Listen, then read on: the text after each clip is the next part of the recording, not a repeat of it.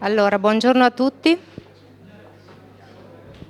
Io sono Giovanna Bullo, avete avuto a che fare con me prevalentemente via mail.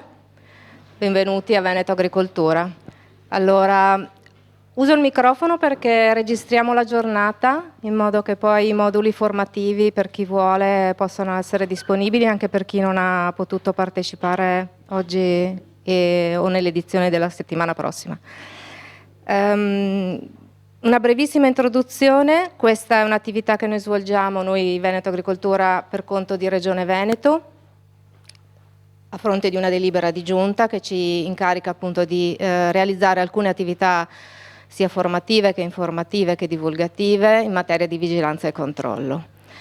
Questa è la prima attività che svolgiamo all'interno di questa delibera. È un corso che avevamo svolto molti anni fa e abbiamo colto l'esigenza di riproporlo, ovviamente rinnovando i contenuti, visto che è passato parecchio tempo. Mi auguro che la cosa possa essere di vostro interesse, anzi vi chiederò poi a fine corso di restituirmi un test di gradimento che riguarda sia gli aspetti sala, logistica, ma anche proprio sui contenuti, cosa che a noi serve per migliorare sempre l'attività formativa, che è un'attività certificata. Vi ricordo anche alcuni aspetti logistici, appunto, di firmare il registro questa sera prima di andare via e vi manderò via mail, se riesco stasera, al massimo domattina, il test di apprendimento che è indispensabile che voi poi registriate online per ottenere l'attestato. Per il resto io oggi resto con voi, quindi sono a disposizione se avete bisogno di altro. Apre la giornata il nostro dottor Giorgio Trentin, dell'unità organizzativa, direttore dell'unità organizzativa qualità, conoscenza e innovazione agroalimentare della direzione agroalimentare di Regione Veneto, che poi è proprio il nostro mandatario, diciamo così. Prego Giorgio. Sì, buongiorno a tutti, grazie. Purtroppo il tempo passa, nel senso che appunto, come diceva Giovanna, anni fa si era fatto un primo corso e quindi allora poi erano state date, era stata formata una squadra, no, di accertatori proprio per lo svolgimento del piano, del programma annuale dei controlli. Questo programma annuale di fatto la Regione, tutte le regioni dovrebbero svolgerlo, la Regione Veneto forse è una delle poche regioni che continua ancora a farlo e per questo diciamo, ci mette delle risorse nel bilancio regionale. Chiaramente, stante appunto il tipo di attività, ma soprattutto il tipo di utenza che si va a controllare, diciamo, la Regione Veneto ha da anni, proprio in prima battuta, scelto di collaborare con i colleghi della direzione prevenzione, sicurezza e veterinaria, in modo tale da, allora si chiamava in maniera diversa, insomma, no? Però, e forse si chiama anche oggi in maniera diversa rispetto a quello che vi ho detto, però insomma avete capito. Il collega che poi seguirà il mio intervento diciamo di avvio è appunto la collega con cui vi rapportate normalmente per questo tipo di attività, e anche noi ci rapportiamo con lei e il suo direttore. E, come dicevo, il tempo passa, la squadra va rinnovata. Anch'io ho iniziato nel 2016 a seguire questa cosa, quando appunto mi è stato assegnato l'incarico della direzione dell'unità organizzativa che ha in capo questa attività. Da parte nostra regionale la squadra è composta dal dottor De Bei che è qui davanti, poi abbiamo Guido Mazzucato che è lì dietro, che hanno funzioni tecniche, e poi c'è Elisabetta Veronese che è più una funzione diciamo di tipo amministrativo. La squadra è cambiata anche nell'ambito della nostra direzione, infatti Edoardo De Bei è arrivato in sostituzione del forse più famoso, possiamo dire più famoso, collega Pierluigi Perissinotto. Forse qualcuno di voi, magari i più anziani, lo avranno conosciuto e lo avranno incontrato anche magari alla prima edizione del corso, però vedo tanti giovani, quindi vuol dire che probabilmente non hanno avuto modo di conoscerlo. È andato in pensione e quindi da un anno più o meno Edoardo De Bei è entrato appunto a far parte di questa squadra.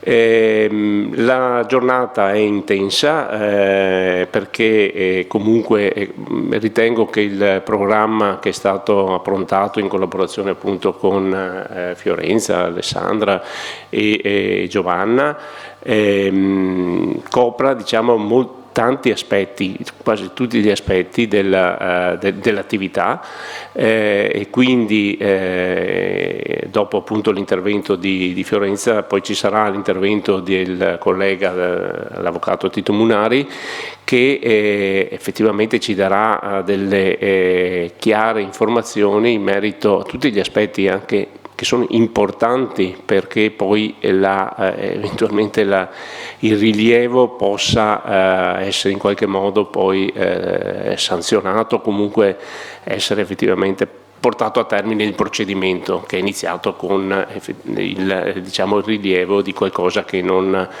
è proprio conforme alla norma.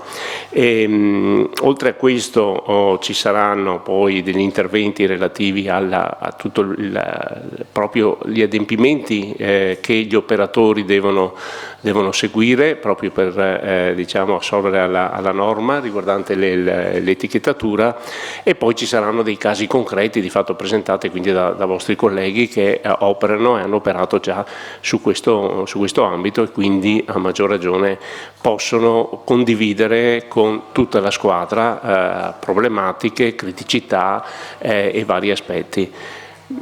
Se devo fare un bilancio veloce di quello che è stato un po' l'attività da quando io sono arrivato insieme a Pierluigi Perissinotto, di fatto abbiamo riscontrato che ci sono stati veramente rarissimi casi di inadempienze rilevate. Io spero e credo che insomma ormai l'etichettatura, le norme di etichettatura siano ormai entrate nel modus operandi degli operatori, però mi capita effettivamente qualche volta, andando anch'io a comprare qualche volta la carne, io ci andrei più di qualche volta a comprare la carne perché a me piace, insomma butto l'occhio e mi faccio alcune domande qualche volta, quindi non la faccio però al macellaio, però insomma ma questo avviene anche al supermercato, quando guardo anche la frutta e la verdura.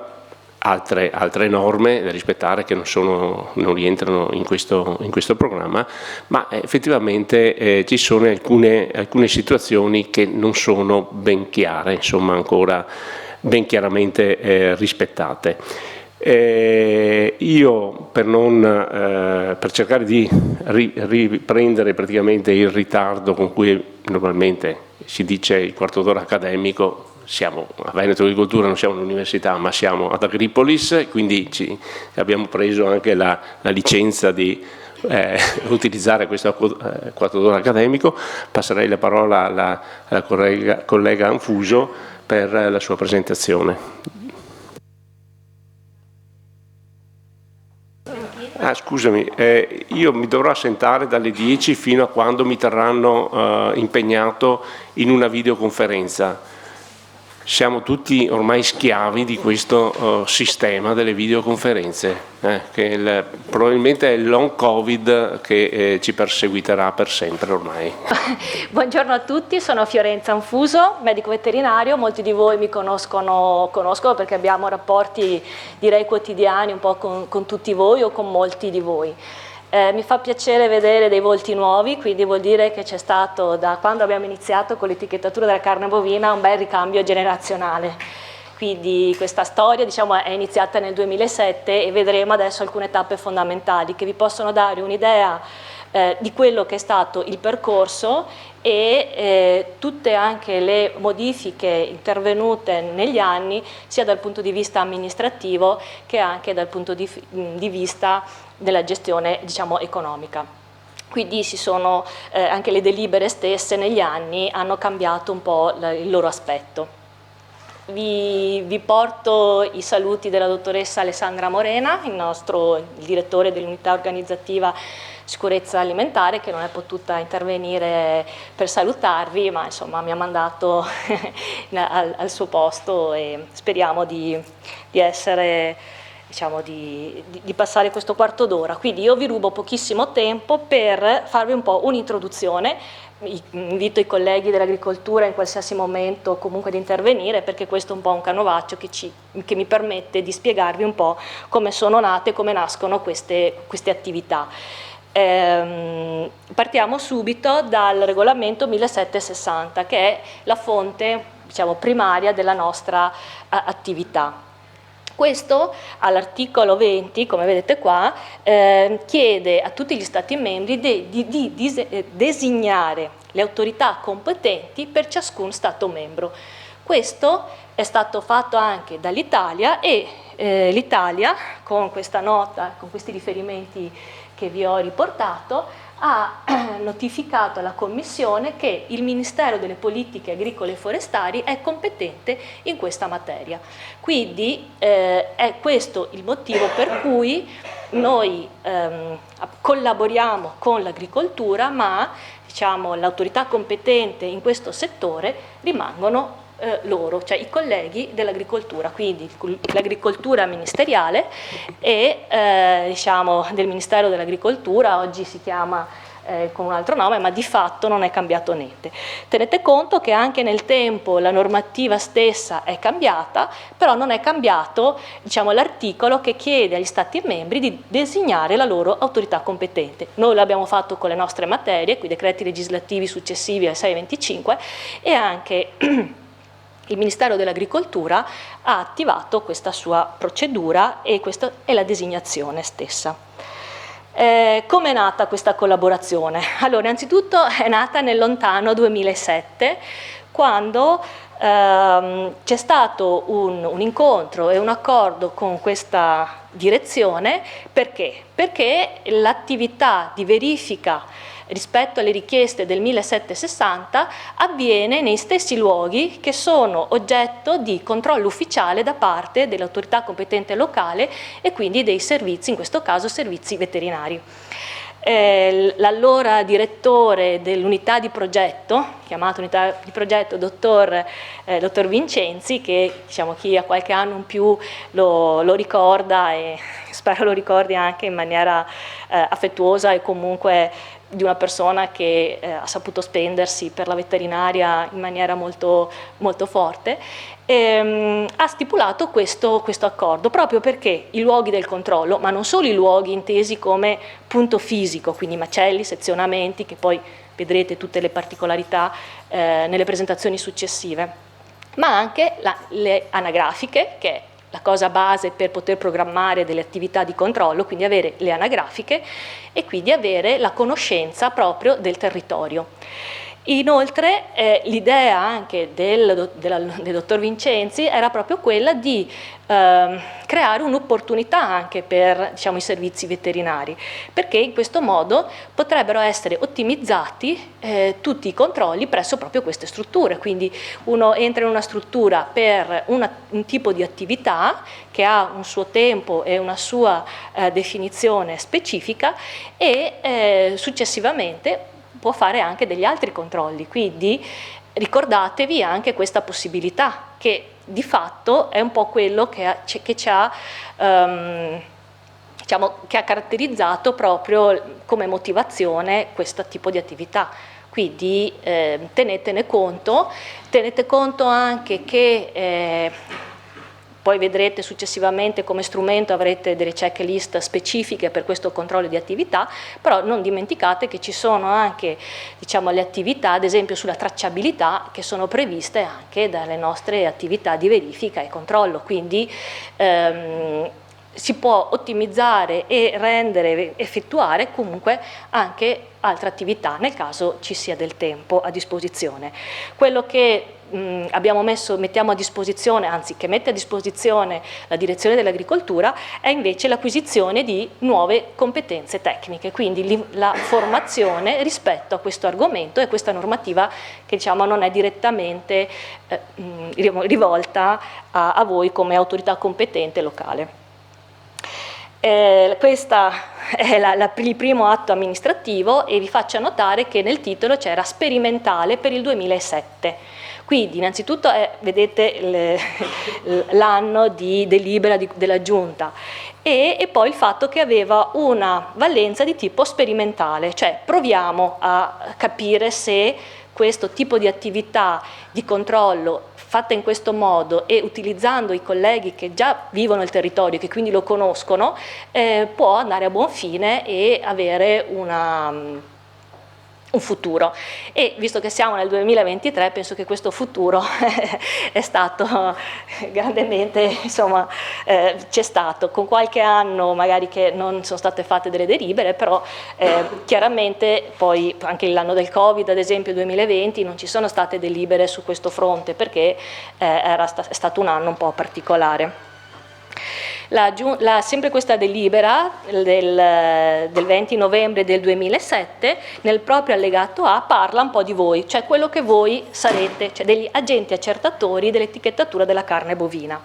Quindi al punto 8 di questa delibera, che se avrete voglia potete andare anche a vedere, proprio specifica che ci deve essere una formazione specifica, anche attribuzione di un incarico. Questo alla fine di questo corso, se voi avrete superato il test, sarete agenti accertatori, quindi con decreto dirigenziale verrete diciamo, identificati come personale dell'azienda ASL che può effettuare questo tipo di controllo, che voi siate veterinari o tecnici da prevenzione. Quest'anno un'altra cosa un po' innovativa rispetto agli anni precedenti, visto che la delibera non è più sperimentale ormai da diversi anni, ma è diventata etichettatura della carne bovina dell'anno X, ma senza più la parola sperimentale, perché ormai dopo questi anni è un'attività consolidata.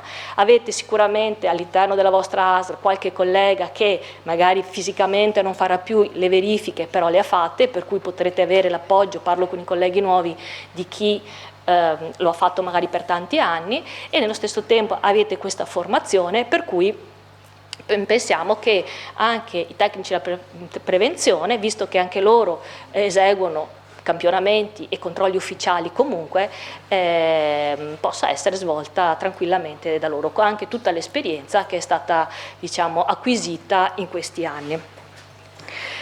Quindi vedete, ho ripetuto un po' quello che vi ho detto, e alla fine, come alla fine di questa giornata, vedrete tutti degli esempi pratici, nonché anche queste liste di riscontro, le famose checklist, che poi di cui vi parlerà la collega Bovo e il collega Schiavon.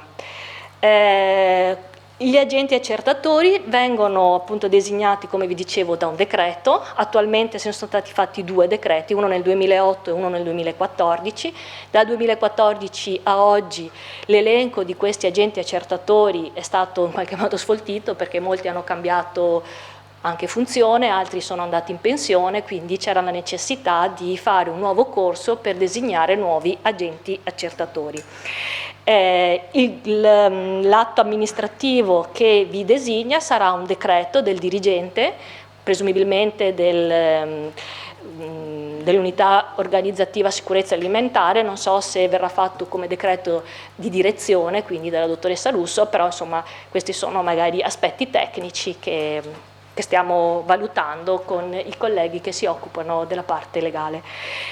Avrete un codice di agente accertatore, che dovrà essere riportato sulle checklist, così come vi spiegheranno i colleghi nei prossimi interventi. Qui ho voluto fare un po' una carrellata di quello che è stato dal 2007 fino al 2023. Queste sono tutte le delibere e i decreti che sono a carattere generale, nel senso che sono quelli che hanno programmato questi controlli e dato il via a tutta questa attività. Chiaramente questi sono solo quelli provvedimenti amministrativi a carattere generale, c'è tutta un'attività inoltre rispetto proprio a questa attività che viene svolta dagli uffici dei colleghi della direzione agroalimentare, che sono sicuramente i provvedimenti amministrativi di liquidazione di ciascuna ASL, perché vengono fatti dei controlli e questi controlli vengono, diciamo, in qualche modo viene dato un compenso all'attività, un compenso forfettario a ogni attività di controllo che voi eseguite, e quindi in funzione al vostro territorio e ai dati che preventivamente ogni anno vi chiedo rispetto al numero di macellerie, macelli, sezionamenti, carni macinate e quant'altro. Buongiorno, ben arrivati. Insomma, da Verona è lunga. Accomodatevi.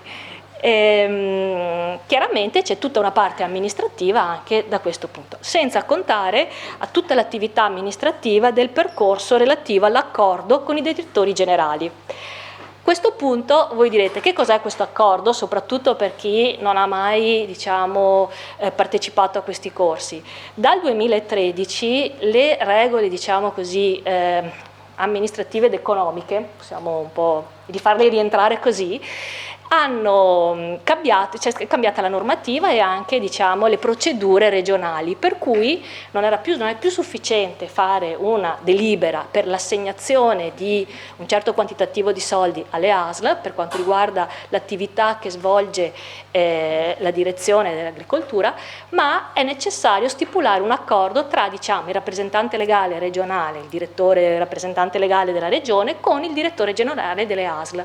Questo è un punto molto critico. Perché? Perché purtroppo le segreterie delle direzioni, dei direttori generali, non sono molto attente rispetto alle comunicazioni che arrivano da parte dei colleghi dell'agricoltura e che quindi spesso si portano dei rilungaggi. Tenete conto, ho parlato prima anche con i colleghi Edoardo ed Elisabetta, che ad oggi abbiamo pochissimi direttori generali che hanno sottoscritto l'accordo. 3 ASL. Le diciamo così, siete consapevoli che senza questa firma di fatto voi non potete fare i controlli, e questo è un po' il problema del tempo che trascorre. Quindi sono la US 3, 5 e 9. Quindi magari chiaramente voi, diciamo, siete, la 7 è in via D, quindi ok. E quindi questo è chiaro che voi, diciamo, siete un po' la base, quindi il braccio operativo, però magari se riuscite a parlare col vostro direttore, il vostro direttore di servizio, poi in qualche modo interagire. Anch'io ogni tanto mando delle mail: gentili colleghi, per cortesia, per quanto di possibile, nelle vostre possibilità, se potete sollecitare le segreterie. I colleghi dell'agricoltura mandano delle note di sollecito direttamente alle segreterie. Adesso abbiamo acquisito anche i numeri di telefono, magari vediamo di velocizzare. Quindi questo è un po' dei problemi che ci sono proprio per avviare questo tipo di attività, che come vedete non è un'attività nuova, è un'attività che risale al 2007, per cui e anche questa attività è dal 2013 che questi accordi devono essere sottoscritti. Prima venivano sottoscritti fisicamente, quindi abbiamo detto forse era questa la difficoltà, perché vengono scritti ma adesso, insomma, con le tecnologie sembra quasi impossibile che non si diano, insomma, che non velocizzino questa attività. Questa è l'ultima delibera, la vedrete poi anche nei dettagli anche con gli altri colleghi, giusto per avere riferimento normativo, se giustamente che andrete magari a vedervi, e io vi sottolineo solo alcuni aspetti. Allora, siccome come abbiamo detto, per poter fare questa delibera l'agricoltura ha necessità che sia approvato il bilancio regionale. Il bilancio regionale non viene approvato subito, quindi ci vuole un po' di tempo. Dopodiché ci vuole un po' di tempo per avere la delibera e dopodiché ci vuole molto più tempo affinché i direttori generali firmino questo accordo. Cosa succede? Che voi vi trovate a dover fare i controlli in un periodo molto ristretto. Non c'è quindi programmazione. Prego, anzi, volentieri. Noi siamo gli accordi perché poi dobbiamo fare il decreto di impegno per poterli poi... Ok, infatti gli accordi sono parte integrante, come dice, ripeto così rimane nella registrazione.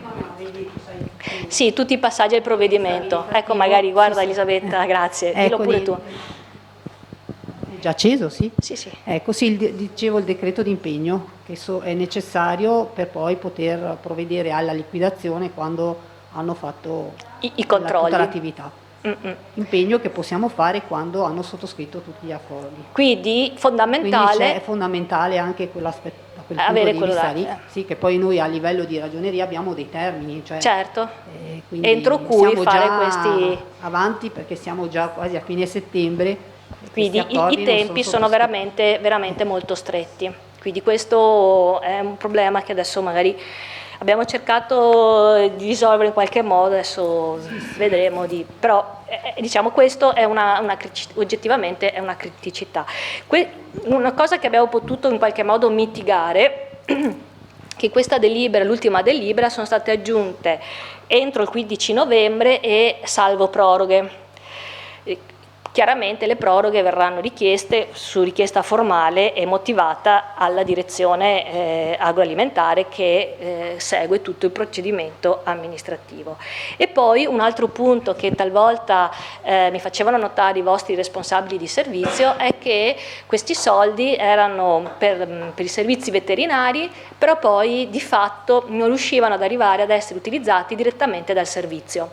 Quindi quest'anno abbiamo introdotto con particolare riferimento ai servizi di igiene alimenti di origine animale. In questo modo speriamo che possiate in qualche modo usufruire di questi soldi, di questi fondi che vanno a incrementare tutta una serie di attività o comunque a compensazione del vostro lavoro sul territorio rispetto a alla verifica dell'etichettatura della carne bovina. Scusa Fiorenza, Prego. un appunto in merito alle proroghe, salve proroghe. Allora, questo non va inteso che può essere un'attività che viene prorogata per 6 mesi oltre il 15 di novembre, perché purtroppo burocrati muoiono di burocrazia, nel senso che le regole del bilancio, questi fondi sono assegnati per attività da svolgere nel 2023. Al massimo possiamo andare a gennaio per concludere l'attività, ma non potremo sicuramente andare oltre perché altrimenti andremo praticamente a utilizzare delle risorse fuori dell'esercizio per attività svolte fuori dall'esercizio finanziario di competenza. Ecco, quindi prendetelo con le pinze questo salvo proroghe, perché in passato ci sono stati dei problemi proprio per la diamo, non la diamo, no. Qua questo ci mette un po' le spalle al coperto, però sappiamo bene che abbiamo questa spada di Damocle di chiuderla prima possibile. Ecco, grazie per le precisazioni, perché penso che questo vi sarà utile e magari lo riportate anche ai vostri direttori, ma magari avremo anche occasione, ma gli manderemo una mail o comunque faremo questa puntualizzazione così un po' tutti sanno cosa si intende per salvo proroghe. E come vi dicevo ci sono quindi 2 allegati alla nuova delibera, che è il piano operativo, quindi il numero di campioni, quindi di verifiche che vi è stato assegnato come azienda ASL, e lo schema di accordo e di collaborazione. Quindi troverete su questa delibera proprio lo schema che dovrà essere sottoscritto e inviato rispetto alle cose che dicevamo prima. Io penso di aver detto abbastanza e di avervi fatto un po' un excursus generale di come è nata questa attività e che cosa un po' vi aspetta. Se non ci sono domande, oppure se le vogliamo tenere anche alla fine, io rimarrò qui tutto il giorno, quindi se nel frattempo vi vengono in mente delle cose da chiedere, non ci sono problemi, insomma potete intervenire in qualsiasi momento. Vi ringrazio per l'attenzione e adesso passo la parola al collega, che è un collega della Regione del Veneto, l'avvocato Tito Munari, che vi parlerà di un altro argomento altrettanto importante. Tu ti puoi fermare qua anche fino nel pomeriggio? Penso di sì. Ok, quindi anche per lui penso valga la stessa regola, se poi magari anche nel proseguo delle relazioni rispetto anche a quello che verrà detto da altri colleghi, se vi viene in mente nella giornata qualche cosa da chiedere, magari siamo a disposizione per voi, insomma. Grazie. Grazie. Un aspetto organizzativo. Io avevo previsto una piccola pausa caffè alle 11:15. Ora chiedo a lei come preferisce organizzare il suo intervento, se vogliamo recuperare il quarto d'ora andiamo dritti, o lo facciamo un po' più tardi, insomma, ecco, lascio a lei decidere quando è il momento di interrompere. Dalle 9 o da prima delle 9, gli altri erano in viaggio, forse un caffè. No, va bene, allora decida lei quando è il momento di dividere il suo intervento. Anticipiamo No, forse adesso magari è un po' presto, sì, direi che lo recuperiamo casomai dopo. Va bene, la ringrazio.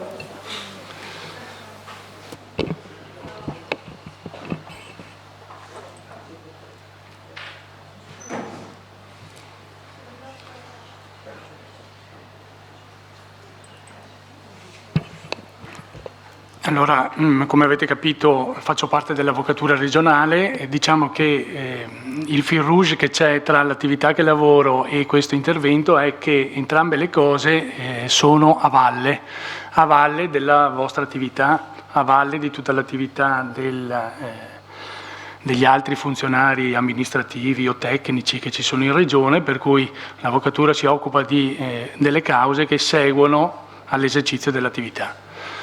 Anche in questo caso l'intervento mio è sì a valle, però di un'attività che io non conosco perfettamente, anche se ho esperienza di attività veterinaria, per il fatto che ci sono state cause che hanno riguardato non le verifiche di etichettatura, ma altre verifiche tecniche. Mi sono portato dietro anche 2 verbali particolarmente significativi di quell'attività, poi eventualmente ve li illustro. Tenete conto di un approccio che forse, diciamo, dal punto di vista tecnico di solito non è così immediato. Cioè, quello che viene contestato a valle dell'attività accertativa, tecnica, di verificazione, anche solo della compilazione delle checklist, è tutto. Cioè, i legali tipicamente vanno a censurare qualsiasi aspetto della vostra attività. Per cui si viene presi anche dal punto di vista esperienziale da una sorta di buona fede nella compilazione delle vostre moduli oppure della redazione delle osservazioni che gli altri pongono quando voi fate le verifiche, eccetera, eccetera. Questo tipo di atteggiamento, almeno io lo considero pericoloso, perché vi conduce ad un rilassamento, ma è in buona fede, è un rilassamento che poi troverà la sua soluzione anche la cause che vi ho portato. Sono cause poi che si sono susseguite nel tempo, su questo parleremo, perché quando c'è un tipo di atteggiamento aziendale che diciamo è negligente sotto certi profili, questo atteggiamento è ripetitivo, per cui può essere che le verifiche e le sanzioni si susseguano nel tempo, perché di anno in anno determinate aziende tengono recidivamente quei tipo di comportamenti. E questa situazione dovrebbe farvi alzare l'asticella dell'attenzione, perché contemporaneamente si alza l'asticella dell'attenzione della controparte, io la chiamo com'è dal mio punto di vista, cioè pensa di essere mirato. Cioè l'azienda che subisce il controllo, solitamente, anziché viverla come un qualcosa di collaborativo, soprattutto se la cosa si ripete, pensa di subire quasi un torto dal punto di vista dei controlli, perché è una perdita di tempo quantomeno, e dal punto di vista aziendale questo sicuramente conta. E poi perché viene attenzionata e non sa qual è il percorso. Quindi vi inviterei, soprattutto nel primo avvio dello svolgimento delle vostre attività, di essere, diciamo, per quanto possibile, diciamo, rigorosi, lo siete già, professionisti lo siete già, prestate attenzione alla, diciamo, alla forma, perché la forma ovviamente poi è, dal punto di vista dei legali, è la prima cosa a cui si attaccano, non essendo competenti come voi nella vostra materia, però possono sempre appoggiarsi, anche queste cause qui vanno tutte a finire in consulenze tecniche, perché ovviamente per contrastare le vostre dichiarazioni i legali si fanno preparare da consulenti, che sono a loro volta veterinari, delle ovviamente dichiarazioni o relazioni che in qualche maniera solleticano l'interlocutore, che non è un tecnico, che è il giudice, sulle valutazioni tecniche che voi avete fatto o rilasciato. Allora, diciamo una cosa innanzitutto per rilassare la mia... Non ci sono...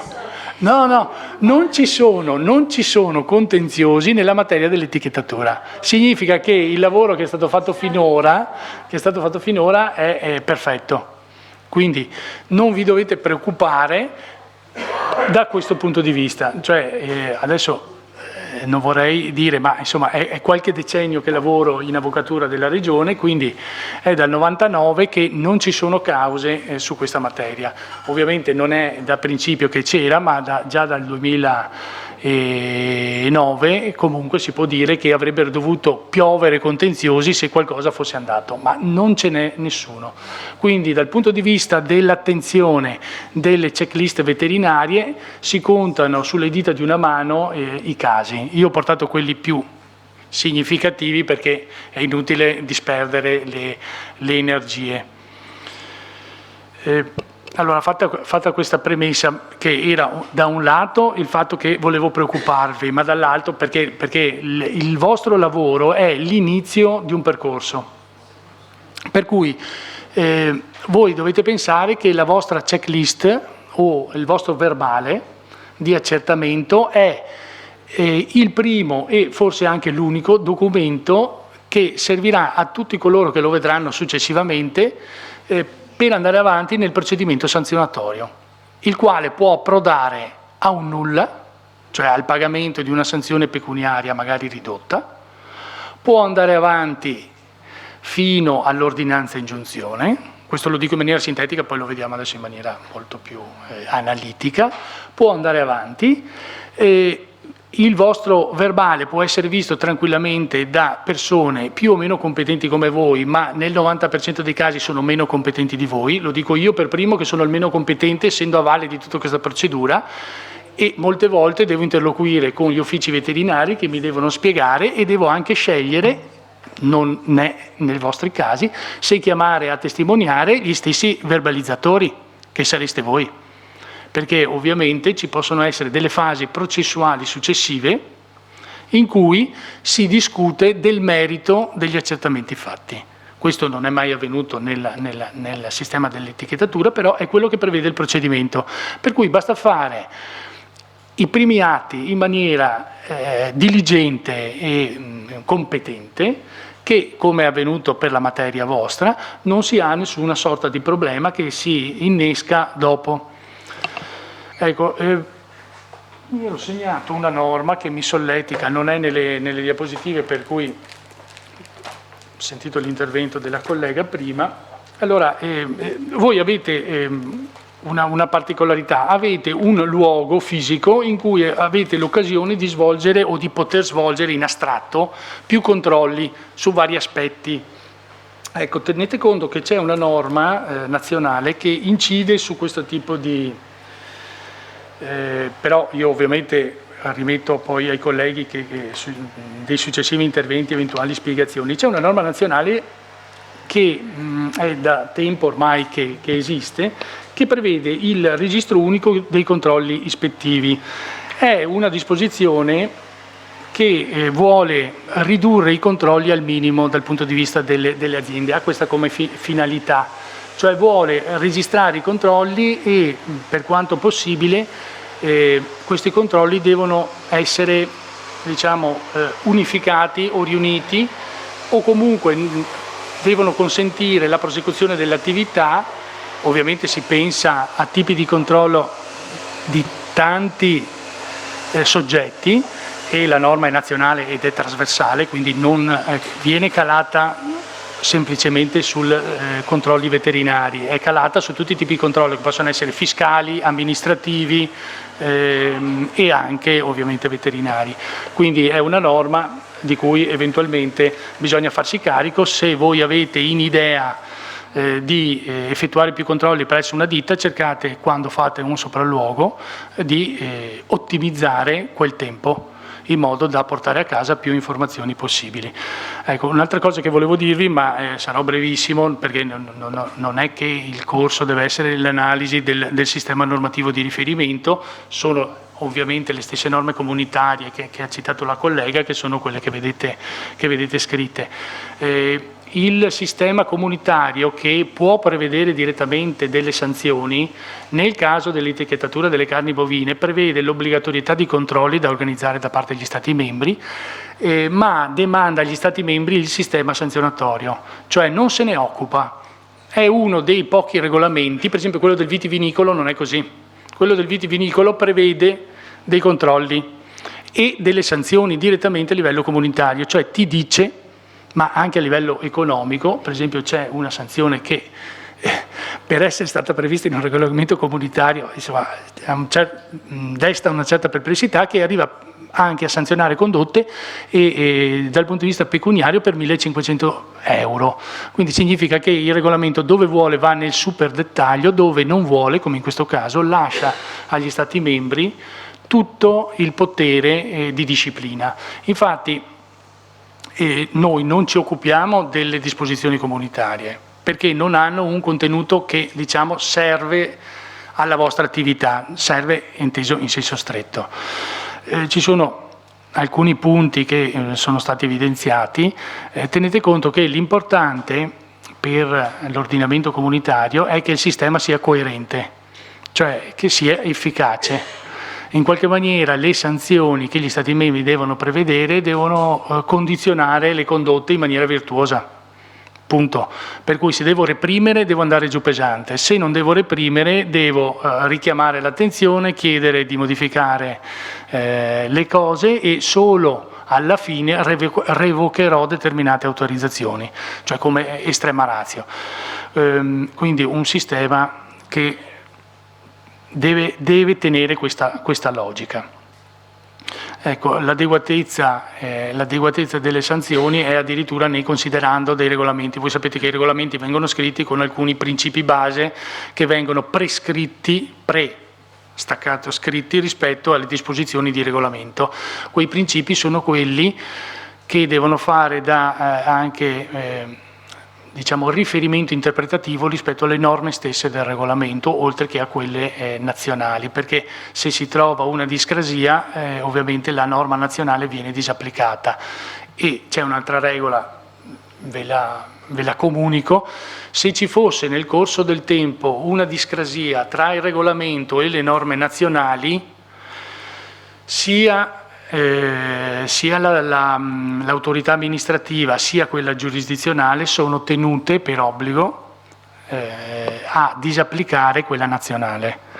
Ovviamente il contrasto deve essere molto chiaro e non deve passare per un'interpretazione, perché altrimenti vi esponete a un pericolo poi di sindacato ulteriore rispetto a quello che avete deciso di fare. Di solito diciamo, è più facile all'interno dell'amministrazione, questo lo dico per esperienza anche professionale, decidere come dice la norma e aspettare che a disapplicare la norma nazionale sto parlando, e a disapplicarla sia il giudice. Di solito chi ovviamente viene chiamato in prima battuta a applicare una norma nazionale tacciata di violazione di norma comunitaria non la disapplica, ma continua ad applicarla. Ecco, voi vedete che c'è stata una sovrapposizione, ma anche un aggiornamento e una semplificazione di alcuni regolamenti. Quindi ho indicato a lato quelli vecchi e ho lasciato l'unico articolo applicabile. Tra l'altro è stato di molto emendato nel 2016 il 1760 perché i primi articoli sono stati tutti abrogati, ma non riguardano ovviamente la questione di etichettatura, che è travasata integralmente nelle norme nazionali per quanto riguarda il sistema sanzionatorio. Guardo se abbiamo saltato qualcosa. Quando parlavo di coerenza, ecco, tenete conto che i termini comunitari sono effettività dissuasiva e proporzionata. Questi sono i concetti comunitari di qualsiasi regolamento. In tutte le materie di competenza dell'Unione, queste sono le richieste che fanno a livello regolamentare le istituzioni. La traduzione che voi vedete poi a livello immediato è che vi verrà sempre contestata la proporzionalità rispetto alla sanzione che voi avete indicato come da erogare, perché il principio è comunitario ed è ormai nella testa di chiunque, figuriamoci degli avvocati. Nel senso che qualsiasi cosa voi abbiate individuato come da sanzionare, la sanzione che avrete preteso di assegnare a quel tipo di violazione sarà eccessiva. Questo in virtù del fatto che vi verrà contestato tutto, è il principio base dell'intervento. Ecco. Poi anche qui vedete che si disinteressa, ma lo dice chiaramente il regolamento, ci sono etichettature conformi e etichettature non conformi e i livelli di non conformità possono essere vari. Ovviamente quello che interessa al regolamento è avere carni che in qualche maniera ubbidiscono, rispettano le vigenti norme sanitarie e veterinarie e allora e al limite, ancorché siano etichettate in maniera errata, sbagliata o illegittima, comunque sono in qualche maniera sane dal punto di vista veterinario e dunque è inutile eccessivamente accanirsi, però queste valutazioni non le può fare il regolamento in concreto, quindi sicuramente questo scenario che c'è all'articolo 22,2 che vi verrà spiegato in maniera penso tecnica anche successivamente al mio intervento, tenete conto che è una norma di riferimento anche quando andrete a tradurre il sistema sanzionatorio previsto dalle nostre norme interne secondo questi parametri comunitari. Ecco. Vedete che anche qui c'è una gradazione, c'è una lettera A, scusate, torno indietro ed esco in modo da farvela vedere. C'è una lettera A con carni conformi e separatamente una lettera B che prevede direttamente sanzioni che possono arrivare, ma quando applicarle e in misura graduarle lo diranno i nostri decreti. Quindi non vi dovete preoccupare, tenete conto che ci sono delle norme comunitarie che sono calate per prevedere una omogeneità di applicazione in tutti gli Stati membri. Questa è l'unica finalità di questo regolamento, perché ogni Stato membro può prevedere un suo sistema sanzionatorio che obbedisce a quei criteri che abbiamo detto, ma essere completamente autonomo rispetto al vostro sistema sanzionatorio. Autonomo vuol dire che può prevedere la revoca per un caso per cui voi prevedete una sanzione pecuniaria. Però sarà il problema di quello Stato membro aver deciso quel tipo di sanzione e poterlo sostenere come applicabile anche di fronte a un giudice. Anche qui abbiamo sempre le stesse indicazioni. Voi troverete questo cliché descrittivo nelle norme di regolamento perché è tipico dei regolamenti che dettano norme per gli Stati membri e non si occupano direttamente di applicare sanzioni. Quindi trovate, però vi verrà spiegato, e in questo senso io mi scuso perché non vengo a valle ma vengo in anticipo, ci saranno sistemi di etichettatura obbligatori, facoltativi, e lì ovviamente una gradazione che sarà descritta dal sistema normativo nostro e sarà ovviamente riportata da voi nelle vostre verifiche, perché ci sarà la possibilità che un'etichettatura difforme possa essere difforme rispetto a un sistema facoltativo, ma anche rispetto a un sistema obbligatorio, oppure ad entrambi, perché di solito il facoltativo, diciamo, è più analitico di quello obbligatorio, più preciso, più dettagliato. Sono come i disciplinari, penso io, del vino, dove ovviamente il fatto che si rientri in un certo contesto territoriale e valga un certo disciplinare ti obbliga a impegni superiori rispetto ovviamente al bene che vuoi produrre, rispetto a quello minimo obbligatorio, che però ovviamente esiste e va rispettato prima ancora di quello facoltativo. Ecco, per cui tenete conto anche che nella vostra testa sicuramente si innescherà questo tipo di valutazione ogni volta che uscirete, farete queste verifiche, a quale tipo di indicazioni, di sistemi, ovviamente le violazioni che eventualmente riscontrate fanno riferimento o possono fare riferimento. Ecco. Tenete conto che il blocco dell'attività e la revoca è ovviamente l'estrema ratio, cioè l'estrema sanzione che voi potete comunque pensare di poter applicare, e tenete conto che ovviamente il negare la commercializzazione delle carni è ovviamente la maggior sanzione pratica, non è la sanzione amministrativa pecuniaria che poi vediamo che è dai 2.000 ai 5.000 euro, quello è una sanzione ed è un aggravio economico puro che viene dato per la condotta in sé. Il fatto poi di invece arrivare a prevedere anche altri tipi di sanzioni, quindi la revoca dell'autorizzazione o del sistema facoltativo o la partecipazione a quel sistema, e il negare che possa essere trasformato comunque il prodotto per essere ovviamente commercializzato in qualche altra forma e maniera, perché comunque sano, sono sanzioni per un commerciante di carni sicuramente pesanti. Ecco, per cui non potete non aspettarvi in determinati casi che ci sia una reazione da parte delle aziende. Ecco. Qui entriamo già di più nel nostro sistema. Un attimo che...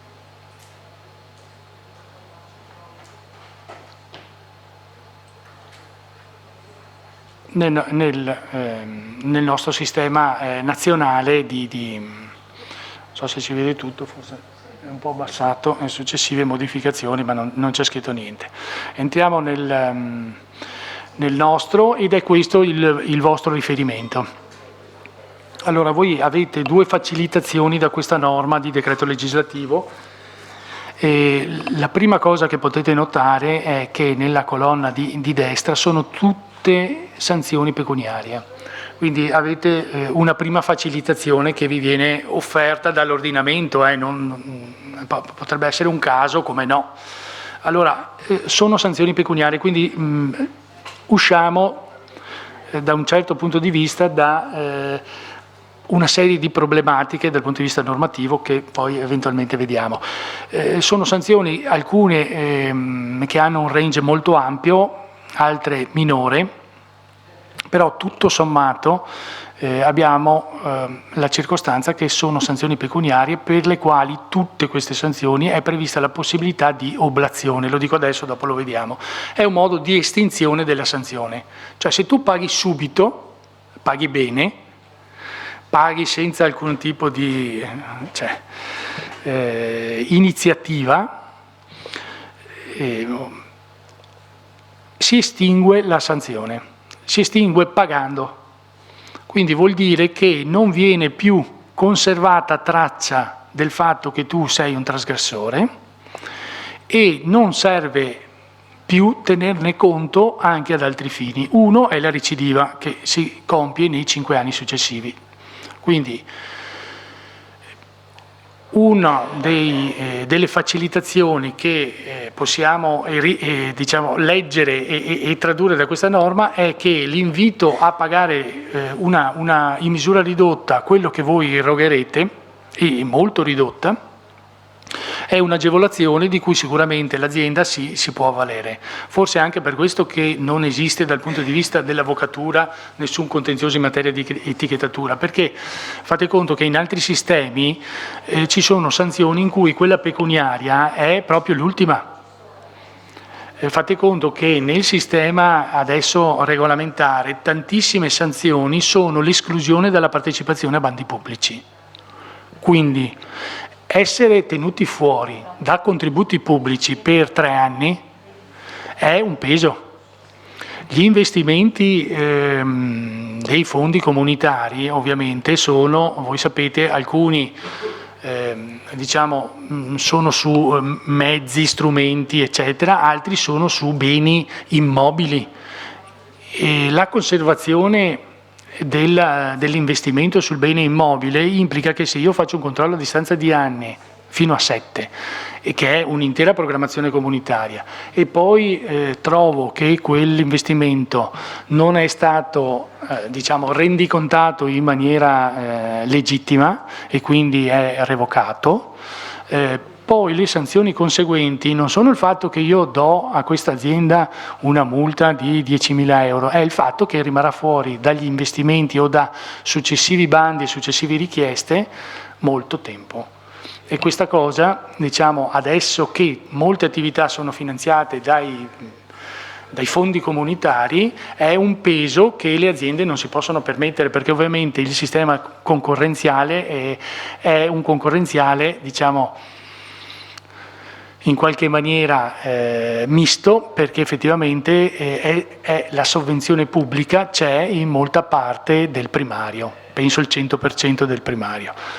Quindi diciamo, le piccole e medie imprese e l'intero sistema primario vivono anche, il primario sicuramente, di finanziamenti. Ecco, tenete conto che un'altra delle cose che non viene notata, perché è collegata, adesso non per l'etichettatura, non penso per l'etichettatura, ma non sono così certo perché potrebbe ubbidire anche un sistema di condizionalità, magari non adesso ma nel futuro. Il sistema di condizionalità è, non so se ve ne hanno mai parlato, è un sistema in cui l'ordinamento comunitario chiede che chi tra le aziende chiede contributi pubblici poi deve rispettare determinate regole. E diciamo che sono regole quasi di buonsenso o di correttezza nell'attività di impresa che uno si aspetterebbe. Ecco, diciamo che quando si accede al sistema di premialità previsto dai bandi, dai singoli bandi, che viene associato al doveroso rispetto delle regole di condizionalità, questo implica che quando voi sanzionate anche dal punto di vista amministrativo un'azienda, non dico in caso di etichettatura ma in generale potrebbe accadere, e poi la sanzione o il fatto che l'avete sanzionato viene comunicata ad altri soggetti che non necessariamente afferiscono al vostro settore, ma questi settori comunicano con altri settori, per esempio, lo dico, Avepa è il finanziatore del primario, per cui ci sono situazioni in cui la sanzione ha messo in moto tutta una serie di penalizzazioni sui contributi aziendali per 3 anni, per violazione delle regole di condizionalità che l'azienda aveva ovviamente in quel caso aveva violato. Quindi non è detto che quello che si fa in un posto poi non abbia delle ricadute, volevi intervenire, non abbia delle ricadute altrove. No, volevo solo ricordare ai colleghi, questo di cui sta dicendo il collega, mi metto sul microfono solo perché, ecco, grazie, è quello che in realtà avviene con i vostri colleghi di area A sostanzialmente, quindi sono tutti controlli che riguardano soprattutto in gran parte tutta l'area di sanità animale. Però giustamente come diceva l'Avvocato, siccome queste regole cambiano nel tempo, quindi la condizionalità e le regole che vengono definite anche a livello comunitario possono cambiare nel tempo, ciò non toglie che qualcosa possa arrivare anche, diciamo, a coinvolgervi su questi aspetti, non solo magari sull'etichettatura della carne bovina, ma su altri aspetti. Adesso io la butto là, non ho sentito niente, però conoscendo un po' la commissione, pensate al benessere, all'abbattimento per esempio, insomma il benessere degli animali è sempre un tema molto molto scottante, quindi nulla toglie che nel futuro possano in qualche modo uscire delle cose diverse rispetto a quelle che ci sono attualmente. Ecco, volevo solo renderli... Grazie. Allora, sì, c'è questa possibilità, ma insomma, attualmente non vi riguarda. Ecco, c'è stata l'introduzione di una sanzione da 2.000 a 12.000 euro, vedete qui un 1 bis, è l'unica vera novità di tutto l'impianto sanzionatorio. Per il resto è rimasto inalterato nel tempo, quindi ormai sono 20 anni, possiamo dire che è consolidato questo sistema sanzionatorio. Ecco, passiamo alla parte dedicata di intervento. Io direi che siamo in tempo, facciamo la pausa fra mezz'oretta massimo o adesso? Come siete? Tra una mezz'oretta? Sì. Benissimo. Allora, il sistema sanzionatorio mutua tutti i principi base dal sistema penale, lo vedete in questa norma qui, cioè che poi è una norma che anche in questo caso qui diciamo sembra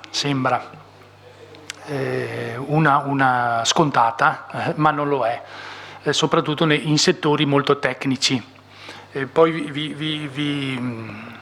vi indico qual è la traduzione pratica di questa norma, almeno dal nostro punto di vista dell'avvocatura.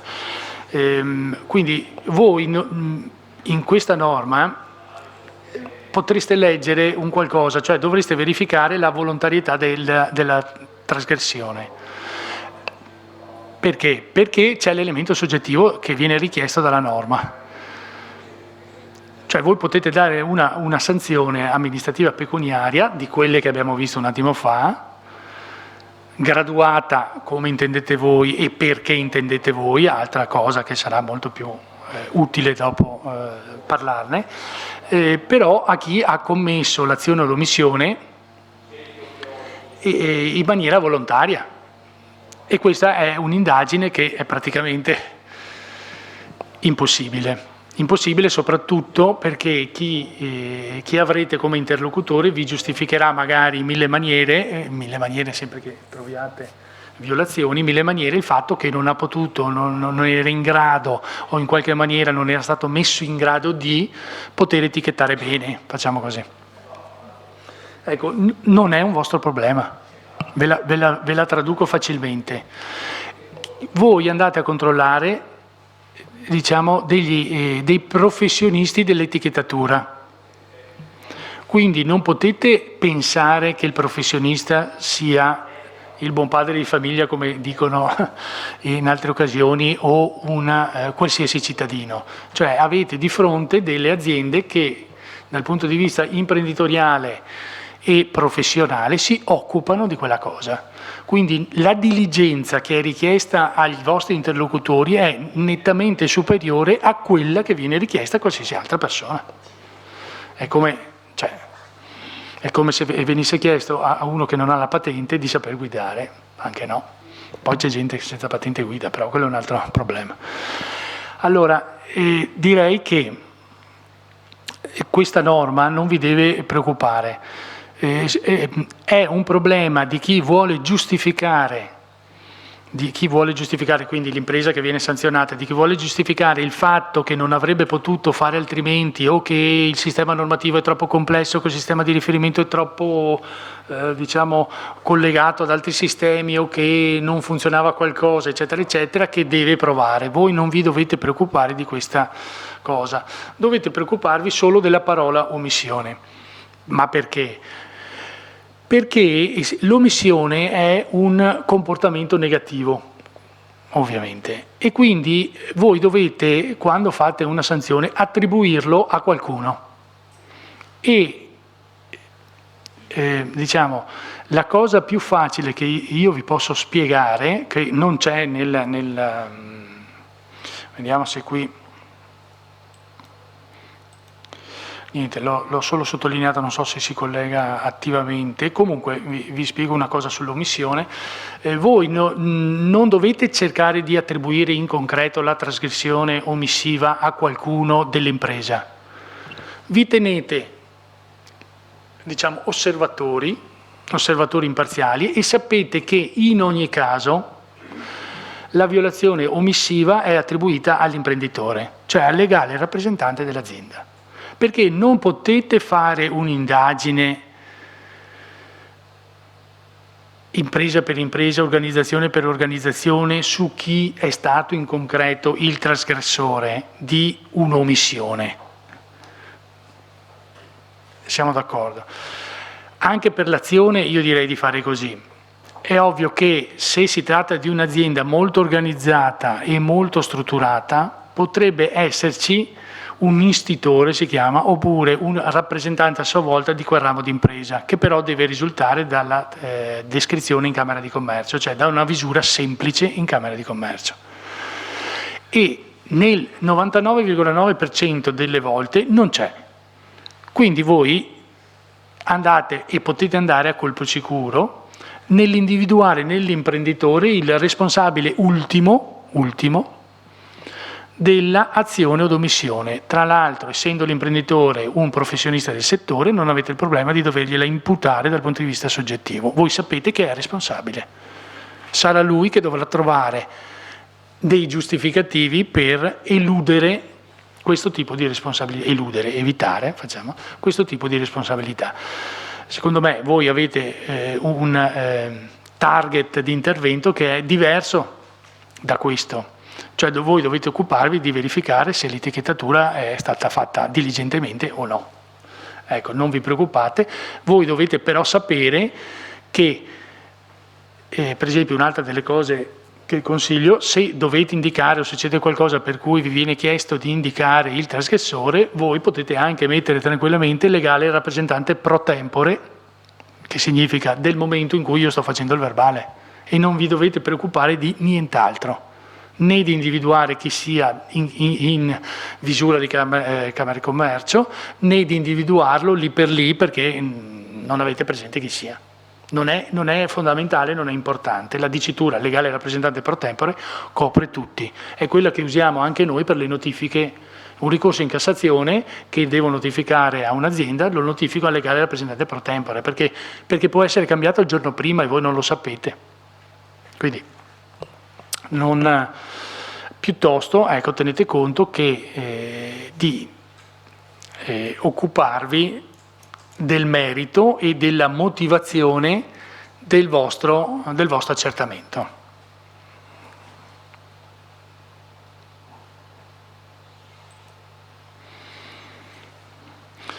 Ecco,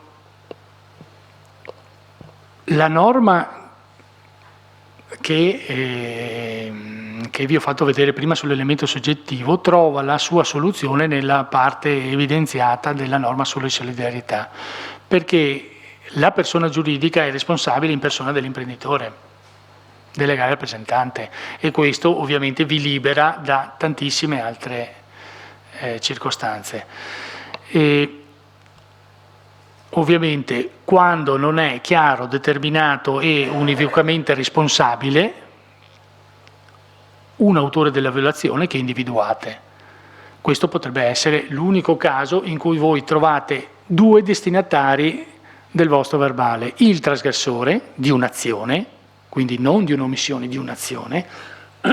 Tenete conto che in concreto il fatto dell'omissione è perché dal punto di vista organizzativo l'imprenditore è responsabile di un'omissione.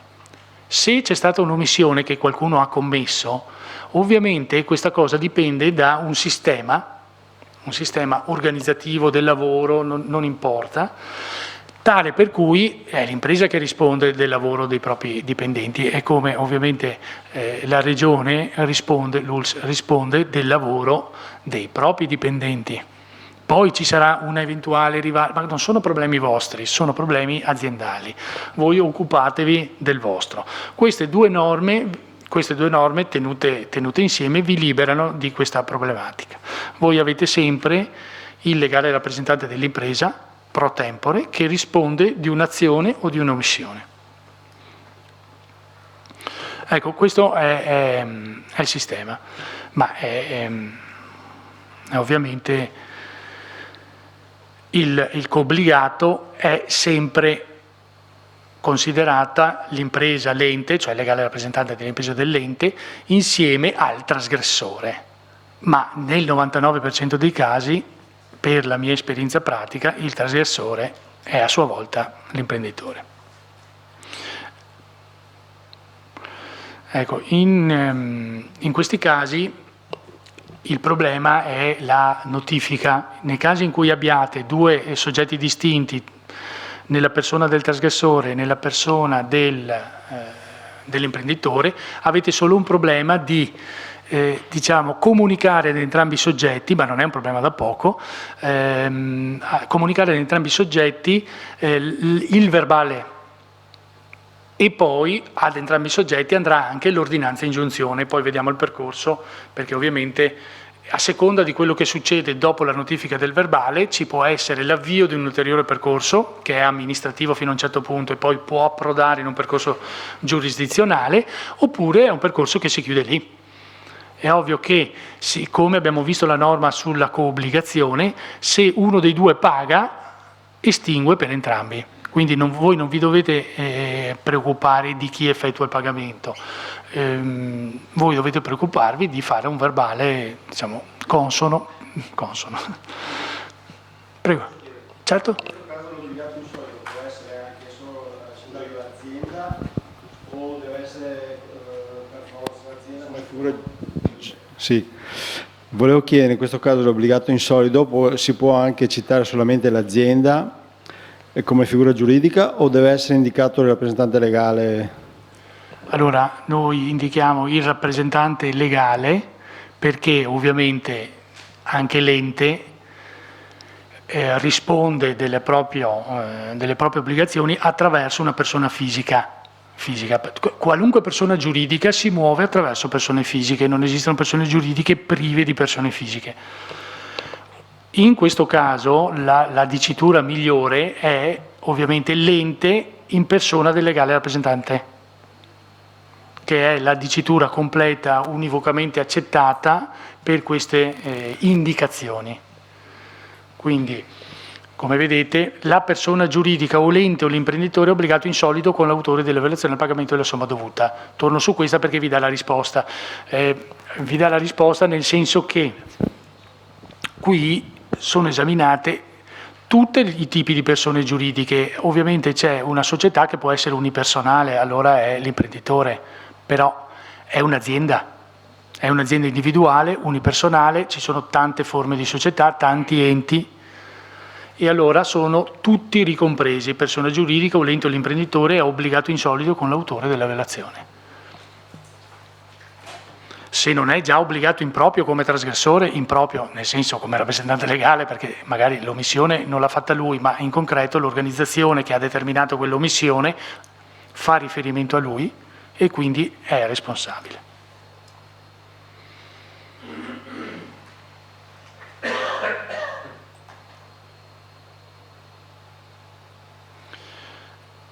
Ecco, abbiamo qui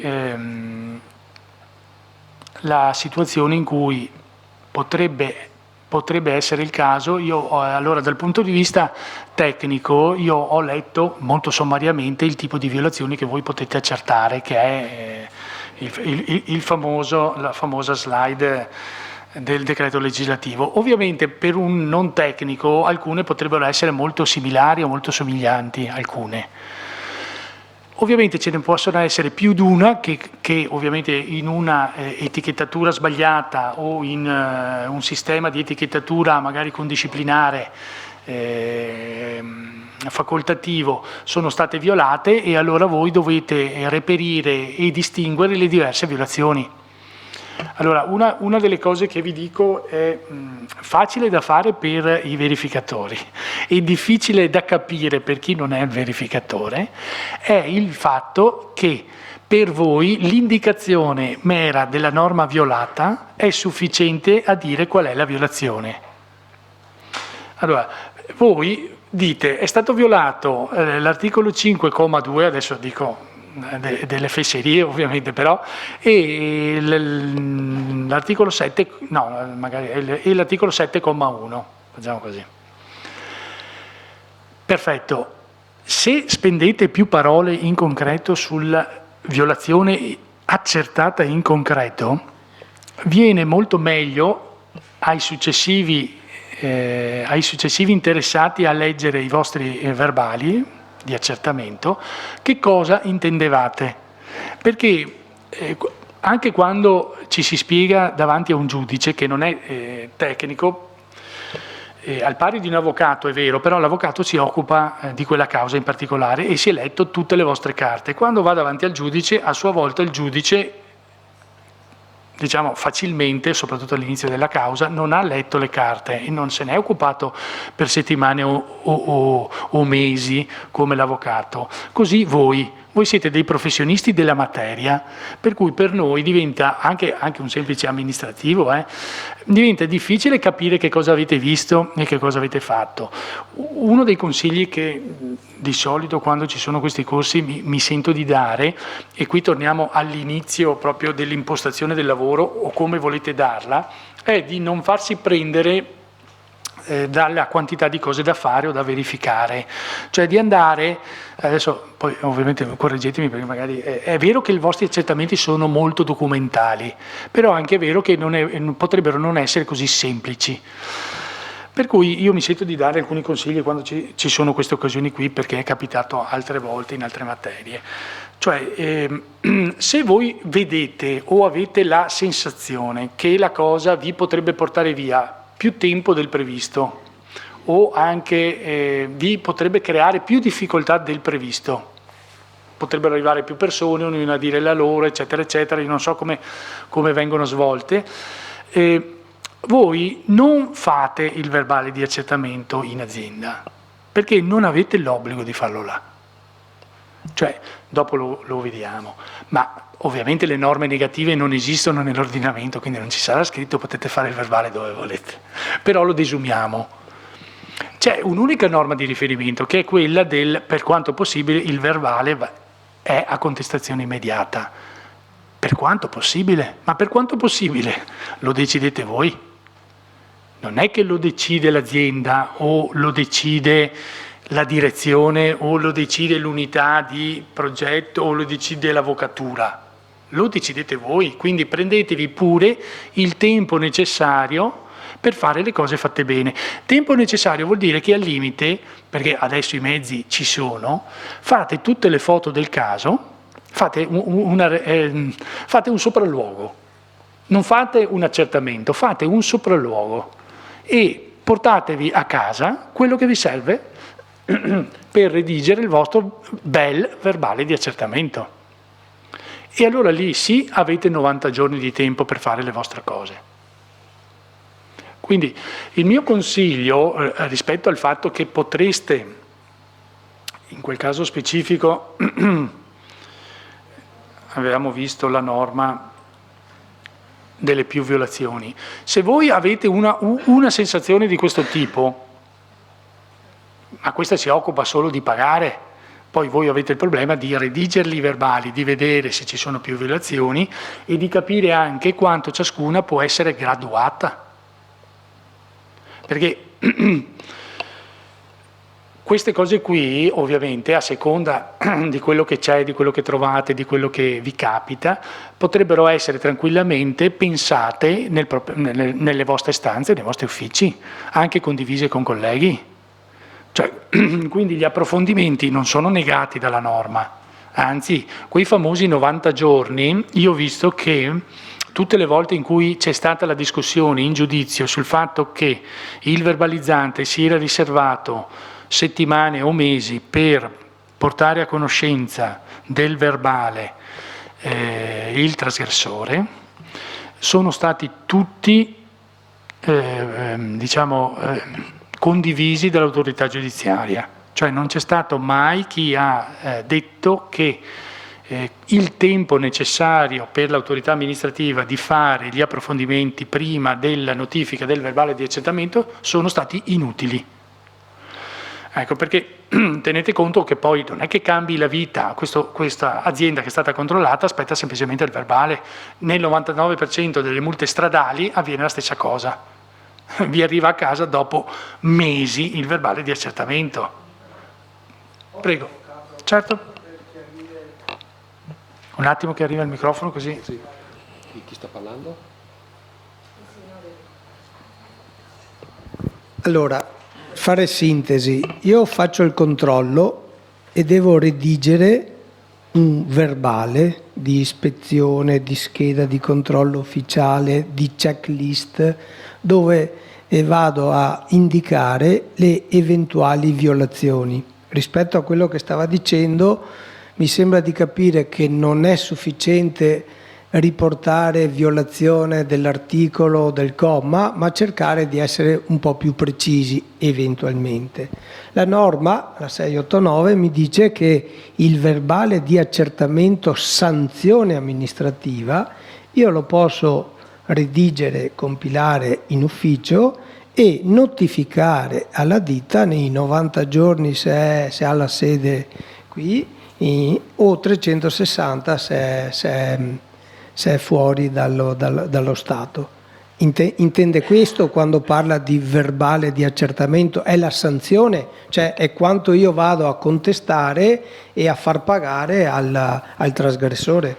Allora, sicuramente sì, intendo questo, ma intendo anche che la checklist che voi compilate lì, perché ovviamente funge da promemoria di quello che avete fatto, è un qualcosa di cui queste disposizioni non si occupano, perché sono tutti atti che sono dietro il verbale.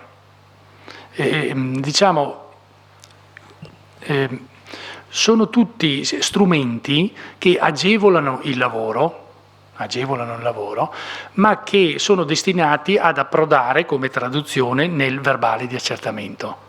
Quindi io potrei fare esattamente, ma questo lo dico come possibilità, fare quello che di solito fate, la checklist eccetera, e prendere quello che vi serve per fare le vostre considerazioni, compresa la checklist. Non è che dovete lasciare copia di ogni cosa, ma semplicemente vi verrà chiesto sicuramente di lasciare quantomeno la checklist, ma di quello che avete ritirato, ma a quel punto è descrittivo di ciò che avete preso, non è descrittivo di valutazioni, non è un'esplicazione delle considerazioni che state facendo. Voi fate una fotografia e ve ne tornate fuori dall'azienda e farete le vostre considerazioni. Quindi sì, quei 90 giorni servono per la notifica del verbale di accertamento. In alcuni settori, in alcuni momenti storici, non so se avete avuto comunque notizia, insomma, i verbali di accertamento non sono stati per decisione, per decisione amministrativa ma anche legale, non sono stati più formati all'interno delle aziende perché c'erano anche pericoli di un certo tipo. Il periodo più caldo delle quote latte prevedeva tutta una serie di situazioni e per evitare conseguenze, voi sapete che a un certo punto le notifiche anche solo delle cartelle non le faceva più l'Agenzia delle Entrate col notificatore, ma mandavano la Guardia di Finanza, perché c'erano problemi fisici. E quindi adesso noi ci occupiamo di cose molto meno, diciamo, delicate ed impattanti, però ovviamente in alcuni momenti io sono convinto che ci può essere l'opportunità, non dico sempre, ma occasionalmente, di fare una foto, verbale di sopralluogo, potete chiamarlo, verbale di sopralluogo, potete lasciare la copia, ho ritirato questo, ho fatto queste 10 foto, venite via, e tutto ciò che è valutazione, anche il fatto di dire hai violato l'articolo 5,3, non è necessario che sia riportato, perché quello è già verbale. Cioè, penso che si possa dire tranquillamente quello è già un verbale di contestazione, cioè, perché avete deciso che quella condotta, omissiva o commissiva, concretasse una violazione di una specifica norma. Quella è una valutazione. Cioè, che poi voi possiate pensare che viene fuori dalla foto che avete fatto dell'etichetta, però è una considerazione. Mentre voi state redigendo un verbale di sopralluogo, prendete e venite via. Tutto il resto lo fate con calma, quando vi comoda, in ufficio. Prego. Un attimo che così...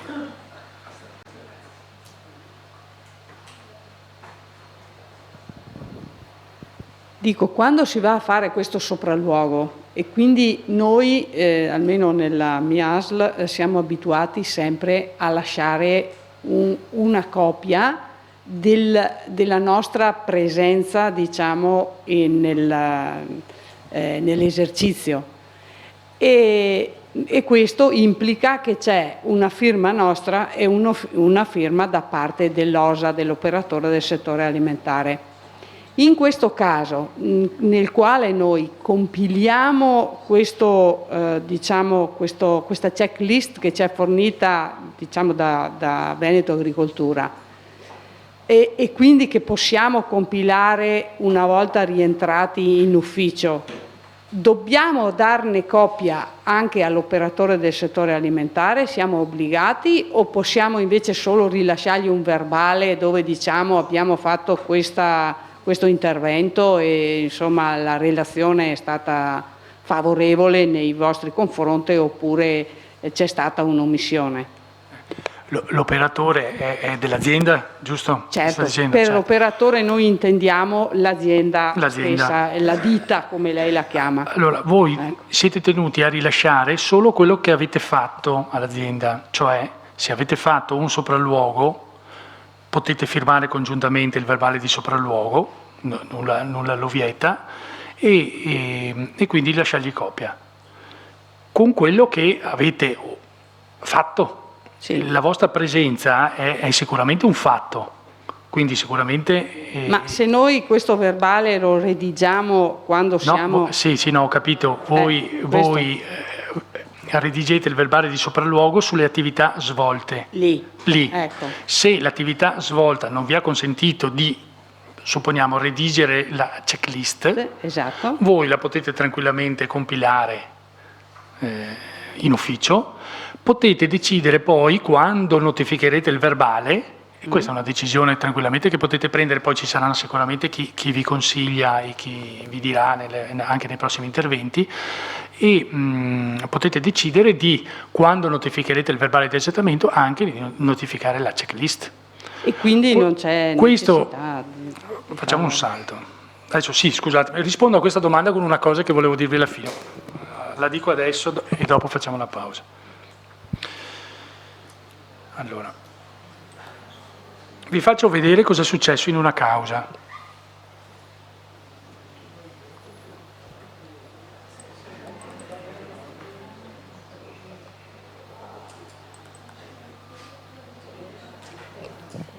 Allora, scusate, non ho avuto tempo di annerire e fare quelle robe per la privacy, quindi voi non avete mai visto questi verbali e siamo a posto. Allora, cosa è successo? Allora, va bene, c'è stata una causa, sono venuti fuori i verbali e il verbale prodotto in causa dall'azienda era diverso dal verbale prodotto in causa dall'amministrazione per una crocetta.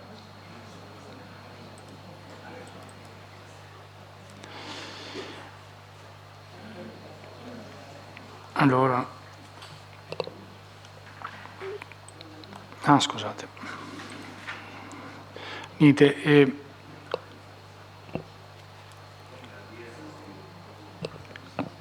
vi faccio notare, il tempo di sospensione è stato rispettato. Voi vedete questa dicitura? No.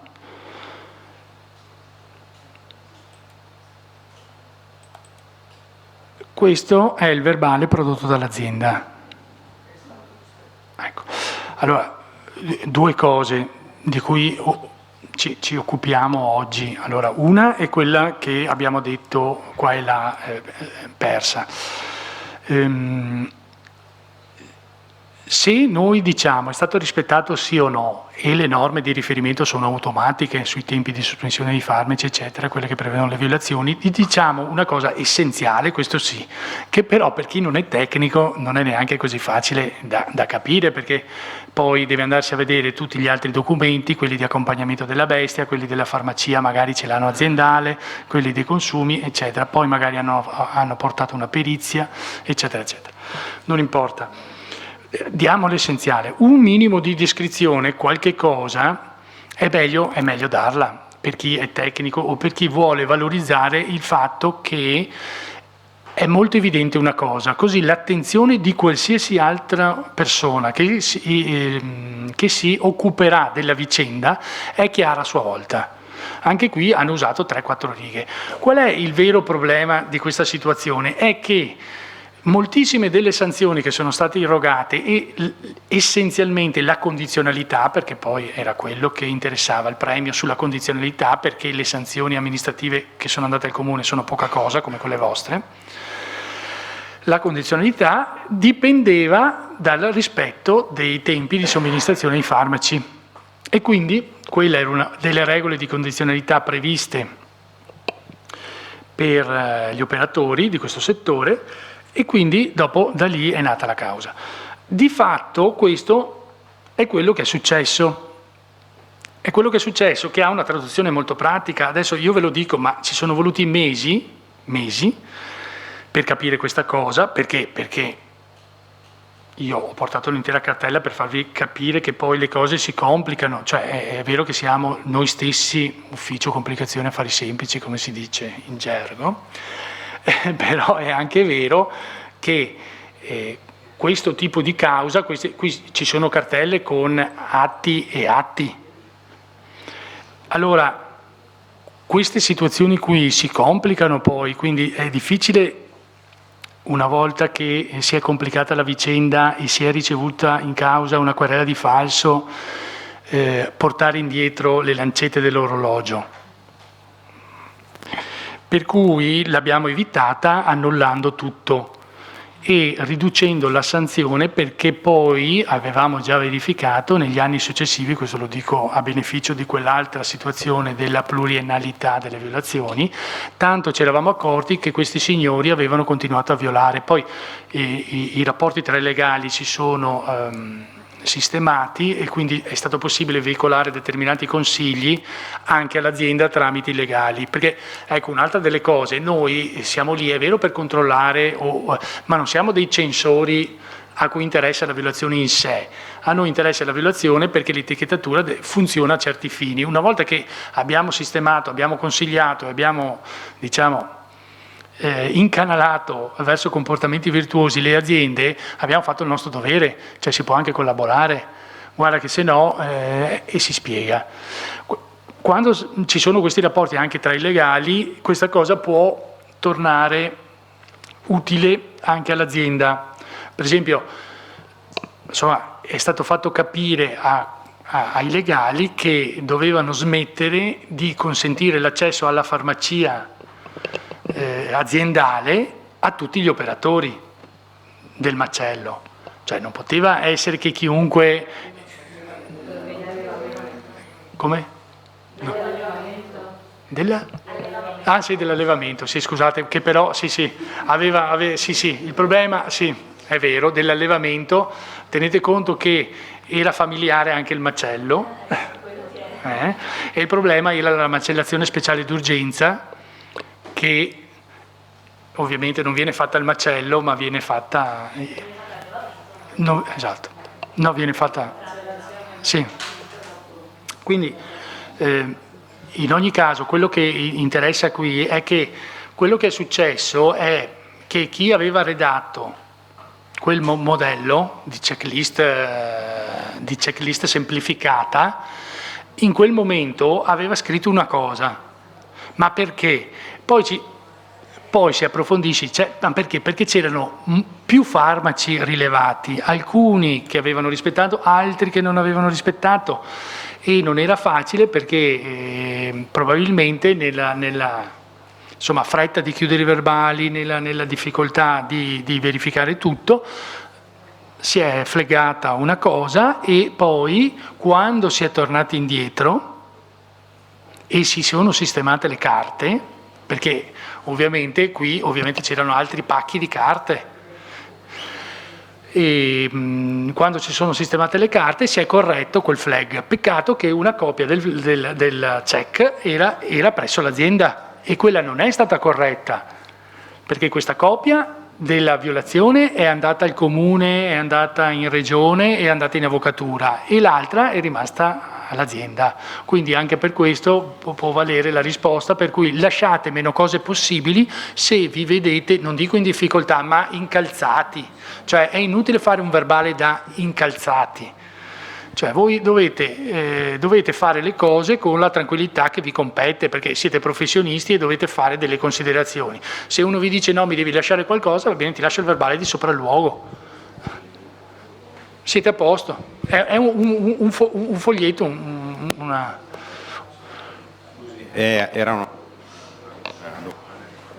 Al discorso prima dell'incongruenza tra le due copie dei verbali.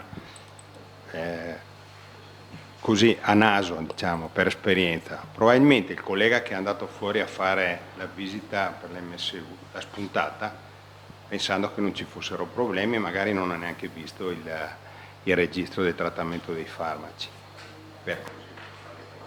Capita che si fanno in fretta e... Certo, ma io... Domanda, mi scusi, domanda. Prego. E non aver spuntato la crocetta sarebbe stato un problema? No, allora... Cioè, bisogna... se non lascia il buco, dico... Sì. Allora, il problema è... In buona fede uno dice non ho avuto il tempo di farlo, piuttosto di star lì a segnare una cosa che di fatto non ho fatto, la salto. Sì. Sì. Allora è meglio piuttosto una di ammettere... non dichiarazione che una dichiarazione, ecco, ma ok. Probabilmente questa cosa non è accaduta, e ovviamente uno prende quello che c'è, non quello che sarebbe potuto accadere. Però anche questa è un'indicazione che mi fa rispondere, mi fa confermare la prima cosa, cioè se non avete verificato tutto, non lasciate un verbale di contestazione, cioè non redigete... Prego. No, ma se noi non... Sì, ma la potete fare quando volete, nei 90 giorni successivi. Ma no, perché lì l'animale deve arrivare al macello con le dichiarazioni e dovete dirmi se è stato trattato o meno. E quindi il veterinario deve mettere una crocetta. Sì, ma in questo caso si può no, d'accordo. Allora, può essere tutto. In questo caso molto probabilmente c'era un'urgenza, perché era una macellazione speciale d'urgenza e quindi la tempistica era necessaria. Ma quando accadono queste cose qui, nel tempo in cui è accaduto, la verifica prima di tutto di questa cosa avrebbe dovuto farla, perché poi il sistema normativo è cambiato, non so se lo sapete, il veterinario aziendale, che è il primo responsabile dell'utilizzo dei farmaci aziendali e dei tempi di rispetto delle somministrazioni. E questa verifica non era stata fatta, quindi era più grave il fatto che non avesse fatto nessuna verifica il veterinario aziendale che non questa cosa qui. Capisco l'esigenza dell'urgenza, in questo caso qui ha chiuso questa cosa, però non è che ha mandato una rettifica quando è stato corretto il verbale in ufficio. cioè non ha detto all'azienda, cioè questa è un'altra problematica che si innesca in questi casi, perché se ci sono più coppie, ciascuna coppia vale esattamente. È un problema, per esempio, che con la Regione la dottoressa Moreno ha sollevato in una comunicazione. È una questione che con la dottoressa Morena abbiamo affrontato ed è la notifica della scheda di controllo ufficiale piuttosto che del verbale di campionamento che viene fatta presso le strutture. Allora, siccome è capitato e si è andati anche davanti al giudice che 2 provvedimenti in firma olografa originale fossero diversi e il giudice al veterinario nell'occasione dimmi qual è quello vero perché c'erano delle informazioni diverse ed è questo uno dei problemi. Qual è l'originale? E infatti la dottoressa Morena in una nota consigliava che l'originale fosse uno, che è quello che dovremo portarci a casa, diciamo, e che deve essere poi notificato attraverso la PEC, che è la cosa migliore. Poi hai a che fare con le ditte, con le aziende, con gli operatori, che il tocco de carta, avvocato, io vuoi sempre, quindi hai questa difficoltà nel gestire giornalmente le questioni. Però questo è il problema. Lì c'erano 2 cose diverse poi alla fine. In originale perché le ha anche firmate. Sì, infatti. Va bene, detto questo, gli strumenti che abbiamo adesso ci consentono poi, soprattutto per il caso delle violazioni sull'etichettatura, di fare un salto di qualità su questi aspetti, perché l'originale è uno, i PDF rimangono tali, potete comunicarli via PEC, via mail normale, non perdono le qualità intrinseche e quindi il problema non si pone da questo punto di vista. Utilizzate il tempo che avete a disposizione per fare il miglior lavoro possibile. Se accade qualcosa, vi portate a casa tutto e da lì notificate. Non avete neanche l'urgenza perché l'etichettatura è una cosa diversa dalla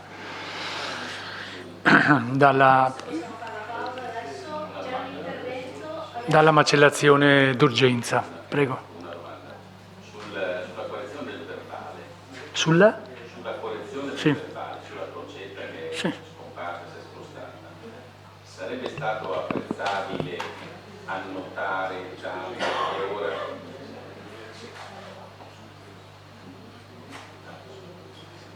ecco, sulla correzione del verbale sarebbe stato apprezzabile e giustificabile annotare data e ora della correzione e comunicare all'azienda sul verbale di casa? Cioè io posso correggere un verbale, ci metto la mia firma, ci metto la data quando l'ho fatto, corretto, magari una piccola nota, corretto per visione, controllo successivo e... Certamente. Ecco. Certamente. Dovrebbe risolvere il problema, quello probabilmente. Allora, io ritengo di sì, quantomeno perché poi ci sarebbe stata una coerenza fra copie circolanti, ecco, o originali circolanti, perché questo è il vero problema. In ogni caso, quello che vi dico anche questa è una sottigliezza, però allora le stesse cose capitano quando si sbagliano i verbali d'udienza, si sbagliavano i verbali d'udienza nelle cause.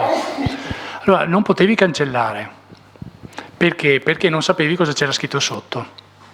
Allora, per evitare questa cosa qua, si interlineava la parola o le parole o la frase o interi periodi, si siglava, si datava eventualmente, però si siglava e basta, perché la data era quella del verbale, cioè del giorno in cui le parti avevano redatto il verbale, e si scriveva sopra all'interlineatura cosa invece si voleva dire.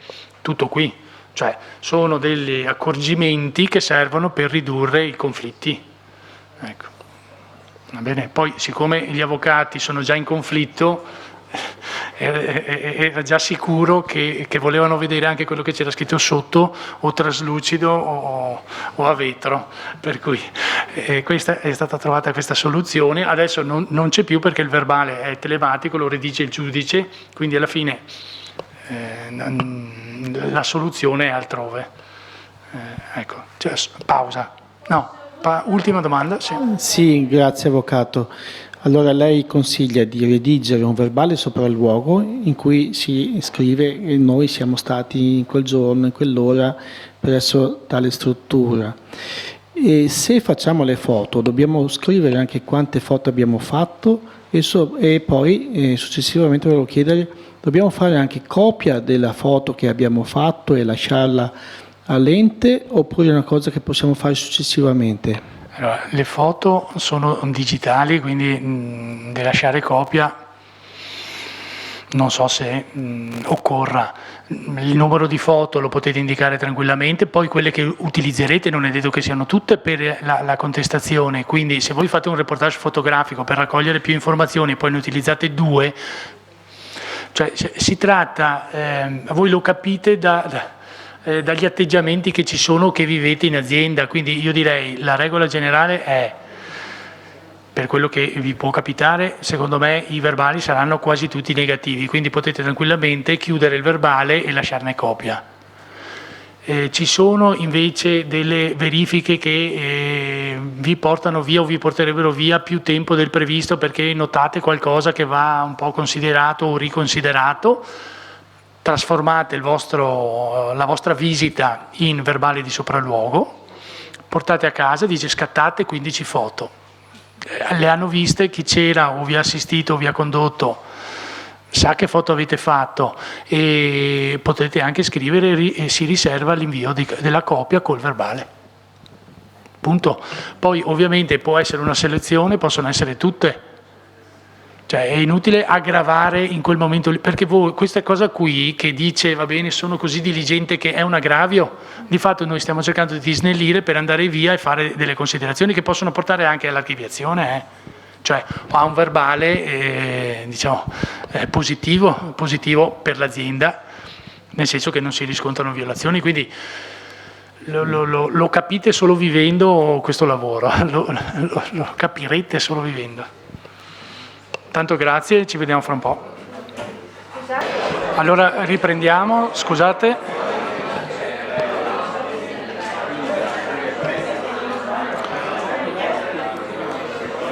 Scusate che riprendiamo, che abbiamo il tempo contingentato. Sì.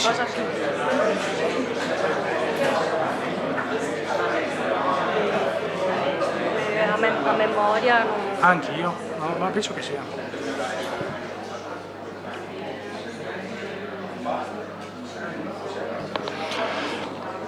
Allora, riprendiamo per quanto possibile velocemente.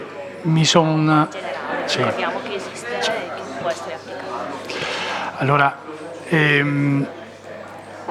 prima di passare all'esame delle ultime disposizioni della 689, ci siamo scambiati gentilmente, colleghi, mi hanno passato un verbale di sopralluogo vostro che vi verrà illustrato, spiegato in maniera dettagliata nei prossimi interventi.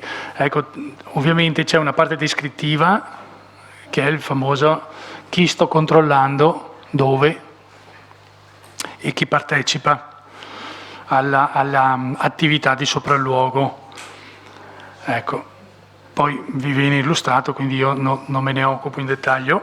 Adesso abbiamo questa parte che invece ci può interessare rispetto a quello che ci siamo detti e ci siamo spiegati. Vedete che è descritto come verbale di sopralluogo e contiene effettivamente la descrizione di quello che voi farete in ciascuna azienda. C'è un qualcosa che però lo mescola in qualche maniera a un verbale di accertamento, perché voi in questa descrizione, soprattutto in queste celle, vedete che date già e fate ovviamente delle valutazioni di conformità rispetto a determinati parametri normativi. Sì, sì, sì.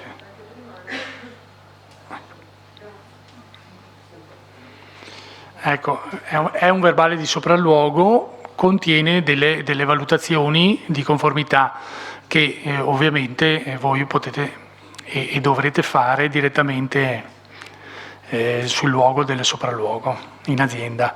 Ecco, c'è la parte di annotazioni. Quello che mi interessa rilevare è che qui la cosa che manca è la quantificazione della sanzione, quindi voi non state contestando per fare la sanzione, quindi vi manca la parte di contestazione della sanzione pecuniaria, però state già verificando una conformità oppure una non conformità.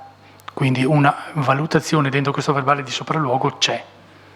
Cioè è una via di mezzo tra quello che vi dicevo quando vi potreste trovare in difficoltà e quello che invece vi viene chiesto normalmente di fare. Ma d'altra parte, se non c'è contenzioso sulla vostra materia, vuol dire che finora tutto si è svolto regolarmente e tranquillamente, che voi avete potuto in sede di sopralluogo verificare già l'esistenza di conformità o meno e decidere di conseguenza. Quindi tenete a mente semplicemente questo verbale. Ecco, torniamo a noi.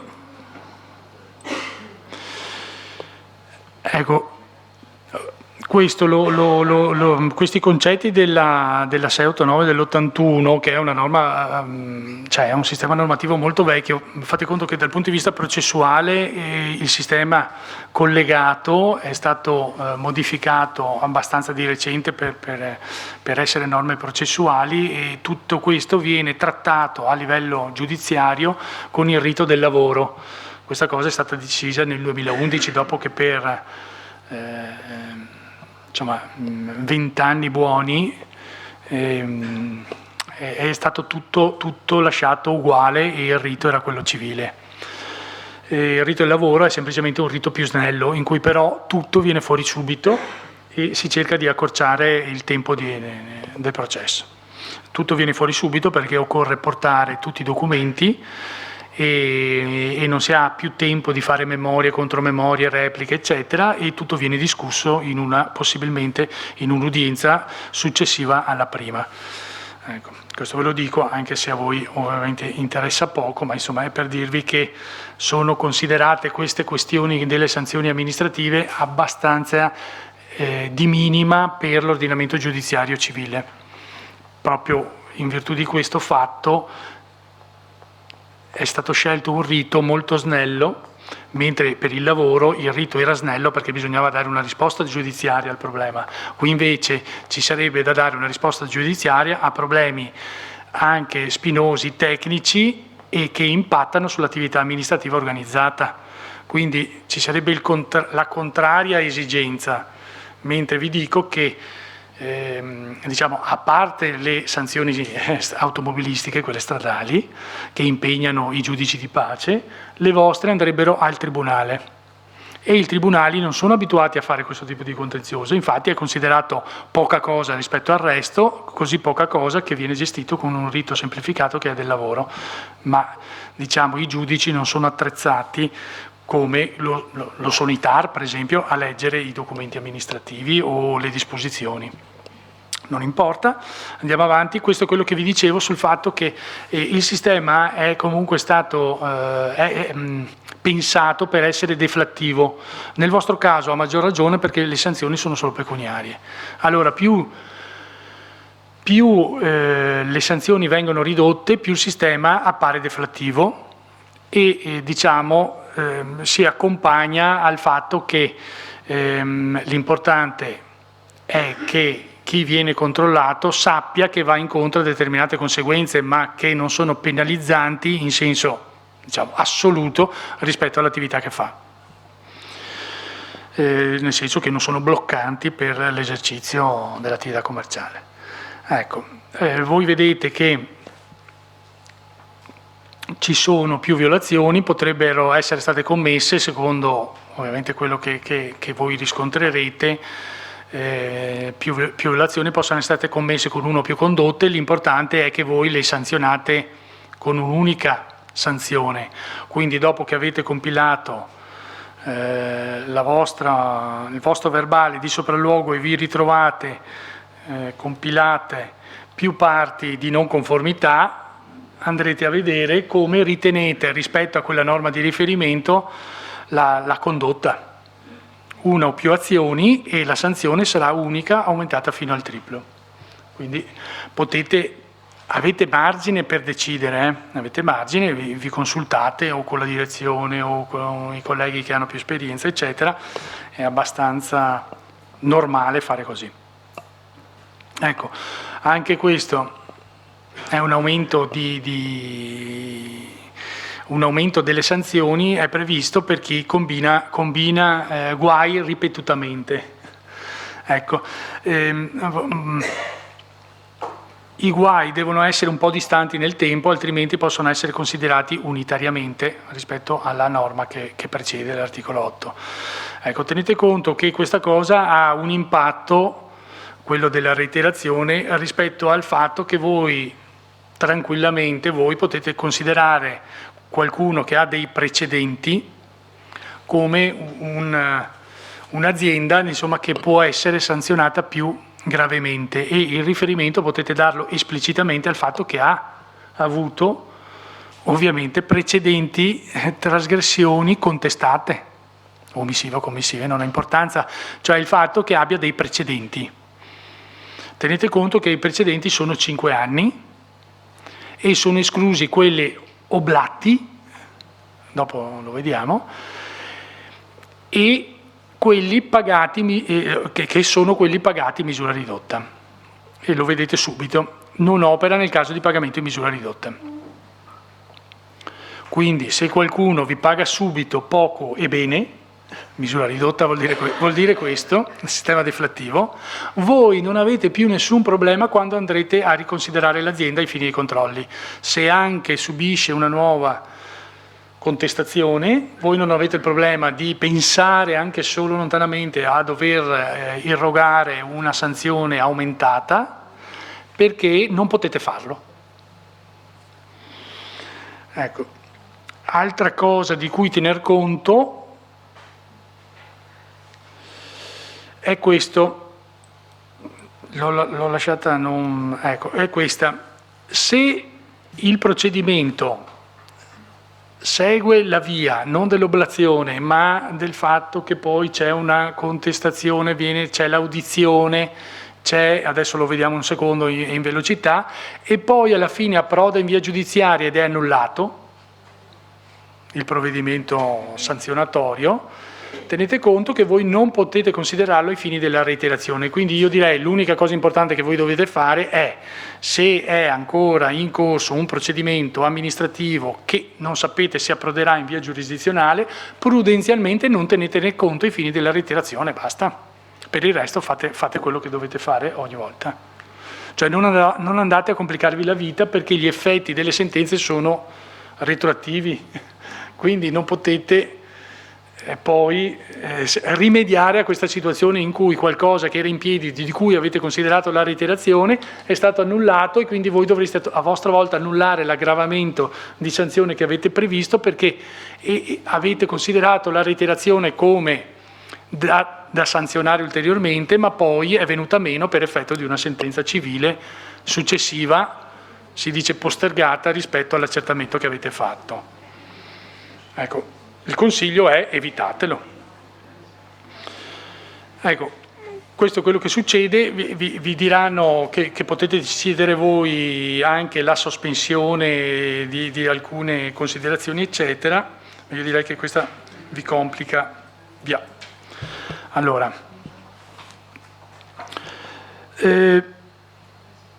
non so se è utile alle considerazioni che voi potete fare questa norma, però io l'ho lasciata perché fa parte del potere accertativo che avete. Cioè voi avete delle possibilità di graduare le sanzioni da un minimo a un massimo, e al di là della reiterazione, che non mettetela da parte perché difficilmente poi chi commette una violazione sistematicamente ne andrà a fare altre. Uno, perché è già stato controllato una volta.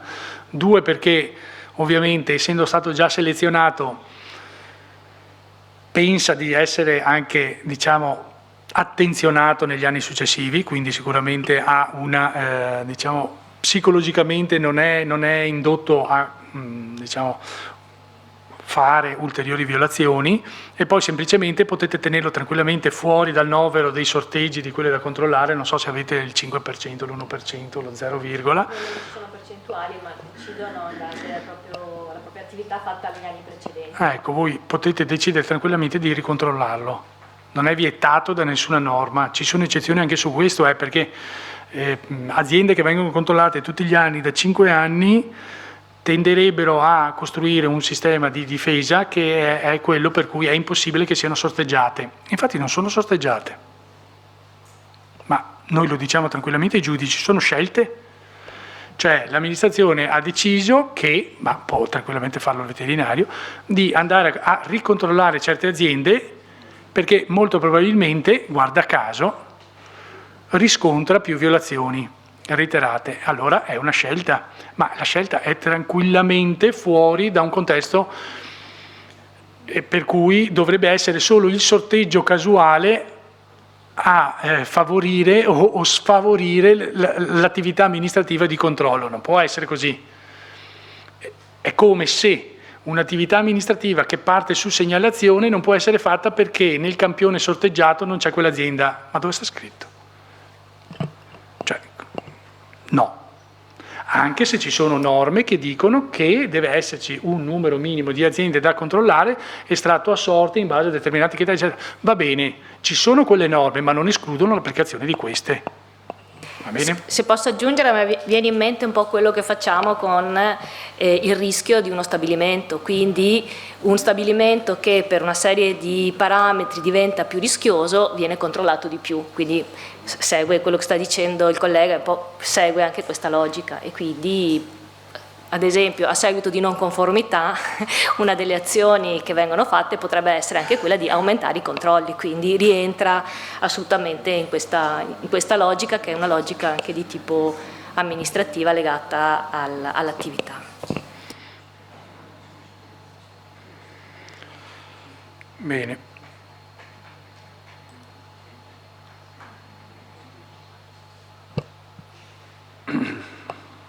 Questo non aggiunge perché voi siete ufficiali accertatori e quindi pubblici ufficiali.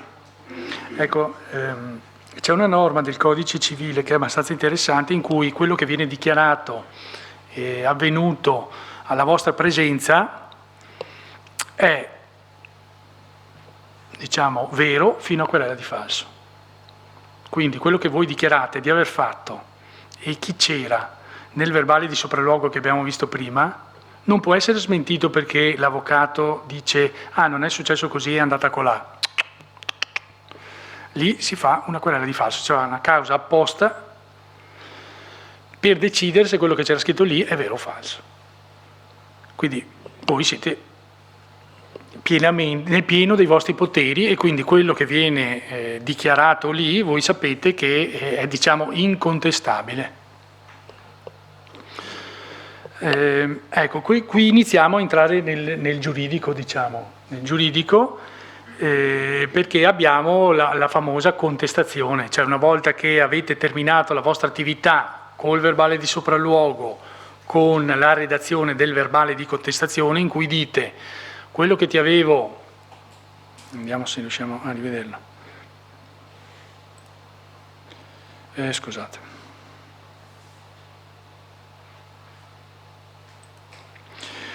Quello che avevo, diciamo, potuto riscontrare che non era conforme a determinate norme, prevede come conseguenza determinate sanzioni da A, descrivo la violazione, quantifico la sanzione, il tutto all'interno di un documento che si chiama verbale di contestazione e lo devo portare a conoscenza dei destinatari. Abbiamo detto destinatari sono il trasgressore, se l'ho trovato, oppure il legale rappresentante dell'azienda, si vede sempre anche lì pro tempore, che non sbagliate mai, e quindi lo notificate presso la sede dell'azienda oppure per PEC. Adesso io so che tutte le aziende sono dotate di PEC, altrimenti non possono accedere a tutta una serie di benefici, sistemi, regole, eccetera, e non possono neanche forse operare.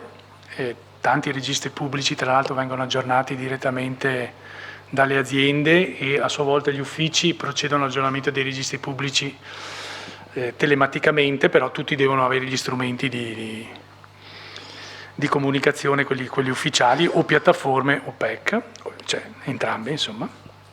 Ecco, comunque, in ogni caso voi alla fine partite dal riferimento a questo verbale di sopralluogo. Sicuramente sarà indicato nel verbale di contestazione il fatto del verbale di sopralluogo, il fatto delle non conformità, il fatto che ci aggiungete del vostro, ma comunque dovete per forza aggiungerci le norme sanzionatorie che evocate alla vostra mente e che applicate per dirgli mi devi pagare 10 anziché 100. Quindi sicuramente avrete quel lavoro da fare.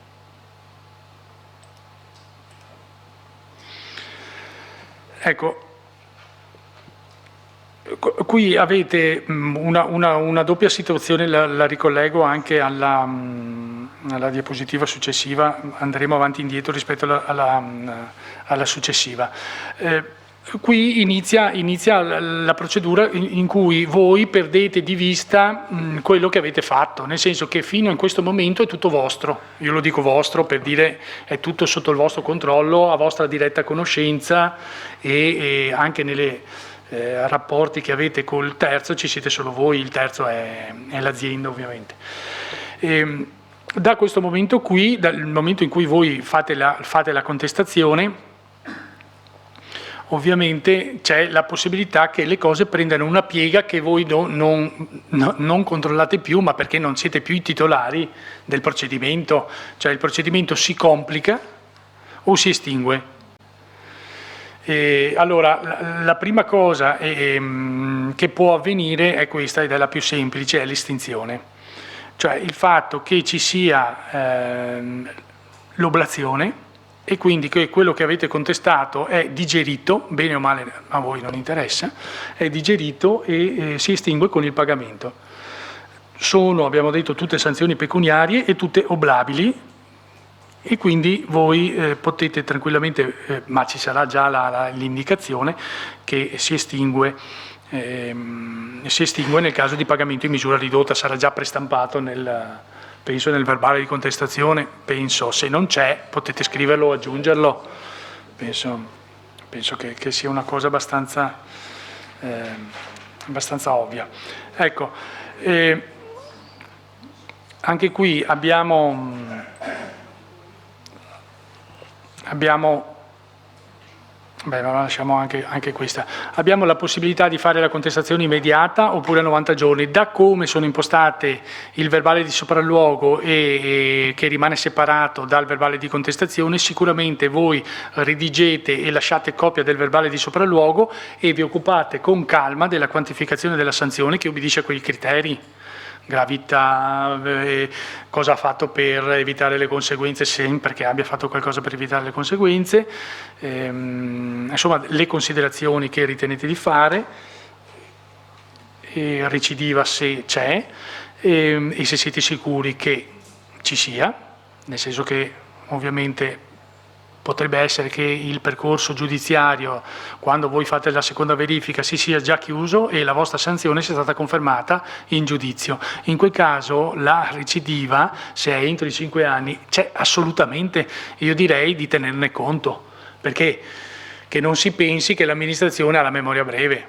Ecco, solo per almeno solo per questo. Ecco,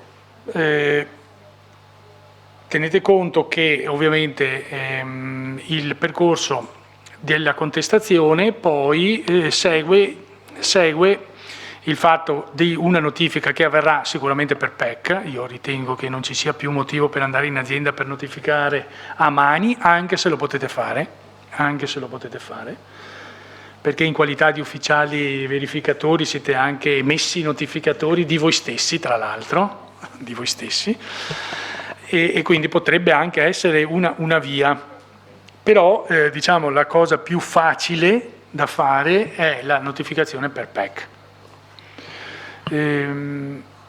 Diciamo che non so per chi ha confidenza con le raccomandate, voi potete notificare fino a questo punto con la raccomandata semplice, non occorre che vi avvaliate se volete usare questa della raccomandata per atti giudiziari, non è necessario, perché fino a qui il procedimento è amministrativo, quindi non dovete preoccuparvi della forma. Per dirvi il colore, quello di una volta, perché ormai è tutto per PEC, quello di una volta era il giallo delle raccomandate normali, 30 giorni per la compiuta giacenza, vi faccio la differenza più grossa, e quelle verdi in cui la busta è verde e la cartolina che vi viene messa nella buca delle lettere è verde.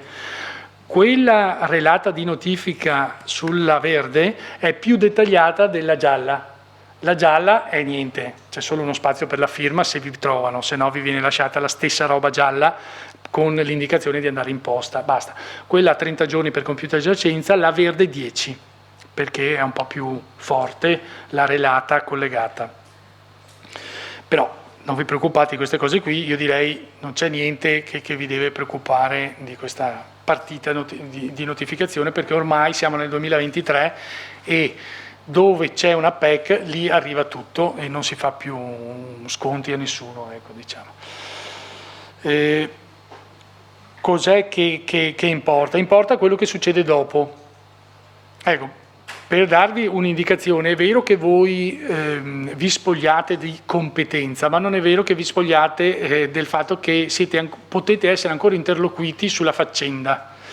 Perché? Perché c'è la possibilità che allora, la controparte chieda un'audizione.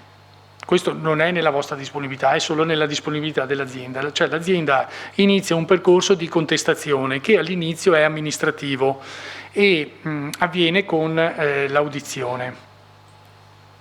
Adesso vediamo se prende. Ecco, l'unica cosa da segnalare è che ci potrebbe essere la dimenticanza da parte degli uffici di convocare personalmente chi ha chiesto l'audizione. Di solito è il legale rappresentante più il suo avvocato. Diciamo che da un po' di anni questa cosa non è più grave, non è un vizio formale grave che inficia la validità della sanzione amministrativa che verrà erogata successivamente. Una volta era causa di annullabilità dell'atto, la mancata audizione. Adesso da diversi anni, da quando le sezioni unite si sono occupate della faccenda, non è più così importante. Rimane il fatto che tutte quelle contestazioni che il legale rappresentante e il suo avvocato avrebbero potuto fare in sede di audizione all'autorità amministrativa, le possono fare nel giudizio. Quindi la sanzione, compreso il verbale, compresa la checklist, compreso il verbale di sopralluogo, sono tutti annullabili davanti al giudice. Però il fatto di non essere stati sentiti non sposta di una virgola la praticità del sistema, cioè dicono se ci sono dei vizi andate a denunciarli tutti per qualsiasi atto, anche se è stata omessa la vostra audizione, andate a denunciarli tutti all'autorità giudiziaria civile. Quindi non c'è più nessun problema, questo da un po' di anni, una decina d'anni. Scusa una domanda, ma l'omessa audizione, perché io nel verbale di accertamento non scrivo possono essere presentati scritti difensivi o può essere ascoltato dall'autorità competente entro i 30 giorni, oppure perché l'omessa audizione? Perché l'autorità non lo convoca? Qual è il caso? Perché l'autorità non lo convoca nonostante l'abbia richiesto, okay. Solo in questo caso qui. Allora, queste avvertenze che sono indicate eventualmente nel verbale di contestazione che andrete a redigere e a notificare, sono indicazioni pleonastiche, nel senso che è già la legge che lo prevede, sono indicazioni in più che vengono messe a salvaguardia dei diritti, l'informazione, della buona fede nei rapporti tra pubblica amministrazione, tutti principi che noi utilizziamo per dare informazioni ulteriori ovviamente ai destinatari dei nostri provvedimenti, ma che non è che determinano la validità o l'invalidità del provvedimento, che è buono di per sé. Tutte queste indicazioni sono già nella legge. Vi faccio un esempio: l'indicazione dell'autorità presso la quale devono fare ricorso. Allora, io mi sono trovato in determinati casi, ve lo dico per esperienza proprio, in cui non avrei saputo indicare l'autorità giudiziaria e piuttosto di indicarla ho detto non indicatela, perché il sistema è talmente complesso. Cioè, vi faccio un esempio abbastanza semplice, ma per farvi capire. Quando in una allora, la cartella di pagamento è diventata un sistema ordinario di riscossione delle entrate degli enti, compresi i nostri, ma se utilizzate quel sistema di riscossione, in cartella può andare tutto. E può andare tutto, ma voi non sapete la storia di quel tutto che è andato a finire in cartella. E ogni storia può avere una giurisdizione separata. Può avere una giurisdizione tributaria, può avere una giurisdizione civile, può avere una giurisdizione amministrativa. Per cui non è così semplice dire dove va impugnata la cartella, perché dipende da che rigo della cartella voglio impugnare. Allora, in questo caso voi siete facilitati. Voi avete un'unica autorità, che è quella civile, dove vanno le vostre sanzioni, e per quello che ho visto io, salvo stravolgimenti, è il tribunale. Però potreste anche scrivere autorità giudiziaria ordinaria, punto, che scelgano loro se andare dal giudice di pace e dal tribunale, perché non è compito vostro. Voi avete già fatto un atto valido, perfetto, efficace, e l'indicazione dell'autorità giudiziaria non è obbligatoria. Per cui sentitevi, insomma, tranquilli. Ecco. Prego.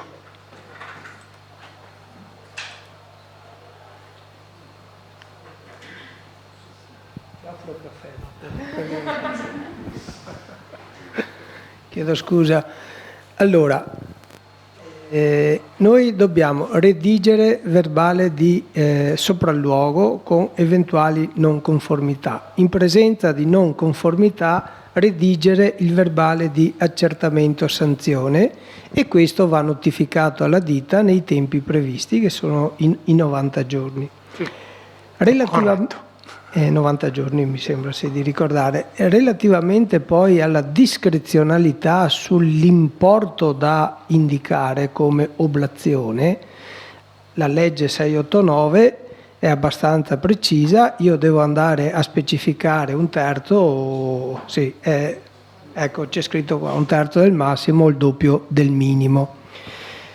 Dove si ferma il mio lavoro come agente accertatore? Nel momento che, non avendo ricevuto l'oblazione nei tempi previsti, devo mandare all'autorità competente alla gestione di quel verbale, che in Veneto, non so se sia riferito anche alla 58, ma penso proprio di sì, è il sindaco. Per tutti significa che il sindaco audirà o meno il sindaco inteso come uffici comunali, audirà o meno il trasgressore, e sarà nei termini previsti, che sono i 5 anni, a emettere ordinanza ingiunzione o meno. Quindi nel mio verbale di accertamento sanzione devo indicare l'autorità competente alla quale vanno inviati scritti difensivi e al quale uno può rivolgersi in caso di volontà di audizione, insomma. Però ho imparato una cosa nuova oggi, per esempio, che non è più necessario. Pensavo fosse una cosa che potesse anche inficiare lo stesso verbale, il fatto che il comune non potesse, cioè non audisse il trasgressore. Non so se mi sono spiegato. Sì, sì. Allora, sì, sono tutte cose di cui stiamo parlando, queste. Quando vi dicevo che perdete di vista quello che avete fatto perché va ad altri soggetti è proprio questo. La vostra attività si ferma lì, la vostra attività professionale. Cioè, diciamo che la vostra attività, una volta notificata, è compiuta. Cioè i famosi 90 giorni, che è il termine ultimo di scadenza per la notifica, cioè la contestazione, è una contestazione, notificare il verbale di accertamento è una contestazione, semplicemente vi spoglia della vostra funzione e competenza, perché giustamente poi tutto quello che dovete fare è rispetto ad un'attività che non è nella vostra disponibilità. Abbiamo cercato di farvelo vedere subito così. Allora, perché uno deciderà se pagare in misura ridotta e questo estingue la violazione. Quindi questa cosa non è nella vostra disponibilità.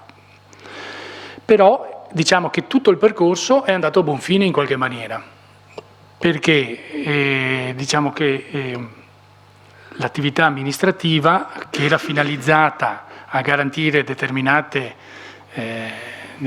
requisiti e qualità dell'etichettatura, ha ottenuto con il minor aggravio per l'azienda un risultato, e quindi secondo me è il massimo del risultato che potete ottenere.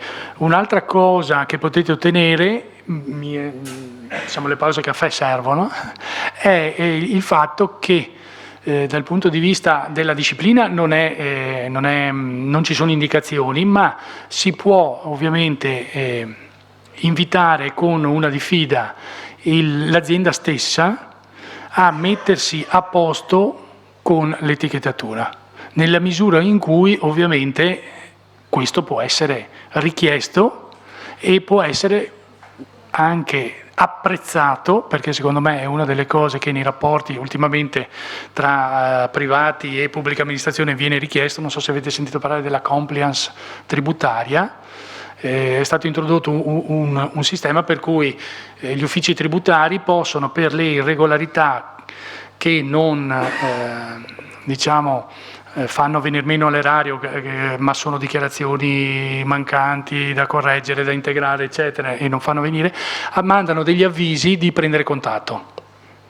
È un nuovo sistema, diciamo, deflattivo del contenzioso, ma soprattutto quando non ci sono delle ragioni di interesse pubblico o di interesse erariale pesanti da soddisfare, ci può essere tranquillamente una presa di contatto, eccetera. Tenete conto che fino a pochi decenni fa comunque era sempre vista la possibilità di trattare sulle entrate tributarie come qualcosa di veramente diabolico, cioè nessuno si sarebbe mai messo a rischio e a repentaglio della propria funzione amministrativa quando si trattava di atti tributari, perché la pretesa tributaria è scolasticamente irrinunciabile.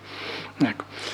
Poi non importa, ci sono diversi sistemi deflattivi, fra cui c'è questo. Ecco, voi potete tranquillamente indicare che c'è il pagamento in misura ridotta, come potrebbe arrivarvi il pagamento in misura ridotta, quindi non vi dovete preoccupare. La cosa che però può accadere è questa, è eventuale, io non so se accade o è mai accaduta nel vostro settore. C'è questa situazione, l'articolo 17 la prevede perché di solito il sistema è compiuto al suo interno della 689 dell'81, mentre c'è una complicazione regionale della Regione Veneto, ma è una complicazione vera e propria, ve lo dico, perché voi la vedete adesso per il vostro lavoro, ma a livello 360 gradi è una complicazione per le materie che ha la Regione Veneto.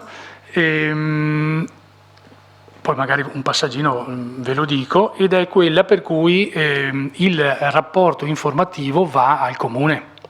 Perché? Perché in Regione Veneto la sanzione come ordinanza ingiunzione vera e propria, quindi una volta contestata, una volta che non è stata oblata, la parte privata può chiedere di essere sentita e allora se ne occuperà il comune e sono adempimenti formali del comune, ma voi sapete che vi verrà chiesto, questo ve lo dico per prassi ovviamente amministrativa, non so se per prassi voi mandate addirittura in maniera preventiva ed automatica, questo può essere, ma è una scelta, diciamo,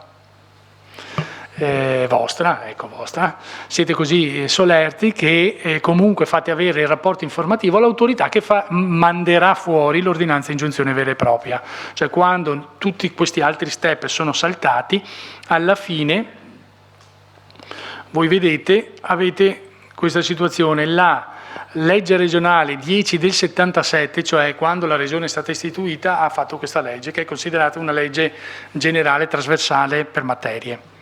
Cioè indipendentemente dalla materia di cui ci stiamo occupando, il comune irrogherà la sanzione. Qui abbiamo un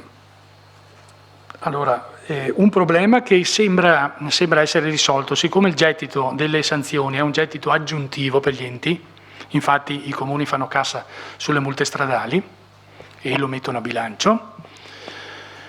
Queste sanzioni sono aggiuntive rispetto alle entrate comunali, quindi sono sanzioni che ingrassano i comuni, ma ovviamente gli importi sono tali da non snaturare i bilanci. Comunque, dico una cosa in più, quando accade questo non è vero che il gettito sistema le cose, perché ci sono due cose da considerare. Il primo, il fatto che voi fate tutta l'attività e avete tutta la responsabilità dell'attività amministrativa, ma la sanzione, ricordatevelo, la fate firmare un altro soggetto. La sanzione è quello che sta più, diciamo, indigesto a chi la riceve, perché è vero che è saltata tutta la catena delle possibilità, ma non è che queste possibilità aprono delle strade particolari, la violazione c'è, è stata contestata. Chi andrà a fare la sanzione è il sindaco o chi per lui del comune e lui non ha la stessa percezione della realtà che ha avuto l'ufficio regionale che ha seguito fino in quel momento la vicenda. Non l'avrà per il semplice motivo che è completamente fuori dalla nostra amministrazione e l'unica cosa che gli viene imputata, ed è molto più vicino come livello amministrativo ai cittadini che non noi, perché noi siamo un ente di secondo livello, l'unica cosa che gli viene imputata è che di essere un qualcosa che aggrava la vita dei privati, aggrava perché la sanziona dal punto di vista pecuniario. Quindi ci sarà facilmente un tentativo di conciliazione da parte del comune, nel senso che sarà il comune, almeno per quello che ho visto io, per propensione naturale, più facile a considerare determinate situazioni come vere o rispondenti al vero, quando sono anche solo semplicemente dichiarate dal privato. Quindi importante, importantissimo, non perdete la prassi, se c'è già, di mandare subito il verbale, la vostra relazione al comune, perché se poi ci sarà un'audizione, loro avranno già, perché voi non venite chiamati in audizione o in contraddittorio, il comune dovrà leggersi il vostro rapporto e poi sentirà le persone. Se voi non mandate il rapporto, ma se di prassi non mandate, mandatelo, anzi mi conforta questa prassi, fatelo perché è importante che abbia già, prima ancora delle dichiarazioni di parte, il contraltare delle vostre osservazioni. Altra cosa che vorrei dirvi, allora è bene che nel rapporto, si chiama rapporto particolareggiato, io non so perché è stato chiamato particolareggiato, come se il verbale, la checklist e il sopralluogo non fossero già particolareggiati. Allora io ho sempre questo timore, che nella relazione particolareggiata che fate al sindaco del comune ci siano delle cose in più che non ci sono in tutti questi altri 3 documenti.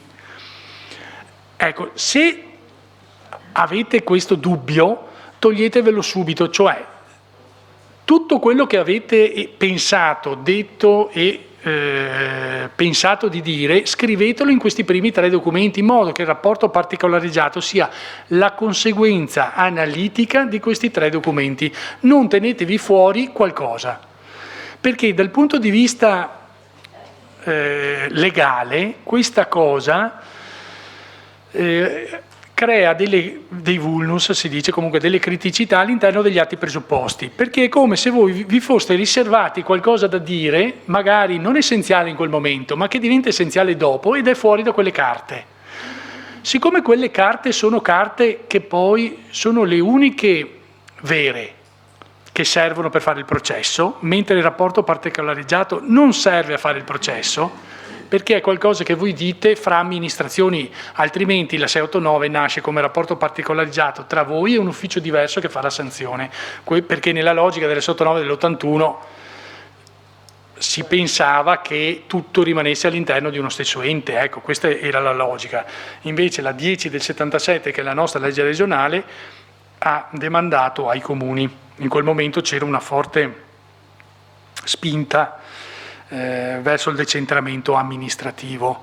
Ecco, non so se c'è la stessa spinta o se non c'è più stata per alcune materie, per esempio tutte quelle comunitarie, perché voi pensate che tutte le sanzioni in materia per esempio di quote latte, che è una sottospecie dell'agricoltura, sono tutte state irrogate dalla Regione, non sono state date ai comuni. E questo perché c'era la possibilità di agganciarsi diversamente, eccetera, eccetera. Però non vi sto qui a tediare sui problemi che può dare la legge 10 del 77, quando, per esempio, l'ente destinatario della 10 lavora di più rispetto a quello che gli entra. Cioè, se avesse un comune piccolo, che avesse decine e decine di ordinanze e ingiunzioni in cui deve leggersi i rapporti particolarizzati, fare le audizioni, irrogare le sanzioni, e adesso arriva il bello, e vedersele impugnate davanti al tribunale, perché noi abbiamo parlato delle regole in generale, però la regola dell'impugnazione se la becca il comune, farsi dei processi per anni e magari neanche ha l'avvocatura interna. Allora, voi potete anche pensare che il vostro verbale, questo torniamo a bomba, più analitico è, più dettagliato è, più spiegato è, semplicemente questo è, più motivato è. Questa è la parola della giornata, più motivato è, più libera tutti gli altri da adempimenti, che per voi potrebbero essere formali, ma dopo un certo momento diventano sostanziali e diventano costosi, e diventano tante volte impraticabili, perché i comuni piccoli sono in difficoltà quando la regione spedisce a decine.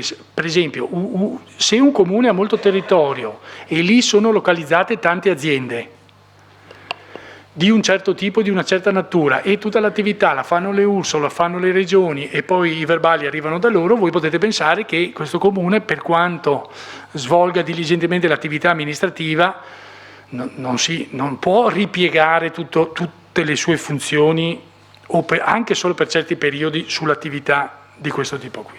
Quindi bisogna, diciamo, fargli trovare la pappa pronta, anzi prontissima, altrimenti i nostri verbali. Ecco.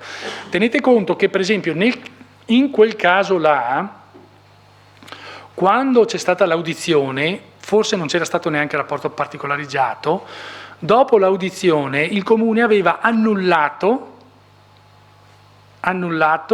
direttamente con ordinanze. Sapete voi poi meglio di me che dopo l'audizione, dopo il rapporto particolarizzato, si chiude il procedimento amministrativo con l'ordinanza ingiunzione. L'ordinanza ingiunzione può avere un doppio destino, che è quello di archiviazione, va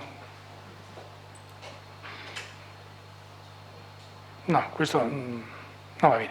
L'ordinanza ingiunzione può avere un doppio destino, o è di archiviazione o è di ingiunzione, lo dice la parola.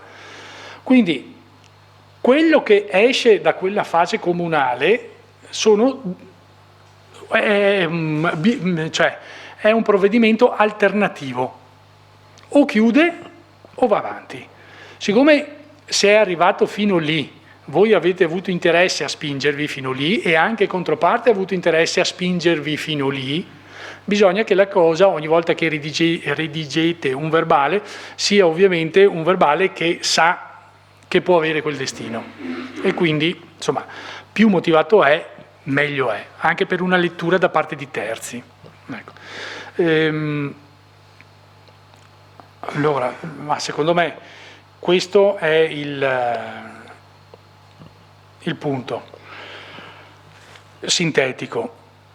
Allora, il vostro procedimento ispettivo è un procedimento ovviamente che non avviene a distanza di parte, non so se avvenga su segnalazione, non penso, avviene d'ufficio, quindi è un'iniziativa vostra.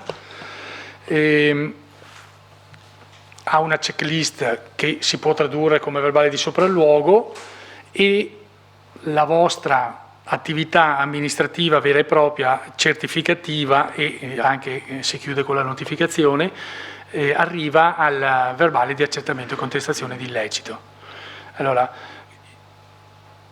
tutto questo è quello che voi fate addirittura in una seduta ispettiva presso l'azienda e in una compilazione di un altro verbale presso il vostro ufficio.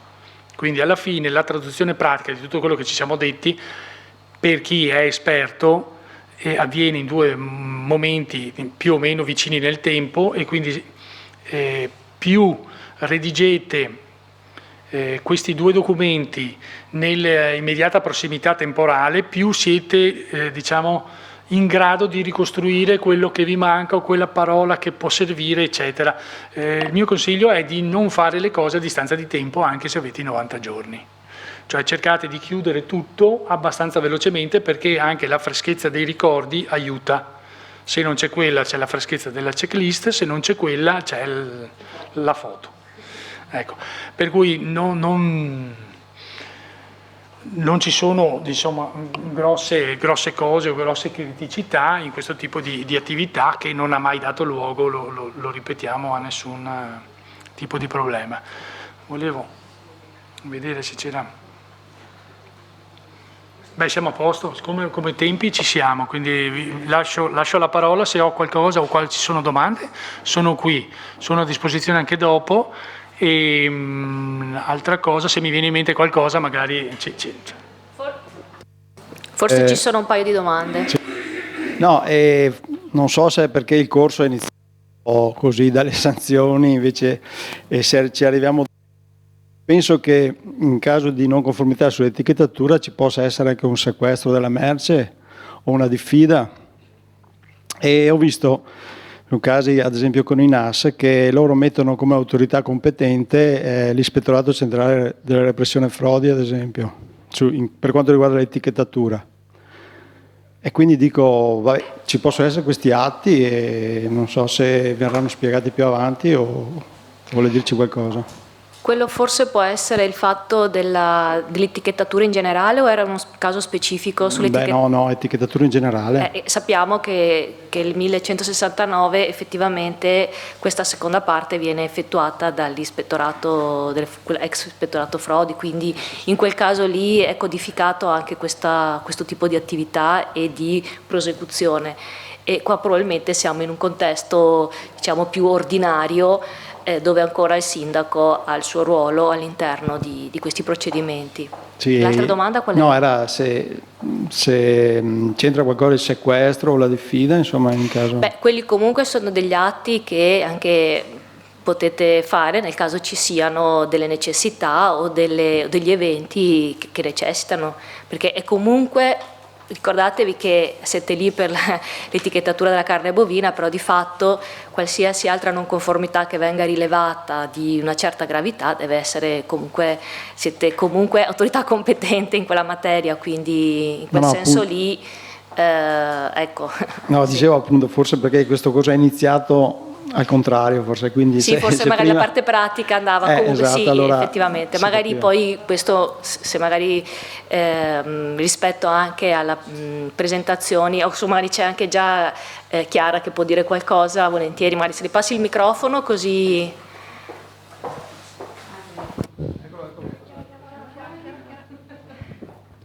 No, volevo dire che se ci sono delle irregolarità nella rintracciabilità e non si riesce a risalire alla rintracciabilità, perlomeno o si accantona e si aspetta che si faccia chiarezza, ma se non c'è la rintracciabilità l'alimento non può essere commercializzato. Qua andiamo a direttamente. Ok.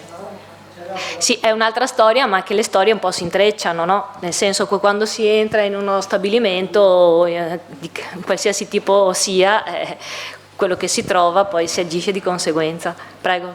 Allora io avevo una domanda sull'oblazione, perché ero rimasto che l'oblazione era relativa al procedimento penale nei confronti dell'ammenda.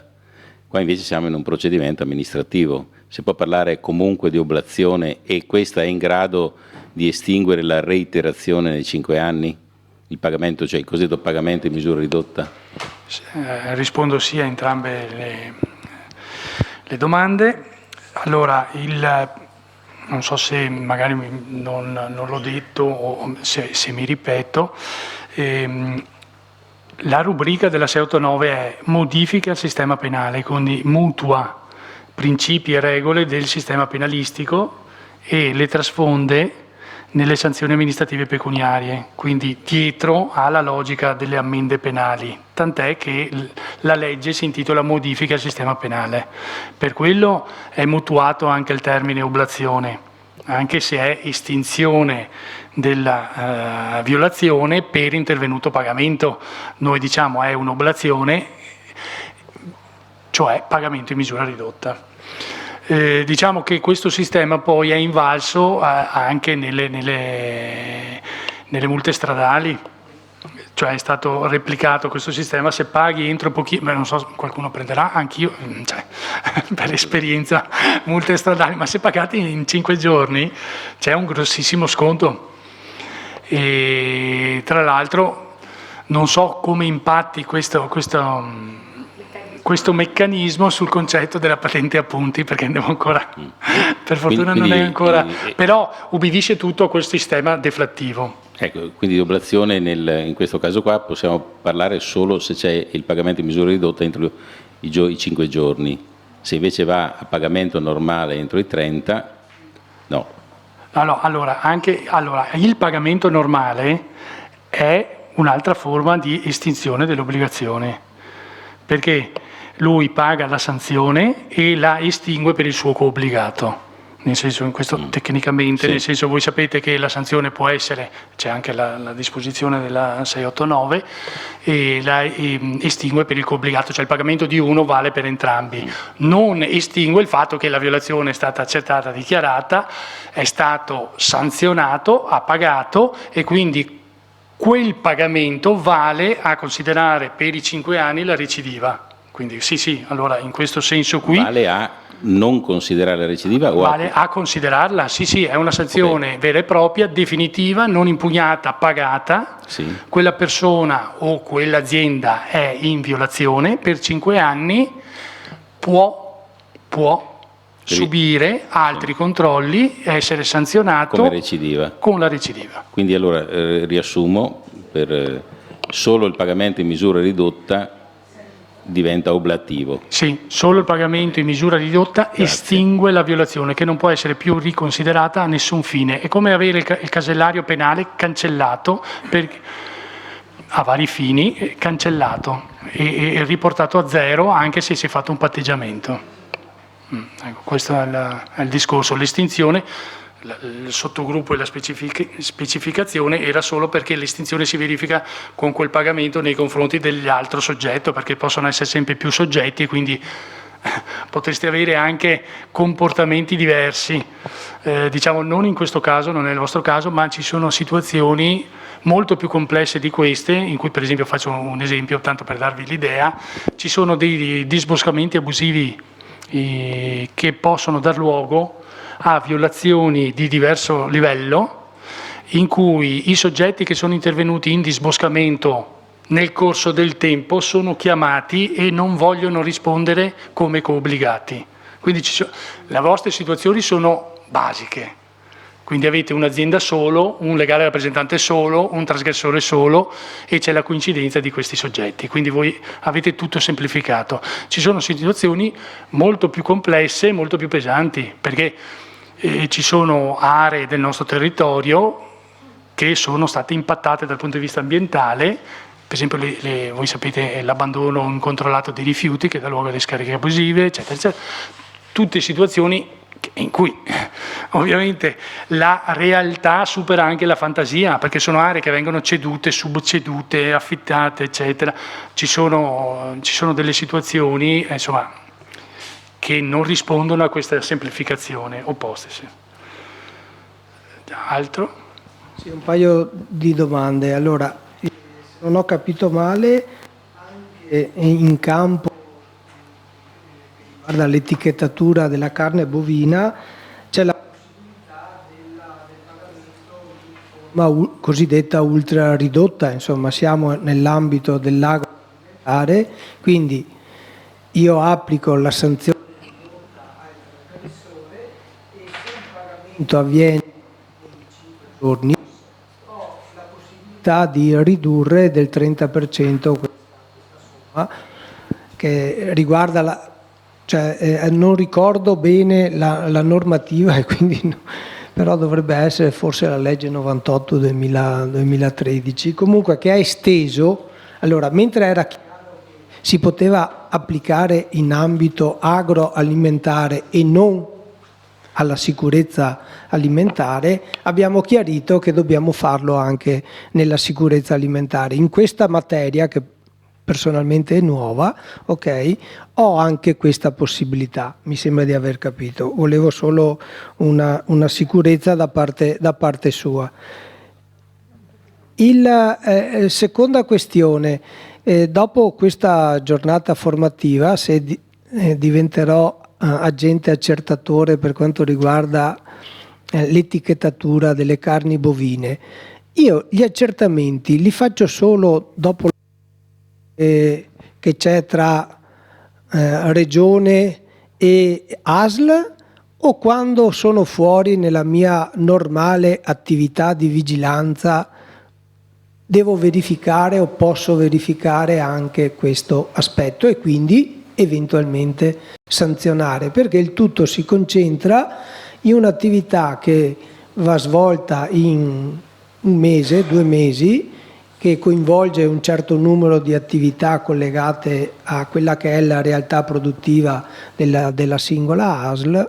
Quindi volevo capire se, non so se l'avvocato o se Fiorenza magari. Allora, l'attività di cui è la delibera che abbiamo visto prima, che è l'ultimo atto amministrativo per il piano della verifica dell'etichettatura obbligatoria della carne bovina, è un piano che ha un certo numero di controlli per azienda ASL e quindi è collegata a un accordo specifico che viene fatto dalla direzione agroalimentare con il direttore generale. Quindi è anche specificato nella delibera, quelli sono i controlli dell'accordo che vengono quindi in qualche modo cui è dato il compenso che spetta e questo è quanto avviene.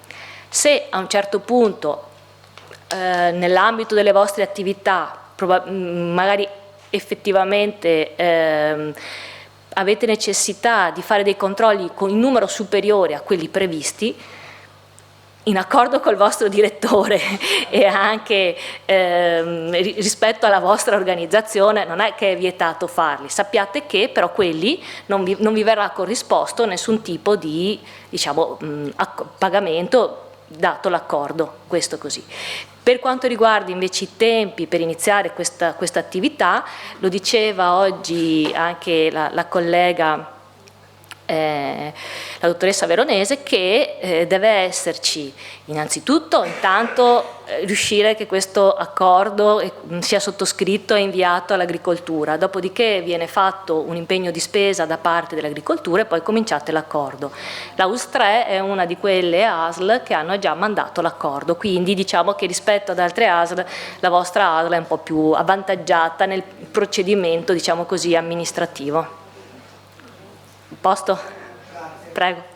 E non so se c'era l'ultima collega, forse anche lei. Un attimo, sì, finisco. Posso fare una proposta? Prego. Allora, ho lasciato il quarto d'ora per oggi, che serviva a recuperare il quarto d'ora accademico per non sottrarre tempo agli altri docenti. Secondo me, se volete, raccogliamo magari le domande, le proponiamo, visto che l'avvocato Munari si ferma, o a fine giornata o alla ripresa della pausa pranzo, perché altrimenti temo che andiamo troppo lunghi con gli interventi. Se siete d'accordo io farei così.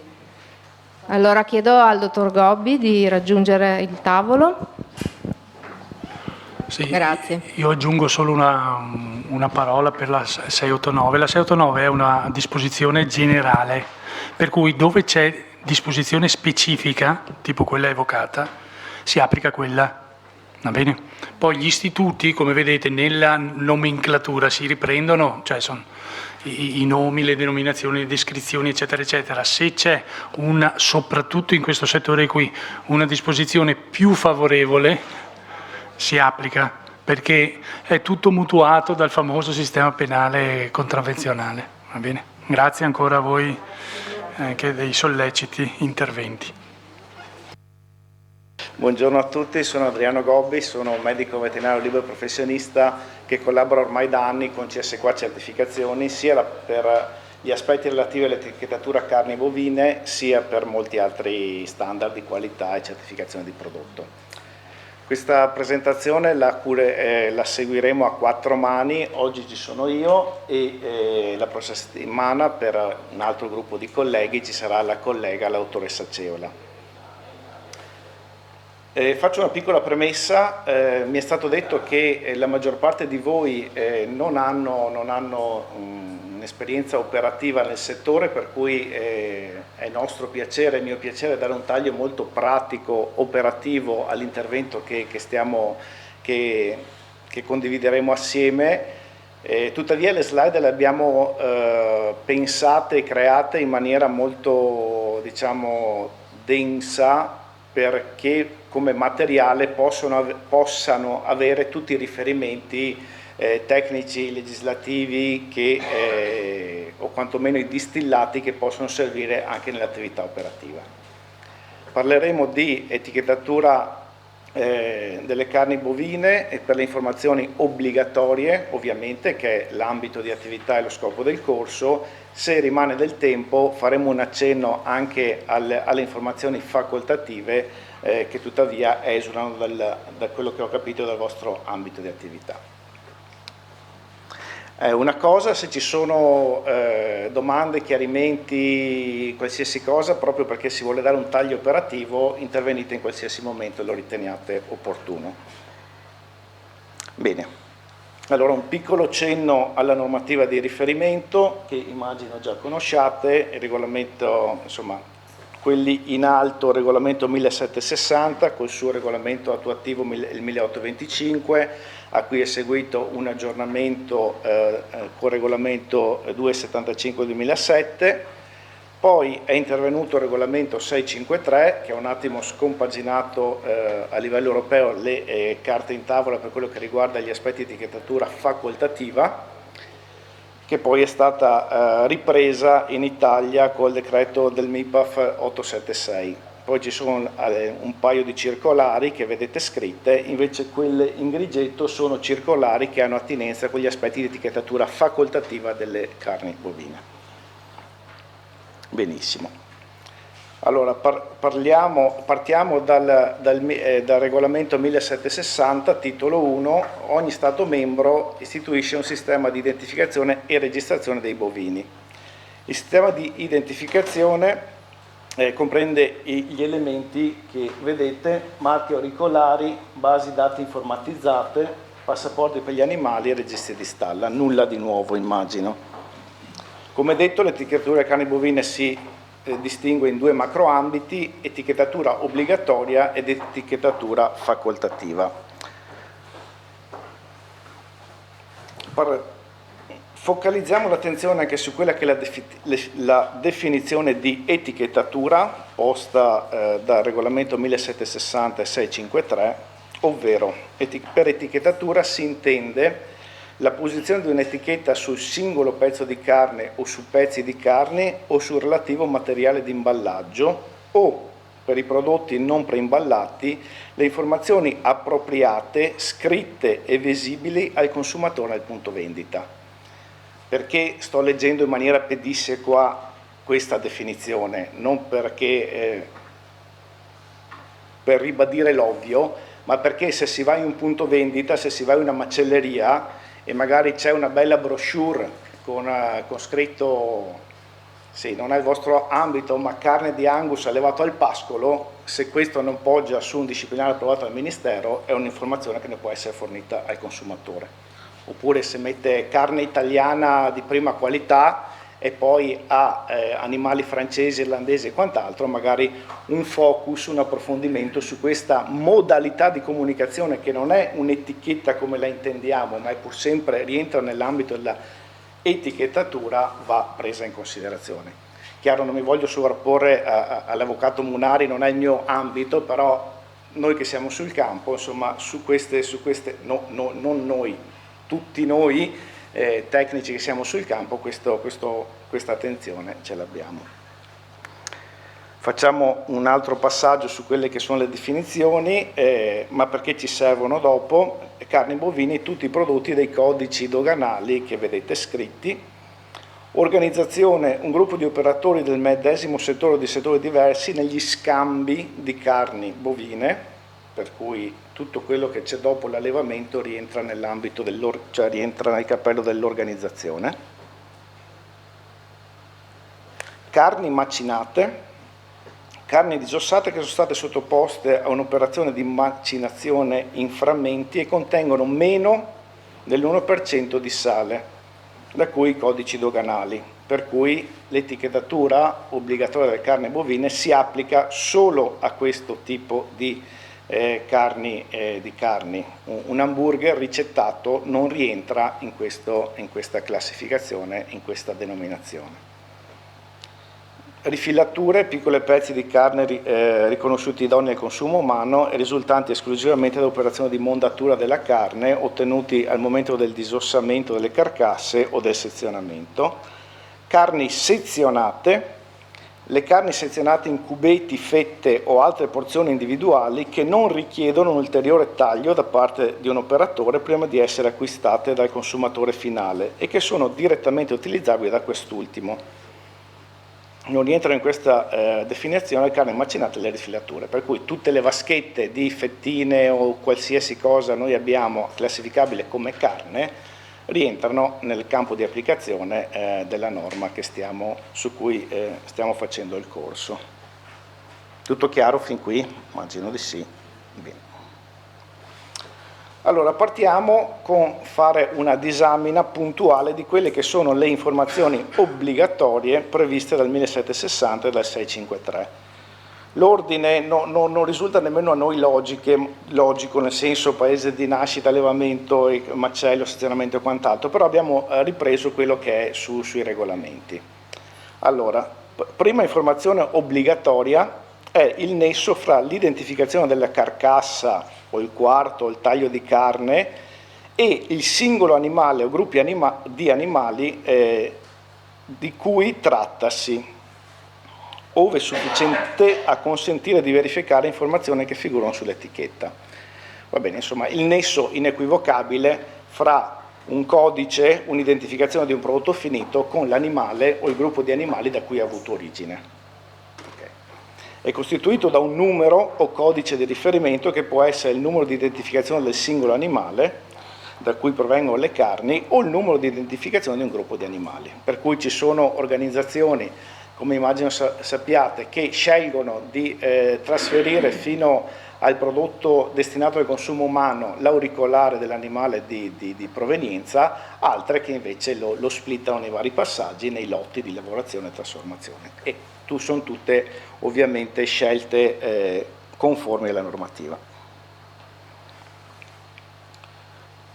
La seconda informazione obbligatoria è il macello, quindi il macello, quindi il numero di approvazione del macello presso il quale sono stati macellati l'animale o il gruppo di animale e lo Stato membro o il paese terzo in cui è situato tale macello. L'indicazione che troveremo in etichetta è macellato in Italia, numero di approvazione CAT, eccetera, eccetera, 1, 2, 3. Idem dicasi per il sezionamento, il numero di approvazione del laboratorio di sezionamento presso il quale sono stati sezionati la carcassa o il gruppo di carcasse, lo Stato membro o il paese terzo in cui è situato tale laboratorio. L'indicazione sarà sezionato in Italia ancora, numero di approvazione CAT 1, 2, 3, okay. Nulla di nuovo. Allora, le dimensioni qui parliamo un attimo del gruppo o del lotto di sezionamento. Le dimensioni del gruppo di carcasse sono definite durante il sezionamento dalle carcasse e dai quarti, dal numero di carcasse o di quarti che costituiscono una partita per il laboratorio di sezionamento. Non so se, vabbè, finiamo la lettura, dopo facciamo una digressione pratica. Durante le operazioni di ulteriore sezionamento o di macinazione, dal numero di carcasse o di quarti, le cui carni costituiscono una partita per il laboratorio di sezionamento o di macinazione interessato. Le dimensioni del gruppo non possono in nessun caso, parliamo di sezionamento, eccedere la produzione di un giorno. Tipicamente, come sapete, le aziende di trasformazione, sezionamento, macinazione, sono le aziende di lavorazione carne, spesso possono lavorare o per singolo animale o per lotti omogenei. Molto spesso la lavorazione avviene per lotti omogenei, per cui si prendono il numero di animali che servono per evadere un ordine o fare una produzione, che hanno le stesse caratteristiche di paese di nascita, allevamento, macello, e dopo vedremo che ci sono delle eccezioni anche, e si costituisce un lotto omogeneo di 10-20 capi, mezzene, quarti, sesti, quello che serve, si fanno le attività di trasformazione e quello è un lotto omogeneo che però non può eccedere il giorno di lavorazione. Questo lo dice la normativa, poi lo sapete meglio di me, nella pratica operativa il lotto omogeneo è molto più limitato, sia per ragioni tecniche, perché spesso serve per evadere uno o più ordini, sia per ragioni di sicurezza alimentare e di un eventuale ritiro e richiamo del prodotto. Per cui, bene. Al momento della costituzione delle partite gli operatori si assicurano che al momento delle operazioni di sezionamento delle carcasse o dei quarti, tutte le carcasse o i quarti della partita provengono da animali nati nello stesso paese, allevati nello stesso paese o negli stessi paesi, macellati nello stesso paese e nello stesso macello. Come si diceva, il concetto di lotto omogeneo. Nelle operazioni di ulteriore sezionamento delle carni, la condizione di cui è la lettera A venga rispettata per tutte le carcasse da cui provengono le carni della partita e che tutte le carcasse siano state sezionate nello stesso laboratorio di sezionamento. Per cui tendenzialmente, ma anche nella prassi operativa, si lavora a monosezionamento o monomacello, nella maggior parte dei casi quando si costituiscono dei lotti omogenei. Nelle operazioni di macinazione le carni della partita provengono da animali macellati nello stesso paese. Poi vedremo che ci sono delle eccezioni, che molto poco frequenti nel nostro territorio regionale e italiano, però ci possono essere. Ok. Queste sono le eccezioni che vi anticipavo. In deroga alla regola dell'unicità del macello e del laboratorio di sezionamento delle carcasse, di cui abbiamo appena parlato, nella produzione di carni sezionate, gli operatori sono autorizzati a costituire delle partite utilizzando carni provenienti da animali macellati in non più di 3 macelli diversi e da carcasse sezionate in non più di 3 diversi laboratori di sezionamento. Quindi questa è una possibilità che la normativa prevede, seppur estremamente rara nei contesti che noi andremo ad auditare. In deroga al paragrafo 2, lettera B, nella produzione di rifillature, gli operatori all'atto della costituzione delle partite sono tenuti a rispettare solo la regola dell'unicità del paese di macellazione. Anche qui sulle rifillature, sì, insomma, vabbè. Quindi per le rifillature l'unicità è del paese di macellazione. Benissimo. Bene, facciamo un focus anche sulle carni sezionate preconfezionate. Ci tengo sempre perché tutti facciamo un po' di sovrapposizione o di confusione fra le carni preconfezionate e le carni preincartate, che vedremo dopo. Le carni preconfezionate, come sapete, come sappiamo, sono le carni prodotte da un'industria, un soggetto, un laboratorio di sezionamento che preconfeziona in vaschette sigillate ed etichetta il prodotto e poi lo spedisce ai clienti. E invece le carni preincartate sono quelle carni, quei prodotti che il punto vendita prepara per poi porle in vendita sul banco a libero servizio. Bene. Leggiamo in maniera direi discorsiva questo passaggio. Un operatore o un'organizzazione che si avvale della possibilità di generare lotti di sezionamento con carne da più macelli / sezionatori riporta sull'etichetta delle carni sezionate preconfezionate le seguenti indicazioni. Allora, A. Il nome del paese di macellazione degli animali seguito dal numero di approvazione del macello o, se del caso, dai 2-3 macelli nei quali gli animali del gruppo sono stati macellati. Per cui potremmo dire macellato in Spagna e riportare 3 bolli spagnoli. Macellato in Germania e macellato in Polonia e riportare 3 bolli. Questo è ammesso. Cioè, l'indicazione deve recare le parole luogo di macellazione degli animali del gruppo, nome dello Stato membro terzo o del paese terzo di macellazione e numero di approvazione, come abbiamo detto. Poi il nome del paese di sezionamento delle carcasse seguito dal numero di approvazione del laboratorio e, se del caso, dei 2-3 laboratori di sezionamento. Idem di quanto abbiamo appena detto. Ci spostiamo, facciamo un focus sulle carni cosiddette preconfezionate. Quando in un punto vendita, quindi siamo sicuramente in un punto vendita o la singola macelleria o il punto vendita di un supermercato, una distribuzione organizzata che ha reparto macelleria al suo interno. Quando in un punto vendita al consumatore finale vengono esposte per la vendita carni sezionate non preconfezionate, gli operatori e le organizzazioni si assicurano, qualora ci sia vaga della possibilità di generare lotti di sezionamento con carne da più macelli sezionatori, che la costituzione delle partite sia conforme a quanto previsto dal regolamento per tutte le carni sezionate non preconfezionate esposte per la vendita contemporaneamente. In questi casi, se ci perdiamo, fermatemi e ripetiamo, però sto solo leggendo la normativa che voi conoscete bene. In questi casi un punto vendita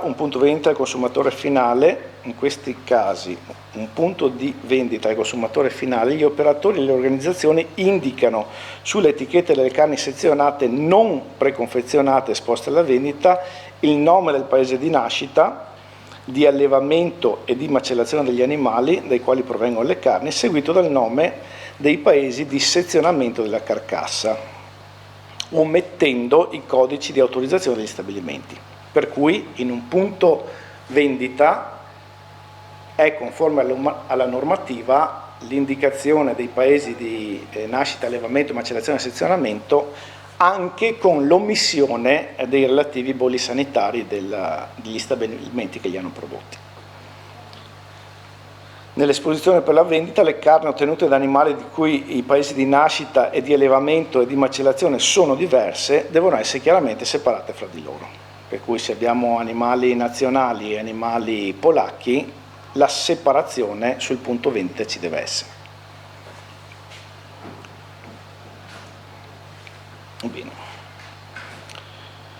siamo sempre nell'ambito delle carni preconfezionate, quindi siamo sempre su un punto vendita. L'operatore registra quotidianamente i numeri di approvazione dei macelli e dei laboratori di sezionamento delle carcasse per le carni sezionate non preconfezionate esposte insieme per la vendita, facendo riferimento alla data del giorno.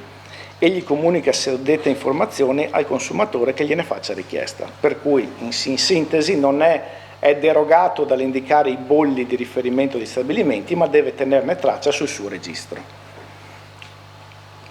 In deroga all'articolo 4, secondo comma, a condizione che vengano rispettati i requisiti del paragrafo 2 del presente articolo, per le carni bovine sezionate esposte per la vendita al consumatore finale in forma non preconfezionata, le dimensioni del gruppo in un punto vendita al consumatore finale possono eccedere la produzione di un giorno. Quindi il lotto omogeneo in un punto vendita può essere venduto in più giorni, a differenza di quello che dicevamo prima, in qualsiasi laboratorio di sezionamento o altra azienda di lavorazione carni, il lotto non può eccedere il giorno di lavorazione, anche se abbiamo detto che è un'evenienza più teorica che reale. Bene, riprendiamo le informazioni obbligatorie. Fra le informazioni obbligatorie ovviamente c'è il paese di nascita, lo Stato membro il paese terzo di nascita, lo Stato membro il paese terzo in cui ha avuto luogo l'ingrasso del bovino in questione.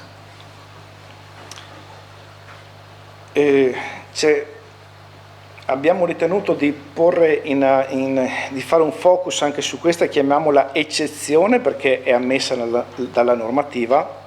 Per le carni bovine ottenute da animali ingrassati per un periodo pari o inferiore a 30 giorni, o nel paese di nascita dell'animale, o nello Stato membro o nel paese in cui ha avuto luogo la macellazione, non è necessario indicare tale Stato membro o paese terzo quale paese terzo di ingrasso, se gli animali sono stati ingrassati in un altro Stato membro e un altro paese terzo per un periodo superiore a 30 giorni. È un po' articolata la cosa, se non è chiara, adesso facciamo un esempio, però se non è chiara facciamo una, no, qui non c'è.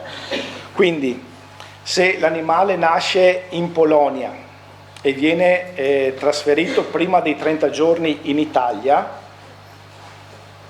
io posso mettere nato, la normativa permette di indicare, di omettere il fatto che è stato ingrassato anche in Polonia, per cui sarà sufficiente, è corretto conforme alla normativa, nato in Polonia, allevato in Italia, facciamo 60 giorni. Se poi questo animale viene macellato in Spagna e magari sta su un allevamento spagnolo per 20 giorni, anche in questo caso la normativa ci permette di omettere che è stato allevato in Spagna e quindi possiamo mettere semplicemente macellato in Spagna. Quindi nato in Polonia, allevato in Italia, macellato in Spagna. È una possibilità che la normativa ci dà. Chiaro che se in etichetta troviamo nato in Polonia, allevato in Polonia, Italia, Spagna e macellato in Spagna, siamo in ogni caso conformi a quello che prevede la normativa.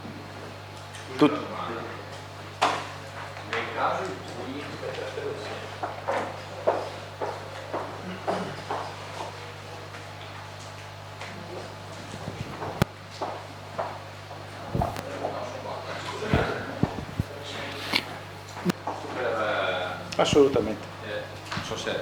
Sì, ho capito bene. Nel caso in cui un animale, arrivi in Italia, rimanga in Italia per meno di 30 giorni, ipotesi che viene ingrassato in Italia gli ultimi 3-4 giorni, sì, anche le ultime 3 settimane.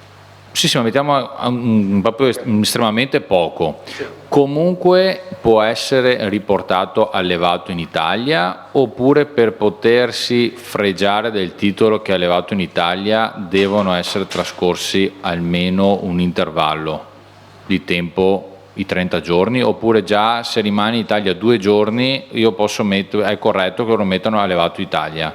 ovviamente citando anche il paese precedente, ma anche allevato Italia? Non ho certezza della risposta. Non ho certezza. Perché qua giocano in maniera molto trasparente. È chiaro che almeno non conosco normative che vietino il fatto di dire allevato in Italia quando un animale è entrato in codice ASL italiano, è registrato in BDN e in quanto tale è stato allevato in allevamento italiano. No, perché è una cosa che io mi ritrovo, ed effettivamente avevo cercato se ci fosse una normativa, però mi conferma anche lei che non c'è un obbligo di permanenza minima per la quale si può fregiare, perché comunque è un plus dal punto di vista commerciale il fatto di mettere allevato Italia, e non c'è una permanenza. Mi sembra l'avevo trovata sul suino, ma mi sembra per le carni bovine appunto mi conferma che non c'è. Mi venga in mente una normativa che vieta questo, non c'è, però non lasciamo la cosa in sospeso, facciamo un approfondimento e non so, con i mezzi o con i contatti che avete vi daremo un riscontro oggettivo e insomma è referenziato in merito. Grazie. Ci mancherebbe. Prego.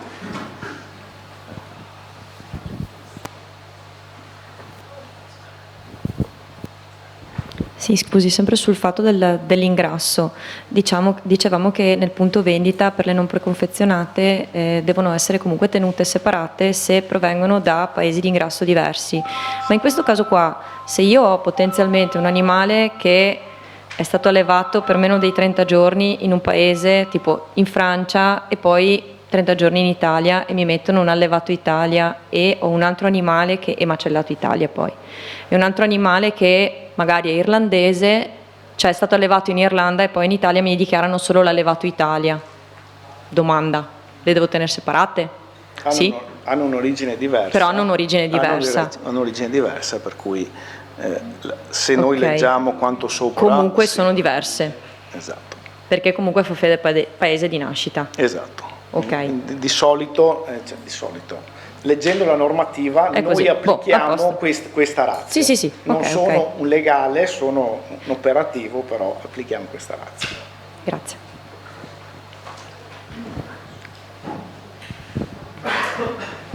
Bene. Per le carni bovine provenienti da paesi terzi, l'indicazione sarà origine non UE, macellato in Turchia, no, Turchia non lo so, vabbè, insomma, scusate, Brasile, esatto, macellato in Brasile, in Argentina, quello che è, giustamente, scusate, benissimo. Quindi riassumendo, mi viene da ridere da solo sulla Turchia, allora riassumendo, non diciamo nulla di nuovo, quindi il fulcro delle informazioni obbligatorie, anzi le informazioni obbligatorie previste dalla normativa sono il nesso fra animali e carni poste in vendita o anche semplicemente commercializzate. Lo vedremo dopo che tutta l'impostazione vale anche per il B2B, quindi business to business. Se un sezionamento vende a un'altra azienda è tenuto sempre a rispettare la normativa, non ci facciamo solo riferimento all'informazione del consumatore, lo Stato membro è il paese terzo di nascita, lo Stato membro è il paese terzo di ingrasso, il macello con relativo numero di approvazione e il sezionamento, paese di sezionamento, paese di macellazione con relativi numeri di approvazione. Direi tutto lineare, tutto insomma che fa parte dell'attività standard. Bene. Una specifica che però tutti gli operatori che noi intercettiamo e che voi intercettate conoscono: le indicazioni dei paesi di origine, allevamento, macellazione e sezionamento devono essere riportati per esteso, non sono previste abbreviazioni o sigle o altro.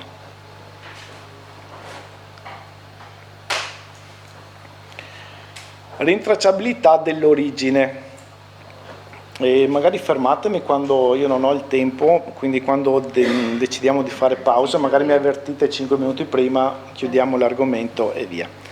Rintracciabilità dell'origine. Gli operatori e le organizzazioni si dotano per ciascuna fase della produzione, della vendita e della vendita di un sistema di identificazione, di un sistema completo di registrazione, e si applicano tali sistemi in modo da garantire il nesso tra la contraddistinzione della carne e l'animale o gli animali da cui è stata ottenuta secondo quanto disposto dall'articolo 13 paragrafo 1 e dall'articolo 16 paragrafo 2 del citato decreto. Nel sistema di registrazione sono iscritti in particolare gli arrivi e l'eventuale partenza di animali, delle carcasse e o dei tagli, in modo da garantire la correlazione tra arrivi e partenze. Come immagino sappiate, nelle realtà che andiamo a intercettare, sia noi che voi troviamo la più completa disparità di sistemi, da sistemi informatici di tracciabilità molto evoluti, molto precisi, a sistemi molto più semplici e gestionali, a sistemi misti cartacei informatizzati, a sistemi cartacei, magari nei punti vendita ci possono essere sistemi esclusivamente cartacei. L'importante è che ci sia sempre questo nesso, questa verificabilità in tutti i passaggi. Ci siamo permessi anche di citare la slide, di fare questa slide successiva, perché noi non abbiamo percezione poi di quella che è la vostra operatività sul campo.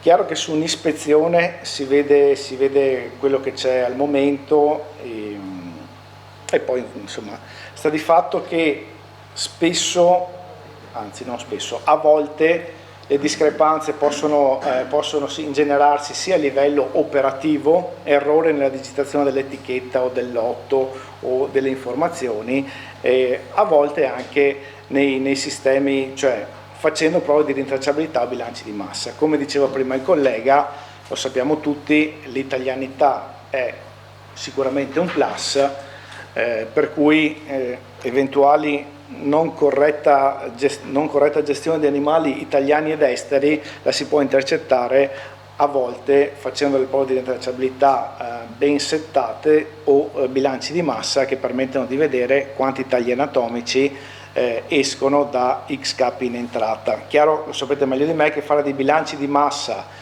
su carcasse, mezzaine, sesti con la variabilità degli animali e quant'altro non è così immediato, però nella misura in cui escono tagli anatomici la cosa si semplifica molto. È chiaro che voglio dire, da una mezzena uscirà un filetto, una scamone, una fesa, un girello, insomma, quindi non questo bene. Facciamo un piccolo focus sulle rifilature. Anche se non so voi, ma a noi ci capita veramente poco di gestire o di intercettare rifilature, perché sono spesso per la parte di etichettatura facoltativa, dove ci sono magari informazioni relative a razza, sistemi di alimentazione, benessere animale, non antibiotici, sono un prodotto magari di seconda, cioè non così pregiato, e non si fregia di questi claim, però magari voi le intercettate sicuramente più spesso di noi. Allora, gli operatori e le organizzazioni indicano sull'etichetta dei prodotti di rifilatura A.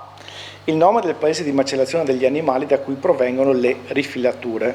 L'indicazione sarà macellato in nome dello Stato membro. Il nome del paese di produzione delle rifilature e il numero di approvazione del laboratorio dal quale sono state ottenute. L'indicazione dovrà essere prodotto in Italia, numero di approvazione CEIT 123. Il nome dei paesi nei quali gli animali del gruppo sono nati e sono stati allevati. L'indicazione deve recare le parole paese di nascita e di allevamento, elenco dei nomi dei paesi di nascita nei quali ha avuto luogo la nascita e l'allevamento degli animali. Qui c'è un'eccezione prevista dalla normativa che però un po' crea confusione sulla moderna accezione di origine dei prodotti alimentari, però questa è, e la leggiamo assieme. Quando il paese di nascita, il paese di allevamento e il paese di macellazione è lo stesso per tutti gli animali del gruppo, gli operatori sono autorizzati ad utilizzare l'indicazione origine seguita dal nome dello Stato membro o del paese terzo nel quale ha avuto luogo ha avuto luogo la nascita, l'allevamento e la macellazione. Va bene. Voi ci vedete, sì. Facciamo un focus su quanto previsto dalla circolare 1 del 9 aprile 2023 sulle informazioni che il sezionamento deve gestire e le modalità con cui le gestirà. L'informazione relativa al sezionamento deve riportare tutte le indicazioni dei paesi coinvolti con i relativi numeri di approvazione degli stabilimenti. L'informazione relativa al paese di sezionamento e al numero di approvazione deve essere fornita al punto vendita nel caso che quest'ultimo riceva carni già sezionate in uno dei detti laboratori. L'informazione relativa al paese di sezionamento non è necessaria se il punto vendita riceve carcasse, mezzene, quarti e sesti direttamente dal macello, in quanto è evidente che il sezionamento è avvenuto al punto vendita stesso. Nulla di nuovo, quindi punto vendita, macelleria o banco della distribuzione organizzata che riceve merce in osso non ha l'obbligo di indicare il paese di sezionamento, perché è lui che fa la parte di sezionamento. Le informazioni obbligatorie devono essere applicate su tutte le carni, ripeto, torniamo in sezionamento, siamo nella slide relativa al sezionamento. Le informazioni obbligatorie devono essere applicate su tutte le carni indicate nei codici previsti dal regolamento, qualunque sia la destinazione delle stesse, compreso il caso di invio agli stabilimenti di preparazione o lavorazione industriali. Come vi dicevo, le stesse regole valgono anche per il B2B, business to business, quindi da sezionamento ad altro stabilimento di lavorazione carni. Bene. Indicazioni su origine e formazione del lotto. Il numero o codice di riferimento che permette di risalire dal prodotto carne al singolo animale o gruppo di animali di provenienza è rappresentato può essere rappresentato da il numero di identificazione del singolo animale da cui provengono le carni, che può essere il codice identificativo, quindi la marca auricolare dell'animale, o il numero progressivo di macellazione attribuito dallo stabilimento di macellazione, che permette in ogni caso di risalire al codice identificativo dell'animale. Tutte cose abbastanza consolidate nel 2023. B, numero di identificazione, oppure può essere relativo all'identificazione al lotto di un gruppo di animali. In ogni caso il lotto di un gruppo di animali permette di risalire ai codici identificativi dei singoli animali che l'hanno costituito. La dimensione del gruppo è determinata dal numero di carcasse o mezzene o sesti sezionati nello stesso tempo. Tale dimensione non può in ogni caso superare la produzione di un giorno, come abbiamo già detto in precedenza. Tutto chiaro fin qua? Benissimo. Sì, sono concetti molto, insomma, ormai consolidati nel tempo e negli anni, come diceva prima l'avvocato Munelli. Indicazione sulle informazioni obbligatorie.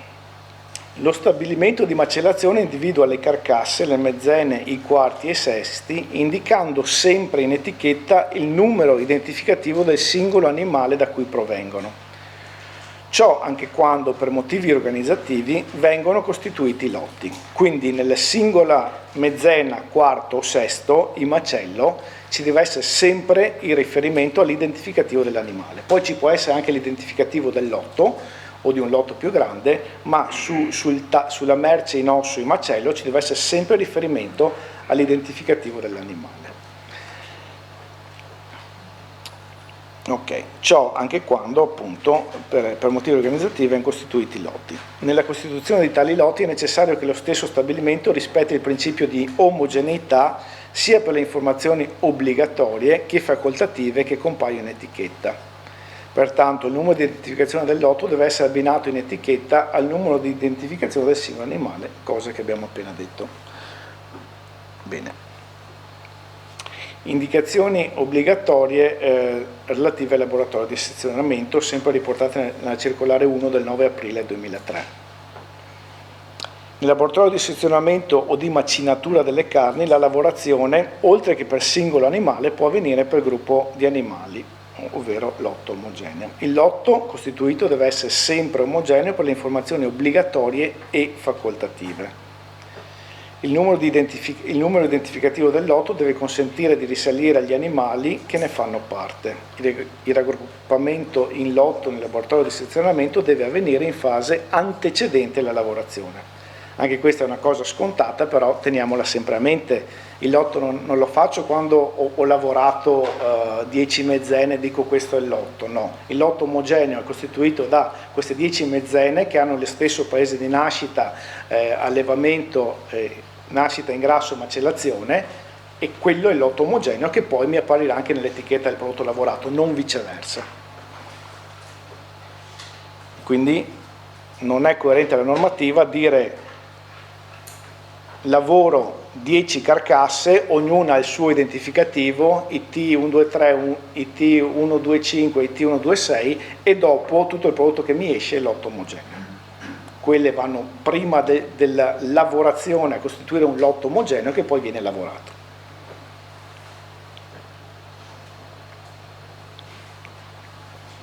La stessa procedura di costituzione del lotto indicata per il laboratorio di sezionamento va seguita dai punti vendita con reparto di macelleria che provvede al preincarto della carne.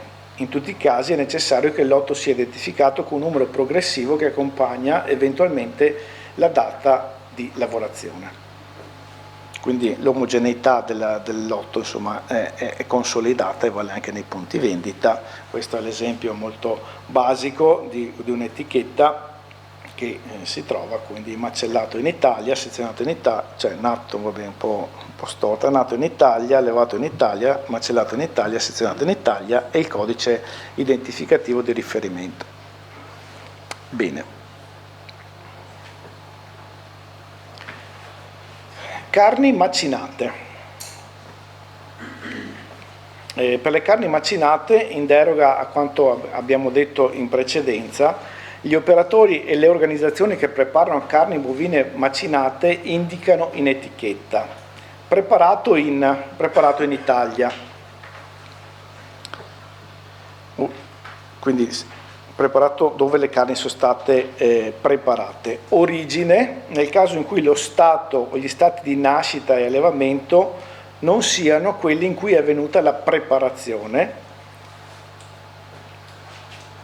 e devono riportare il paese e lo stato membro del paese terzo di macellazione. Quindi preparato in Italia,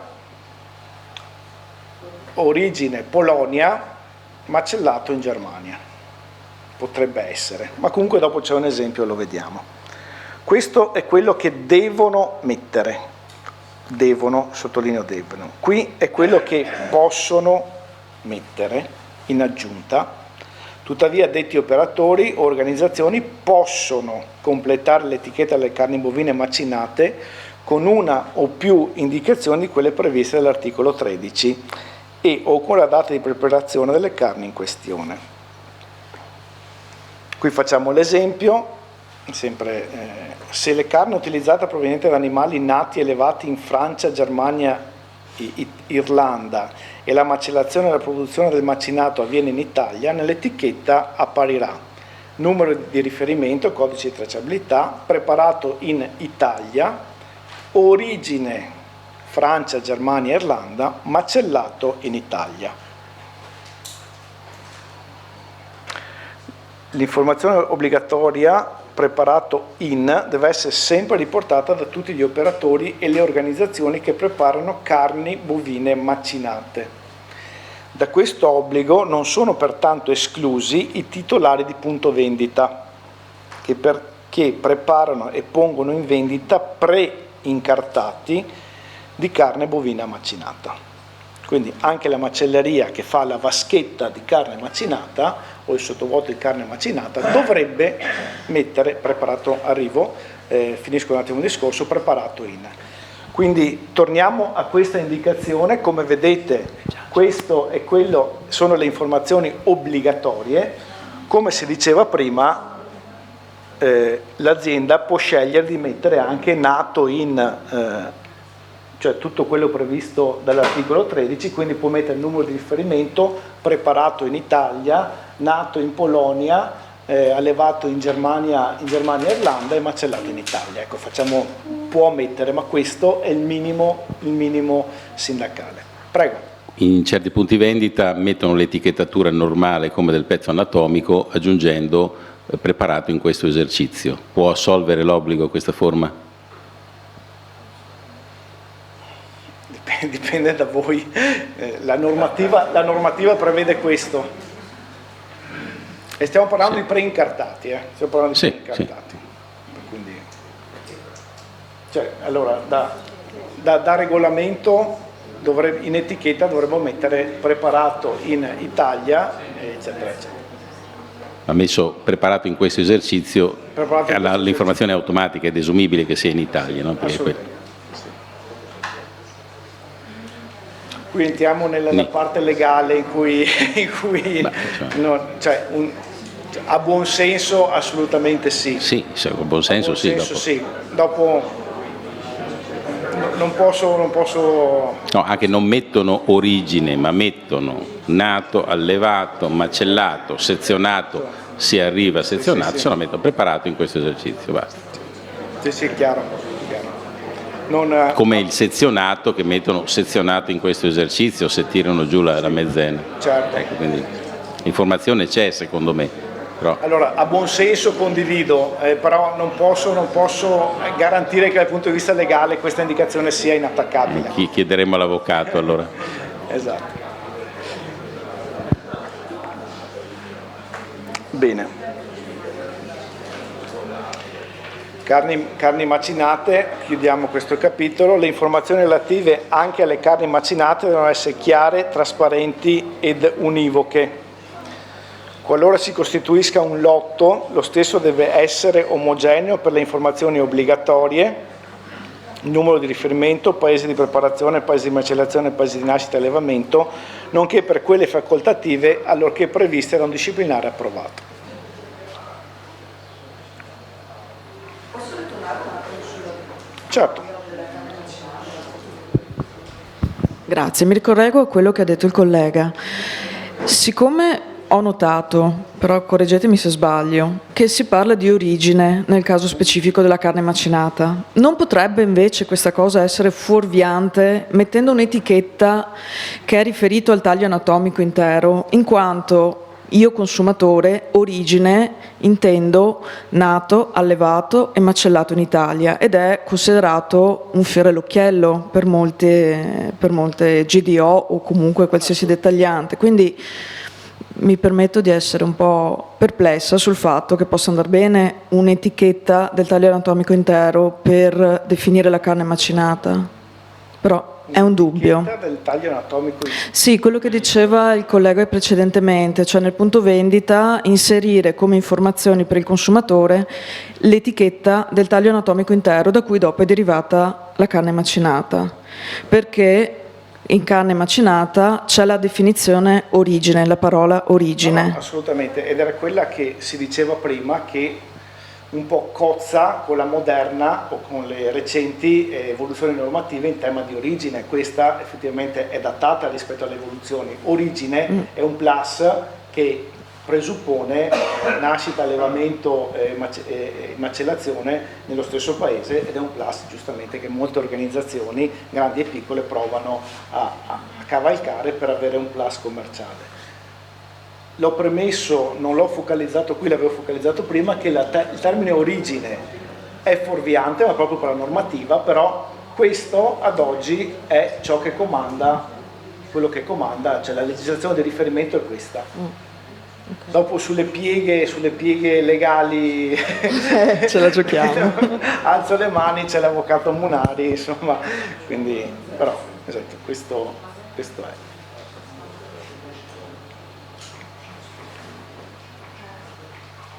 E, insomma, fate attività di ispezione e di auditing in maniera professionale, per cui, a parte che non so, vabbè, è un po' difficile capire dove magari ci può essere spazio per il buon senso o per l'interpretazione della normativa, mettendo poi, scoprendoci poi per quella che è la non corretta esecuzione del nostro compito, per cui qui sono scelte che ogni professionista calibra a fronte delle singole situazioni in cui si trova a operare. Noi, esatto, in questo corso non possiamo che dire questo è quello che la normativa prevede. Proseguirei altri massimo 10 minuti, se siete d'accordo. Va bene.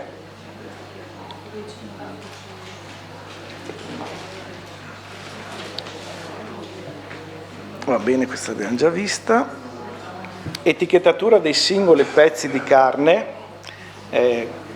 Nel caso in cui singoli pezzi di carne o confezioni di carne siano riuniti in un unico contenitore sigillato, cartone, carrelli e quant'altro, pur in presenza di informazioni obbligatorie e facoltativi comuni, l'etichetta non solo deve essere apposta sul detto contenitore, ma anche sui singoli pezzi o confezioni di carne. Chiaro che se ho il cartone con 3 girelli, 3 fese, 2 fese, eccetera, ogni singolo pezzo deve essere etichettato secondo le norme di cui stiamo trattando, non solo l'etichetta cartone.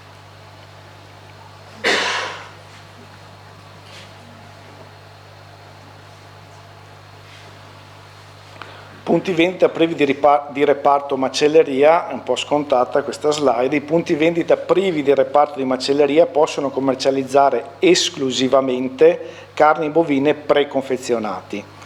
Va invece esclusa per detti punti vendita ogni possibilità di commercializzazione di carni bovine pre-incartate, sia in proprie confezioni, sia utilizzando confezioni provenienti da altri punti vendita. La palissiano, direi. Facciamo un focus su quelli che possono essere le criticità che si trovano nei vari passaggi e dopo possiamo concludere e fermarci per la pausa pranzo. Allora, rintracciabilità nei punti vendita. Fasi critiche nella lavorazione delle carni nel punto vendita con reparto di macelleria annesso. Allora, punto vendita con preparazione di confezioni pre-incartate, quindi create nel punto vendita. Le fasi critiche sono l'accettazione delle carni, l'immagazzinaggio in cella. Sapete, non è infrequente che l'operatore dice sì, togliamo le carte e cartine che dopo vado meglio a sezionare, si arriva in cella e si trova la mezzena nuda, chiaro, spesso fatto non con dolo e quant'altro, ma con piglio operativo, però chiaro che mette in difficoltà l'azienda e chi va a ispezionare l'azienda. Le fasi di lavorazione. Molto spesso lo sapete, il semilavorato viene lasciato lì, poi l'operatore va via, deve fare un'altra parte, non si sa cos'è, che l'otto sia da dove arrivi, insomma non serve che vi dica quello che si può trovare. Etichettatura del prodotto preincartato, gestione della documentazione, registro di carico-scarico e lavorazione. Punto vendita con rilascio di etichetta per produzione di carne venduta al taglio.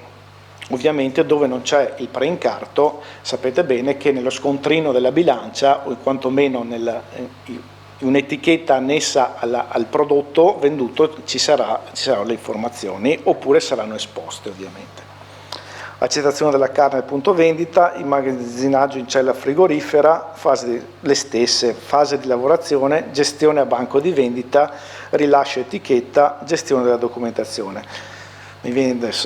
Pensando alla gestione del banco vendita, è chiaro, uno magari finisce il suo filone, l'operatore va in cella, ne prende un altro animale, lascia lì esposte le informazioni che aveva prima, che sono state finite magari da un giorno, 2, una settimana, insomma sappiamo che nei punti vendita un attimo la gestione è più artigianale, sempre precisa, sempre con buoni intenti, ma meno strutturata che nelle aziende industriali, insomma non vi dico nulla che immagino non sappiate già. Punto vendita con informazioni al consumatore esposte visibilmente per carne venduta al taglio. Anche qui accettazione della carne al punto vendita, immagazzinato in cella frigorifera come abbiamo detto prima, fase di lavorazione, gestione del banco vendita e gestione della documentazione del registro carico e scarico lavorazione. Esatto, come detto prima, ricordiamoci che tutto il materiale informativo esposto in un punto vendita che ha attinenza con la carne venduta è una etichetta, è un'informazione fornita al consumatore, sia essa obbligatoria che facoltativa. Io direi che ci possiamo fermare a questo punto e dopo riprendiamo dopo la pausa. Grazie per l'attenzione.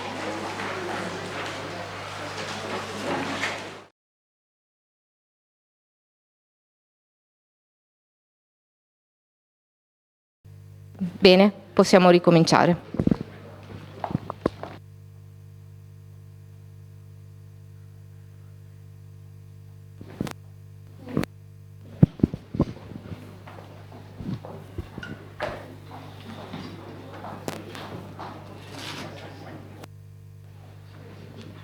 Sì, salve. Volevo approfittare per la sua presenza perché mi è capitato più volte di andare in una ditta, 1, 2, 3 ditte, sanzionarle, anche sospenderle e l'OSA, diciamo il legale rappresentante più che altro, il legale rappresentante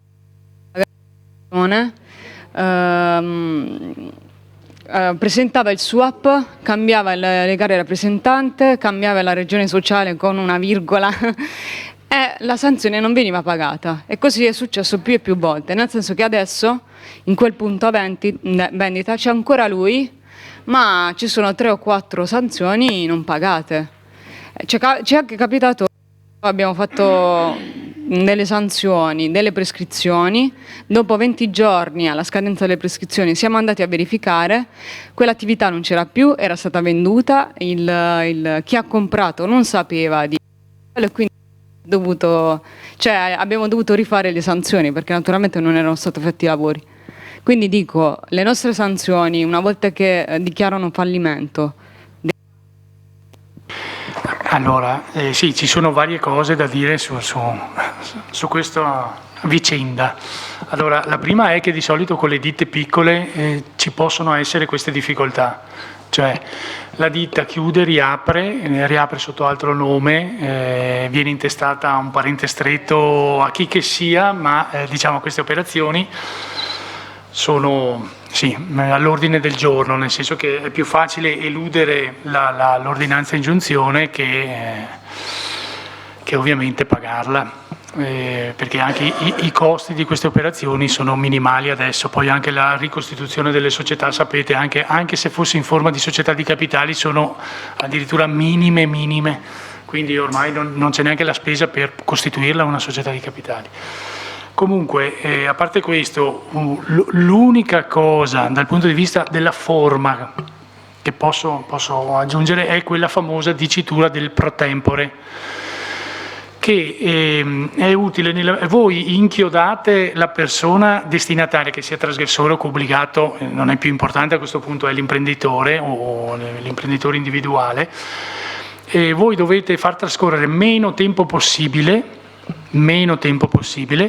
dal sopralluogo alla notifica della contestazione. Quindi a quel punto, visto che avete già mangiato la foglia a sufficienza, diciamo, la fate istantanea, cioè nel senso che lasciate all'addetto alla sede, presso la sede, direttamente il verbale di contestazione. Allora, a quella colonna in cui c'è scritto violazione della norma, adesso non so se è possibile recuperarla da qua, comunque va bene, a quella verbale di sopralluogo ci sarà, dopo lo vedrete in qualche maniera, il verbale di accertamento. Non fate altro che indicare la norma sanzionatoria e una misura in euro, le indicate, basta, se è la minima è già qualcosa, e lasciate all'addetto che c'è, che si qualificherà o avrà partecipato come da verbale al sopralluogo ma non sapeva che si sarebbe chiuso col verbale di contestazione, e voi a quel punto siete a posto, perché è vero, e qui è l'altra cosa più generale, è vero che la sanzione non si trasmette perché è personale per via del principio di penale che ci sta dietro la 689 dell'81, però è anche vero che essendo una fase amministrativa vale il principio per cui tempus regit actum, qualcuno l'avrà già sentito nominare, per cui l'atto è buono se nel momento in cui io l'ho perfezionato, è perfetto. Era lui legale rappresentante nel momento in cui ho fatto la verifica e ho notificato? Sì. Lui rimane responsabile della trasgressione, quindi della violazione, e anche pecuniariamente risponderà. Non importa che la ditta si sia estinta, perché poi continuerà in capo a lui questa operazione, che praticamente lui pagherà in quanto era legale rappresentante al momento del fatto. E il famoso pro tempore vi salva sempre in avanti e indietro nel tempo, cioè per il tempo in cui, e poi lo utilizzate e lo calate nella realtà della vostra notificazione. Io mi sento di rispondere così perché effettivamente non ci sono soluzioni magiche, però insomma se è già più di una volta che l'operazione è andata a buon fine per l'azienda, direi di prendere insomma le contromisure e diciamo andare lì con tutto l'incartamento, tanto si sa che cosa c'è, che cosa si trova, se del caso si chiude direttamente il verbale e si notifica a mani, non c'è neanche il bisogno di andare in ufficio e fare la PEC, a mani direttamente. Ecco, uno dei casi che pensavo non esistesse più c'è. Niente.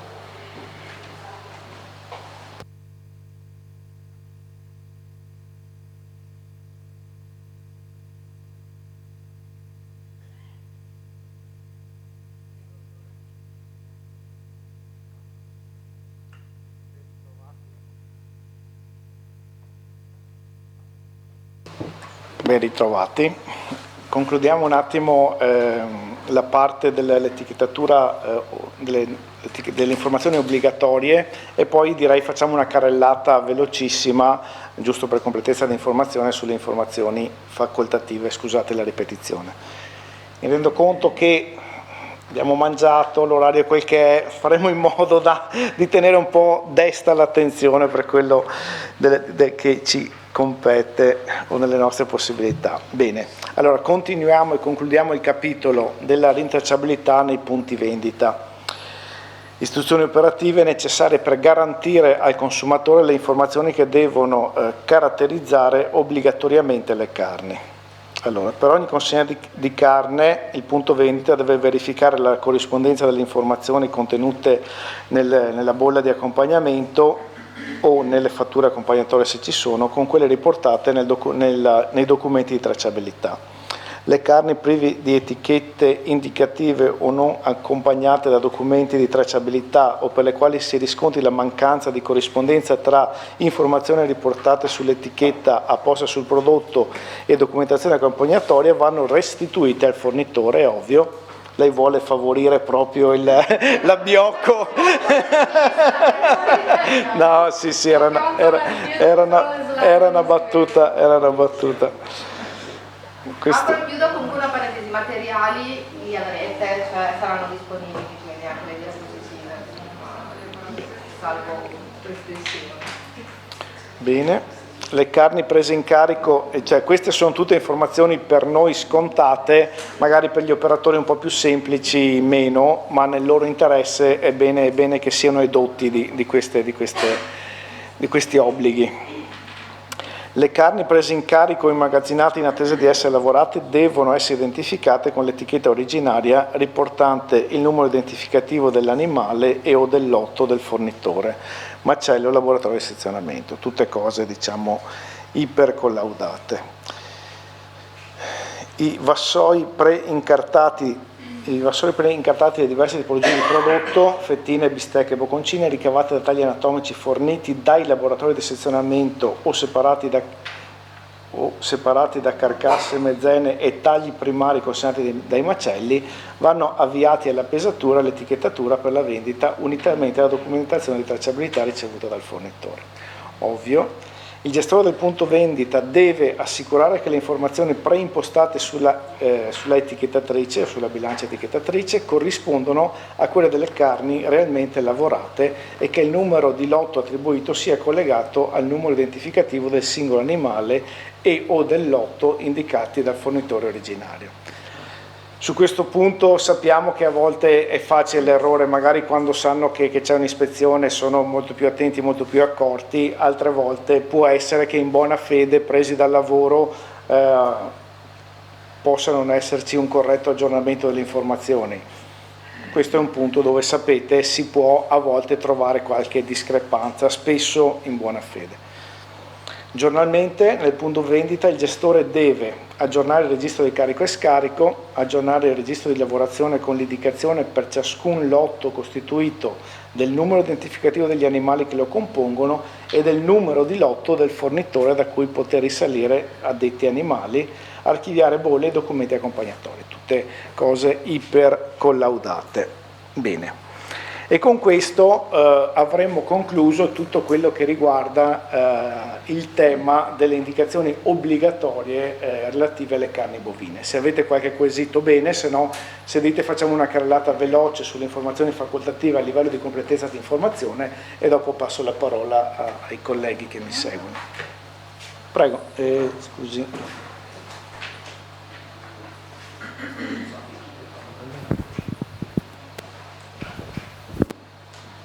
Solo una domanda al punto 2. Sì. Le carni vanno restituite al fornitore. Sì. In che senso?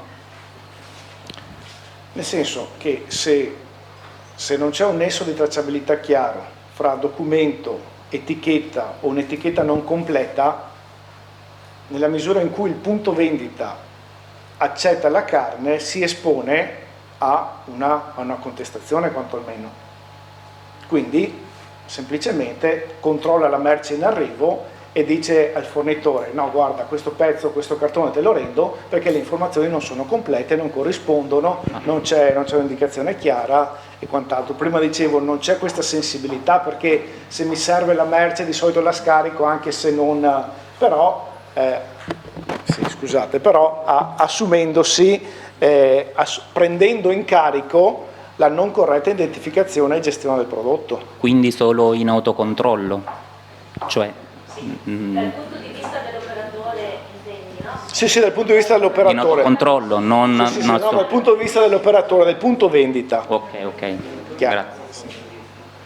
Dopo se in quell'esatto momento lì arriva uno di voi e trova la deviazione, gliela fa presente, se ne assumere onori e oneri. Quando la presa in carico l'ha accettata è sua. Bene.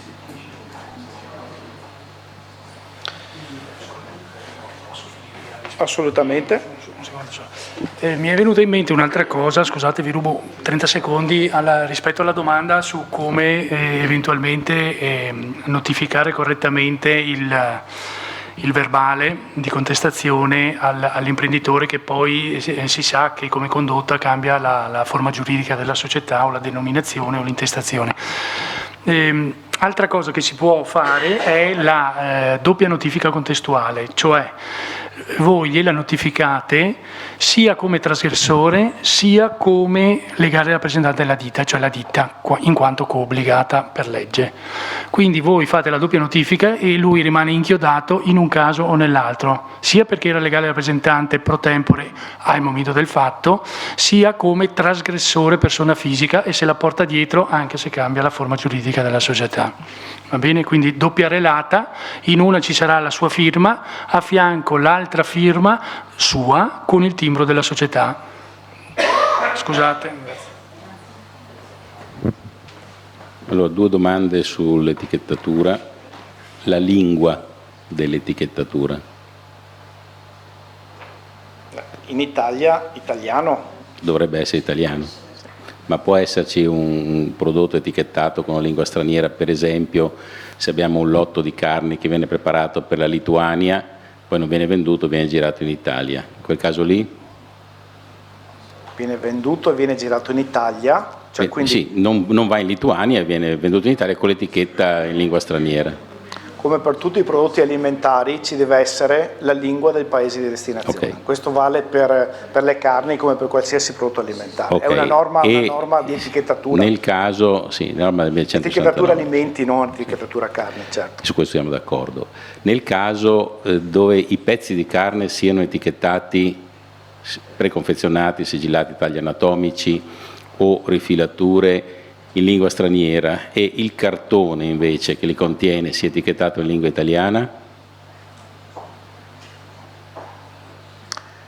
Questa è una bella... Cosa è successo? Non è che me li inventi adesso. No, è chiaro, è successo, sì, succede. Chiaramente il distributore, l'azienda dice io non sto ad aprire il cartone, a rietichettare i pezzi sottovuoto che sono dentro al cartone. Rietichetta il cartone. Rietichetto il cartone. Però dopo tira fuori i pezzi, capito? Oltretutto. Invece abbiamo parlato stamattina delle indicazioni messe dalla bilancia. Sì. Pesa prezza, insomma, con le indicazioni. Quelle indicazioni lì comunque dovrebbero essere disponibili anche prima della posizione di questa etichetta sul banco? No, infatti possono essere disponibili sul banco o devono. Possono o devono? Allora, devono arrivare al consumatore. Quindi la macelleria, facciamo i casi. La macelleria che non ha nessuna indicazione, cioè ha il suo registro di tracciabilità. Sì. Ha il suo registro di tracciabilità e si prende l'onere di non esporre la cosa, imposterà sulla sua peso prezzatrice tutte le informazioni che la normativa richiede. Caso molto raro e complesso. Però questo arriva al consumatore quando paga, non quando sceglie. È compatibile questo? No, allora non sono legale, ma ragioniamo che un consumatore prenda la vaschetta preconfezionata. No, preconfezionata. No. Parliamo della carne al taglio. No, sto seguendo il suo ragionamento per confrontarci sul momento in cui il consumatore diventa edotto delle informazioni di ciò che acquista. Nel momento in cui prende il preconfezionato, la gira, vede le informazioni, si può riporla, lei dice, nella misura in cui... No, io parlo della carne al banco, al taglio, servizio assistito. No, è chiaro. Gli fa il cartoccio e poi gli mette l'etichetta, però un'etichettatura deve essere esposta prima in quei casi lì, deve essere disponibile. Allora, questa ripeto, non sono legale ma ragiono con voi. Allora, normalmente, come sapete, le informazioni sono esposte, però la normativa dice che sono informazioni che io devo fornire al consumatore. Quindi se io le fornisco anche col peso prezzo, io non ravvedo una carenza. Però, ripeto, è la mia considerazione, anche perché questa eccezione di cui stiamo parlando è estremamente rara. Le macellerie, i punti vendita in genere, per non star lì a cambiare continuamente lotto e codici bilancia, espongono le informazioni obbligatorie e se ci sono facoltative al consumatore, e l'etichetta peso-prezzo è neutra, senza nessuna informazione aggiuntiva, per cui stiamo parlando di un caso più teorico che reale, e vi sto in realtà portando la mia considerazione. Non c'è un testo nella normativa in cui dice di etichetta, quindi arrivate voi, c'è Gobbi che ha incartata una fiorentina con l'etichetta 20 euro al chilo, quelli che sono nato in Italia, allevato in Italia, macellato in Italia, sezionato o sezionato niente sezionato perché gli è arrivata la merce in osso, dove potremmo intravedere se non c'è l'indicazione, può darsi che io abbia chiesto una fiorentina di Rubbia Gallega prima e mi hanno detto sì, è Rubbia, la prenda tranquillamente, e dopo invece c'è l'indicazione diversa. Cioè, se io non ho l'indicazione al momento della scelta, ma quando l'ho già acquistata e la sto pagando, non è la stessa cosa.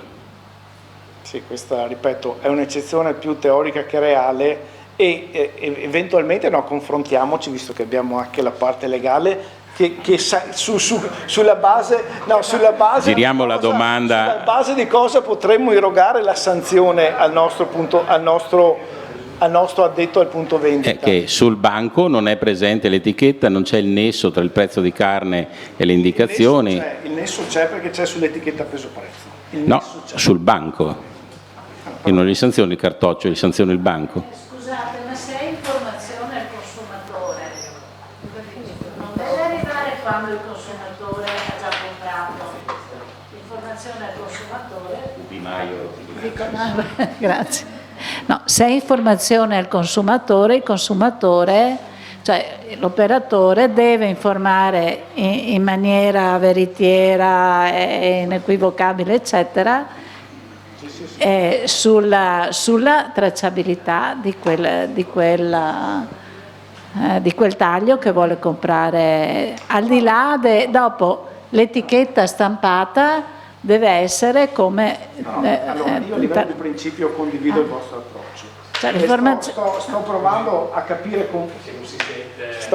capire con voi, nella misura in cui un punto vendita ha tutti i documenti a posto, ha la tracciabilità a posto, ha registrato quello che ha sul banco vendita, magari informa anche verbalmente il consumatore che è nato in Italia e macellato in Italia, e poi sull'etichetta ci sono tutte le informazioni, compresa la rintracciabilità, a fronte di cosa potremmo dire che è carente rispetto alla normativa, ma non ho una risposta. Sto ragionando a voce alta con voi, non ho una risposta su questo. No, ma l'informazione al consumatore, il consumatore chiede perché magari non è esposto vicino al taglio che deve essere acquistato, però il nesso da qualche parte deve comparire. Di solito c'è lotto numero 1 e lotto numero 1 appeso con tutte le informazioni. Sì, c'è l'etichetta di con tutte le solito, informazioni. se non c'è, l'operatore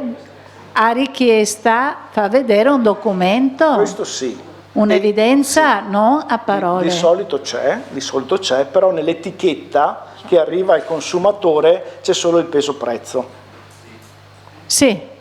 Quindi, guarda, ripeto, non ho una risposta. Quindi, allora, chiaro che se non ci sono e non ci sono sull'etichetta, siamo tutti d'accordo. Se ci sono e ci sono sull'etichetta, siamo tutti d'accordo.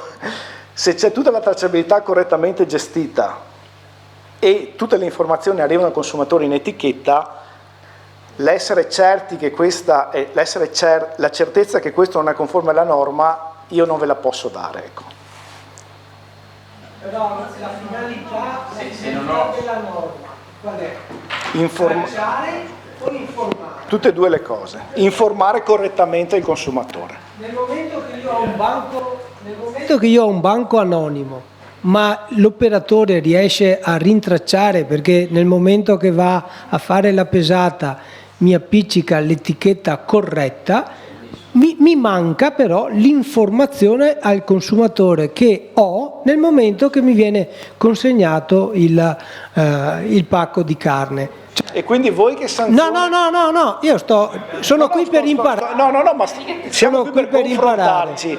E quindi, se la finalità di questo complesso normativo è garantire la tracciabilità, e abbiamo visto che l'operatore riesce a farlo, ma anche informare il consumatore che può scegliere se prendersi l'Angus o se prendersi a pezzata nera, ok? E solo se ho esposto un'etichetta o un'informazione riesco a farlo. È carente, dal mio punto di vista, di un'informazione. Poi che sia sanzionabile o cosa, Sì, ma diciamo che la garantisce la tracciabilità. In realtà stiamo discutendo, ma ripeto, io non ho una risposta sul momento in cui al consumatore arriva l'informazione. In ogni caso, se prima o dopo l'atto dell'acquisto. Stiamo proprio disquisendo su questo aspetto.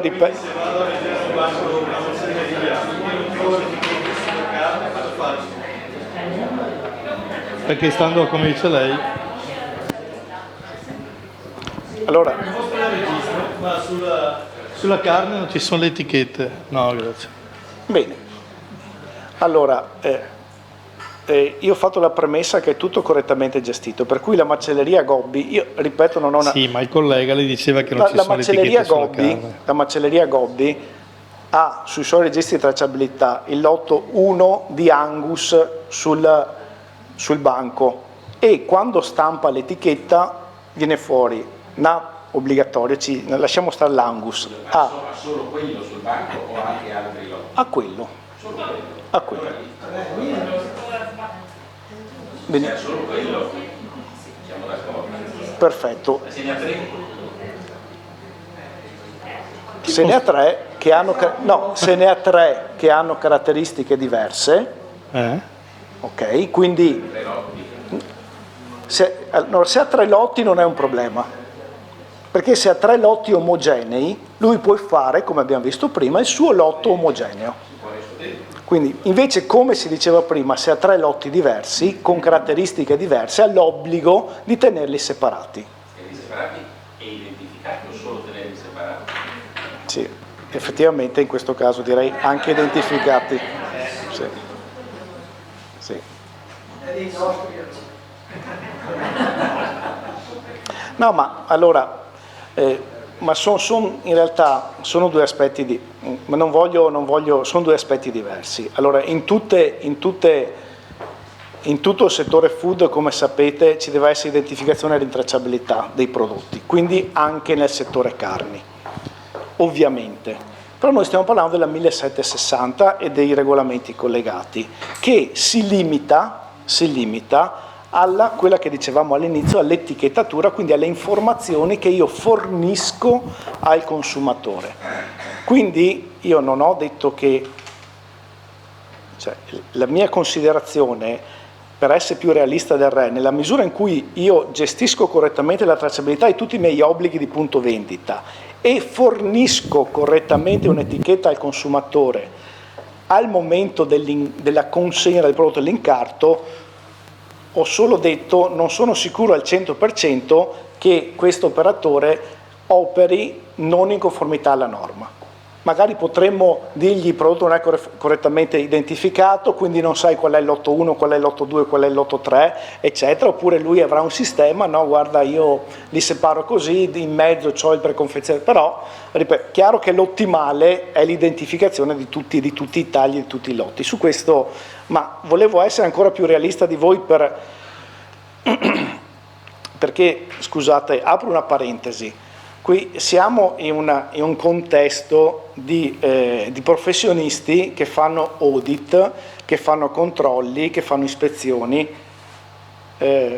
Tuttavia mi capita spesso, capita nella mia vita professionale, di mettermi anche o di essere dalla parte delle aziende.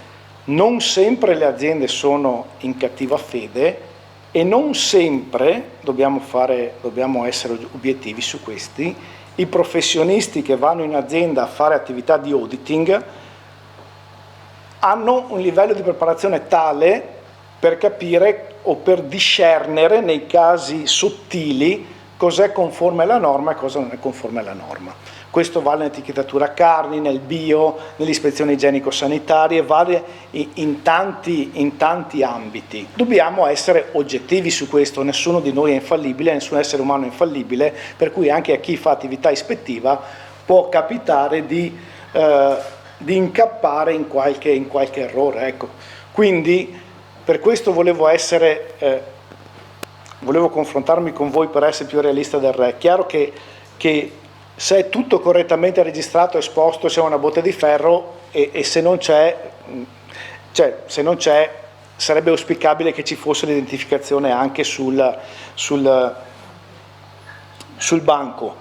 Ma se noi partiamo per assodato, no, tu non sei conforme alla norma e lui ci dimostra o è in grado di dimostrare che ha un singolo lotto e che il lotto che appare nell'etichetta che fornisce al consumatore è lo stesso dei suoi documenti di rintracciabilità, a fronte del 1760 dire non c'è la correttezza dell'informazione al consumatore non sarei sicuro al 100% di poterlo sostenere. Era solo un essere più realista del re, non... Quanti lotti hai in sella? Cosa? Il consumatore non posso sapere quanti lotti hai in sella. Quindi il fatto che lui mi dica avevo un lotto solo e te l'ho etichettato, a me... No, questo è un altro discorso. No, Questo... è lo stesso discorso, l'etichetta va esposta, il consumatore non deve chiedere al macellaio. No, certo. Diciamo che il consumatore va correttamente informato a fronte della 1760. Esatto. Quindi... Deve essere informato con l'etichetta esposta. Dopo si può discutere, nessuno va lì per massacrare il macellaio. No, ma questo ma è chiaro. non esiste che debba andare lì e mi dice tanto è il lotto solo. Io cosa ne so? Non so neanche il veterinario finché non entri in cella, come faccio a saperlo io consumatore?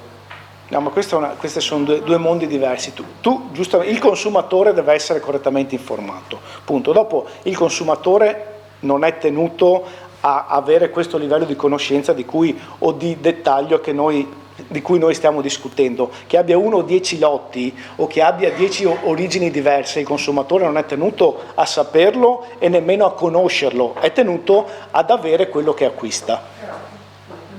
Sì, però sarebbe l'ipotesi che io consumatore... Mi potete gentilmente passare il microfono? Mi rendo conto che è un po' un appello, però così però aspettate, ascolto tutti. Allora partiamo dall'assunto che l'identificare con esposizione delle caratteristiche sul banco eccetera è sicuramente la via maestra, il desiderata e la best practice da tutti i punti di vista. Stiamo solo discutendo in casi specifici e particolari, come quello dell'esempio scolastico che stiamo facendo, se ci può essere, ma condividendo la cosa, una reale carenza a fronte del 1700 dei regolamenti o meno. È questo l'oggetto del confronto, non dire che non deve essere identificata la carne esposta al consumatore, giusto per non perderci nei meandri. Prego. Ok.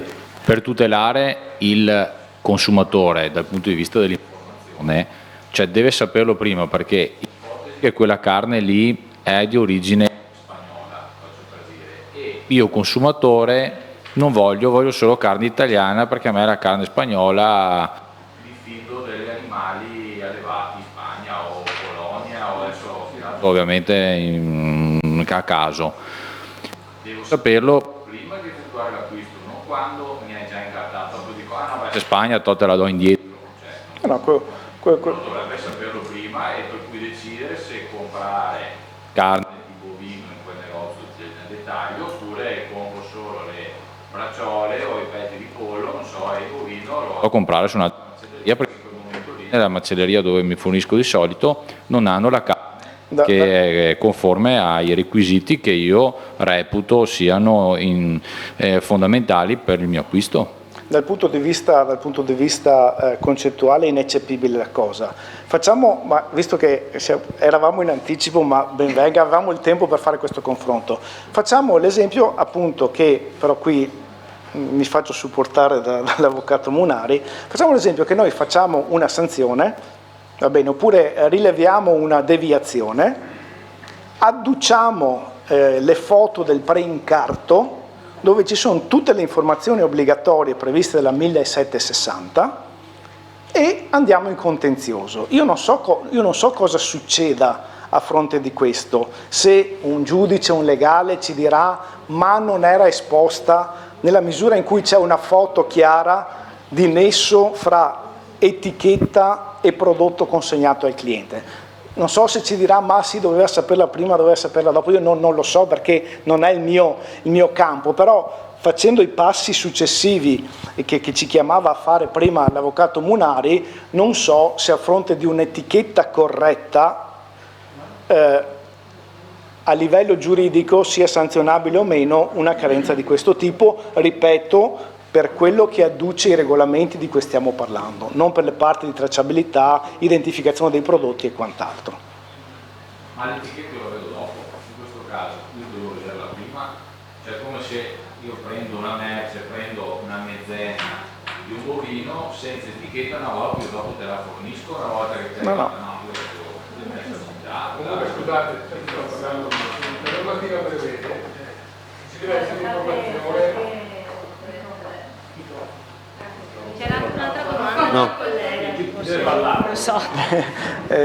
Seconda fila a destra. Seconda fila a destra. Dunque, la normativa prevede che ci sia l'informazione al consumatore finale, ma ci dice anche che l'informazione può essere data o esposta o in etichetta sul pre-incarto oppure con la bilancia, con l'etichetta nella bilancia. Ok? Non mi dice il momento che l'etichetta deve essere esposta. Quindi, se un macellaio, che non mi è mai capitato in più di 10 anni di controlli che un macellaio mi rilasci un'etichetta con la bilancia, perché è fantascienza, quando andrete in macelleria vi accorgerete queste cose qua. Quindi io adesso come adesso cavillerei poco su queste cose qua, perché vi troverete di fronte, una volta che sarete agenti accertatori, di cose peggiori e quindi vedremo più tardi di cosa stiamo parlando. Quindi vi ripeto, se un consumatore non vede niente appeso, può dire al macellaio cosa vendi, cosa non vendi, o nel momento in cui gli rilascia l'etichetta sulla confezione prima di pagare la controlla e se non gli va bene gli lascia là. Perché, come dice il dottor Gobbi, se io vado a un contenzioso e porto tutta la documentazione, non mi daranno mai una sanzione, perché io sono tutto in regola, avevo un unico lotto, dopo sono d'accordo col collega che mi dice che se ha più lotti dentro alla cella, quello è un altro paio di maniche. Se siamo lotto unico e anche L'accertamento lo facciamo sul banco, non sul cartone. l'accertamento, noi dobbiamo garantire il nesso tra le carni, quindi l'accertamento lo facciamo in cella, lo facciamo al banco e in qualsiasi parte dove è esposta l'indicazione della tracciabilità e delle cose, ok? Quindi se è un unico lotto è facile, se ha più lotti e non me li identifica nel banco frigo è un altro paio di maniche. Tutto qua. Io ho fatto 2 corsi di etichettatura prima di questo. Pardon? Ma non mi risulta. L'etichetta deve essere presente, come dice lei. Ha una voce forte oggi, c'ho l'influenza. L'etichetta deve essere esposta sulla carne, sul totem, come dice lei, o posta con la bilancia. Ma prima devo sapere cosa sto comprando, perché se io compro una macchina e 1 o 2 targhe me ne attacca una a caso, può essere che non sia la targa giusta? Certo, però adesso stiamo cavillando su una parte che bisogna verificare, perché ripeto, la normativa non mi dice che posso metterla sia così che così che così. Ma il consumatore come fa allora? È il consumatore. Perché noi andiamo anche in aiuto al consumatore in questo caso? Se volete applicare il 1169 è un altro paio di maniche. Qua stiamo applicando il 1760 per etichettatura. Ok. Che dopo sarà anche che si spieghi. No, grazie, insomma, sì, un attimo.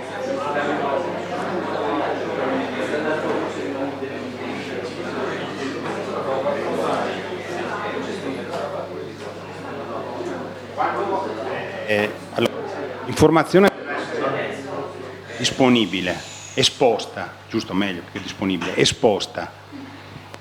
In alcuni casi mi è capitato di vedere che non era presente sul banco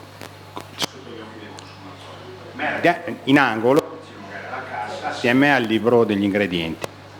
Il fatto che ci sia un cartello dove sia indicato in corrispondenza del pezzettino di banco vendita delle carni, perché ormai le macellerie sono ridotte all'osso nel vero senso della parola, e la gran parte sono gastronomie o fanno tutt'altro.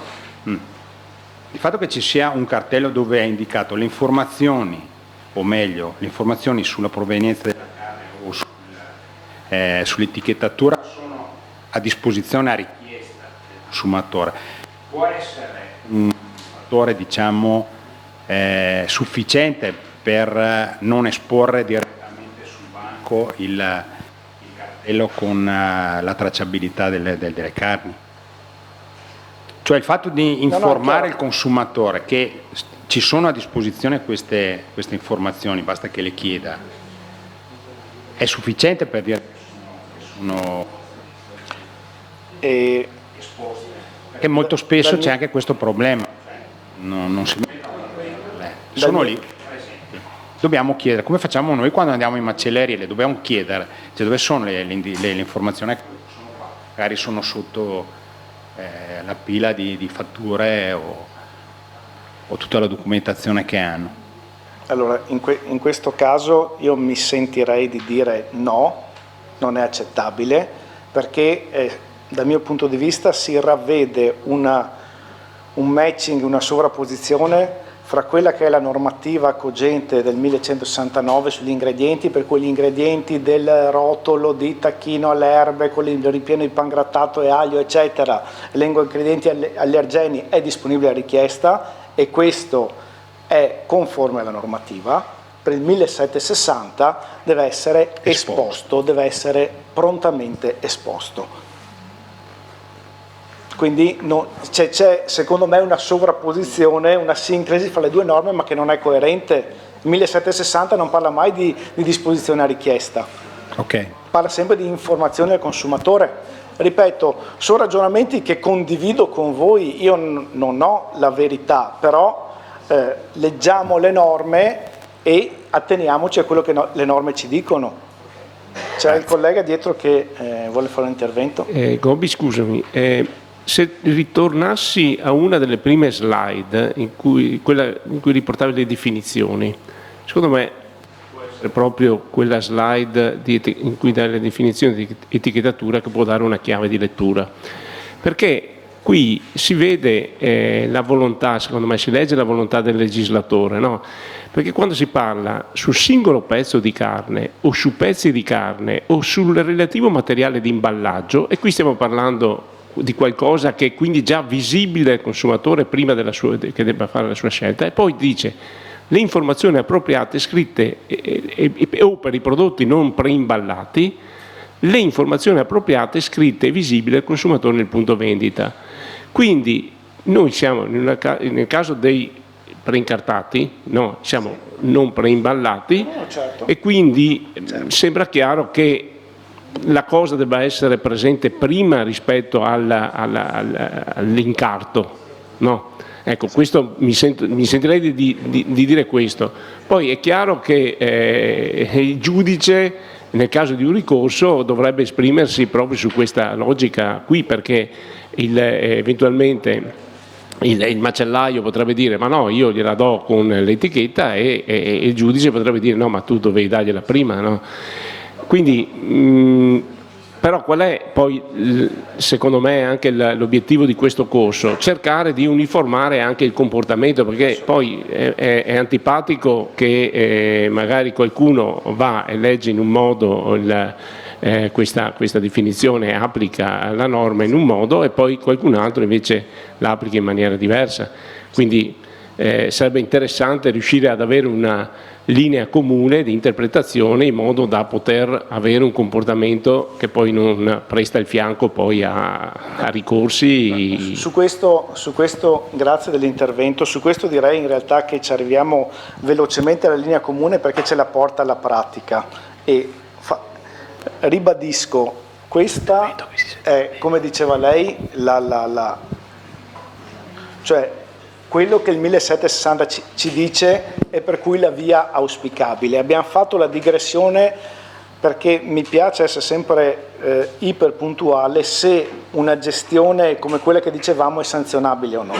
Però per rispondere per la linea comune ce la porta alla pratica, così rispondiamo all'intervento, perché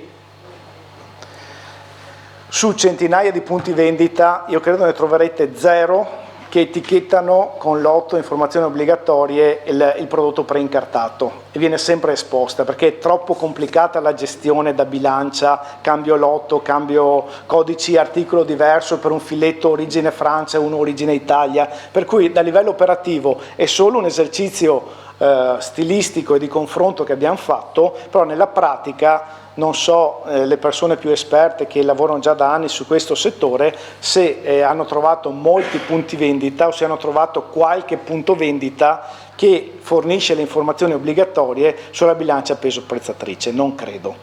Per cui sono sempre esposte e mai stampate con la peso prezzo, giusto?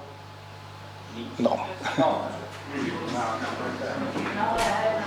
C'è qualche il GDO che sta attuando le stesse metodiche che usa quando fa i preincarti, cioè di solito arriva Sì? taglio. No, quello è vero. con il Stavo parlando lotto. di macelleria, Utilizzano, no, catene GDO. quello che usano, la stampatrice che usano per fare il preincarto, è lo stesso sistema, lo usano sulla bilancia, per cui hanno il pezzo esposto, sanno che c'è lo scarico di quel taglio anatomico, impostano il codice e automaticamente, finché non arrivano al peso, prezzano lo scammone piuttosto che la noce, ecco. Però sono poche, ecco. Va bene, quindi io direi... Perché secondo me più che altro è un controllo anche loro interno, per sapere quanta carne entra al punto vendita e quanta ne esce dal banco. Ma perché sono strutturate così? Hanno il gestionale dietro che supporta sì, perché il personale non è... Sparano il barcode e le quantità in ingresso, la bilancia in cassa scarica i lotti ed è tutto un sistema strutturato in automatico che non potrebbe essere diverso su una GDO organizzata. Sulla macelleria ovviamente ci sono altre tecniche. Quindi non voglio, se decidiamo di allinearci, io credo che il buon senso, anzi la cosa più garantista da tutti i punti di vista sia pretendiamo l'informazione deve essere esposta al consumatore, come abbiamo sempre detto. Questo, ma non voglio contraddire quello che dicevo, rimango sempre dell'idea che non sono sicuro che sia sanzionabile una sottocasistica di questa cosa qui, però se dobbiamo allinearci, come avviene nel 99,9% dei casi, le informazioni obbligatorie devono essere esposte al consumatore o col cartellino o col totem grande o con qualsiasi sistema che ogni punto vendita ha, ma devono essere esposte al consumatore come prevede la 1760. L'accezione mia, l'avete capito, spero abbiate capito il senso della mia accezione di prima. Ci sono altre domande? Facciamo una non so coi tempi a che punto siamo, se dite facciamo... Cosa è successo? Ancora un'oretta. Sì, no, ce la facciamo, solo che qui si è staccato qualcosa. Ha abbandonato anche... No, direi di no.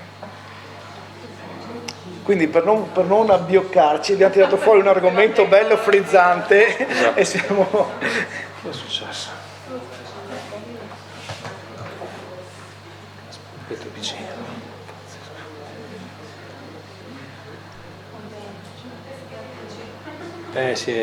Si aspetta. Forse è schiacciato qui.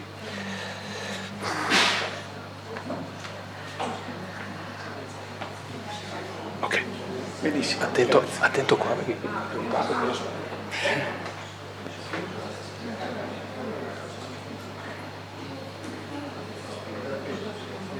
benissimo. Allora, facciamo una carrellata veloce sulle informazioni facoltative, anche se non sono oggetto del corso, ma riteniamo insomma possano essere interessanti. L'articolo 16 del 1760 cita: per le etichette contenenti indicazioni diverse da quelle previste dalla sezione 1 del titolo, eccetera, le obbligatorie, per capirci, ciascun operatore o ciascuna organizzazione sottopone per approvazione un disciplinare all'autorità competente dello Stato membro in cui ha luogo la produzione o la commercializzazione delle carni bovine in questione. Quindi in Italia i disciplinari di etichettatura delle carni bovine depositati o approvati dal MASAF. Ok, siamo nella sezione 2.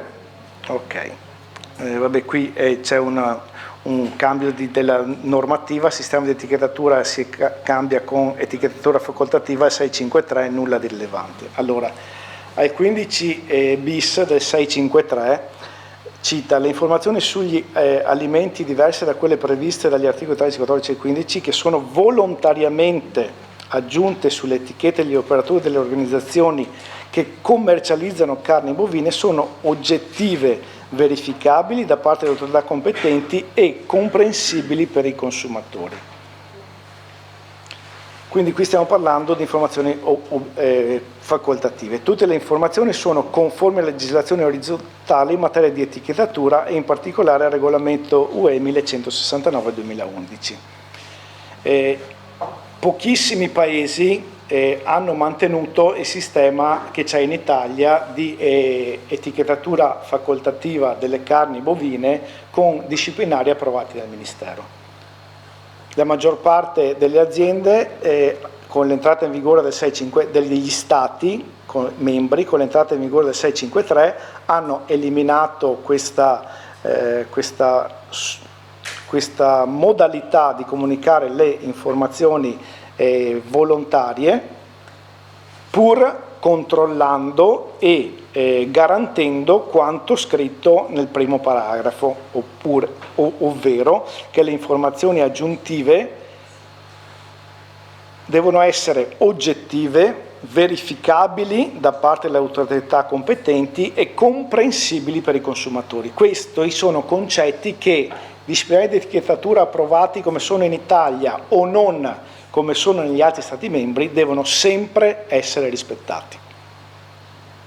Quindi nella misura in cui una macelleria francese dice bovino nato in Francia, allevato in Francia, macellato in Francia, destinato in Francia, allevato senza uso di antibiotici negli ultimi 4 mesi, deve essere in grado, l'organizzazione, la macelleria, tutti gli attori della filiera devono essere in grado di garantire l'oggettività, la verificabilità e la correttezza, la tracciabilità di tutte le informazioni, dal bovino, dall'allevamento fino all'etichetta, all'informazione fornita al consumatore. Bene. Qualora articolo 15 bis, qualora gli operatori e le organizzazioni che commercializzano carni bovine non rispettano gli obblighi di cui è il primo e il secondo comma che abbiamo appena letto, l'autorità competente applica le sanzioni, conformemente all'articolo 22. In Italia il DM 876, come sapete, del 2015 ha reso obbligatorio, come era per il 1760, la gestione, ha reso obbligatoria la gestione delle informazioni volontarie / facoltative con disciplinari di etichettatura approvati dal Ministero e controllati dagli organismi di certificazione abilitati dal Ministero. Come sapete, il Ministero su queste informazioni facoltative non attua in prima persona le attività di controllo, delega gli organismi di certificazione su mandato del Ministero. Quindi non diventano più norme volontarie, diventa un incarico ministeriale dell'organismo di certificazione. Bene, qui ci sono un po' di definizioni che abbiamo già visto prima, nulla di nuovo. Ricordiamoci che l'etichettatura facoltativa prevista dal decreto non si applica ai prodotti che fanno capo a regime di qualità, quali DOP, IGP e STG, ai prodotti che afferiscono a sistemi qualità, tipo sistema qualità benessere, l'SQNZ, sistema qualità nazionale, e all'agricoltura biologica, perché le norme che coprono questi prodotti ottemperano anche a quanto previsto dalle informazioni facoltative previste. Va bene. Qui è solo una disamina che tutte le informazioni devono essere verificabili, ci deve essere la rintracciabilità, per cui non c'è niente che non abbiamo già visto per le obbligatorie, per cui non mi soffermerei.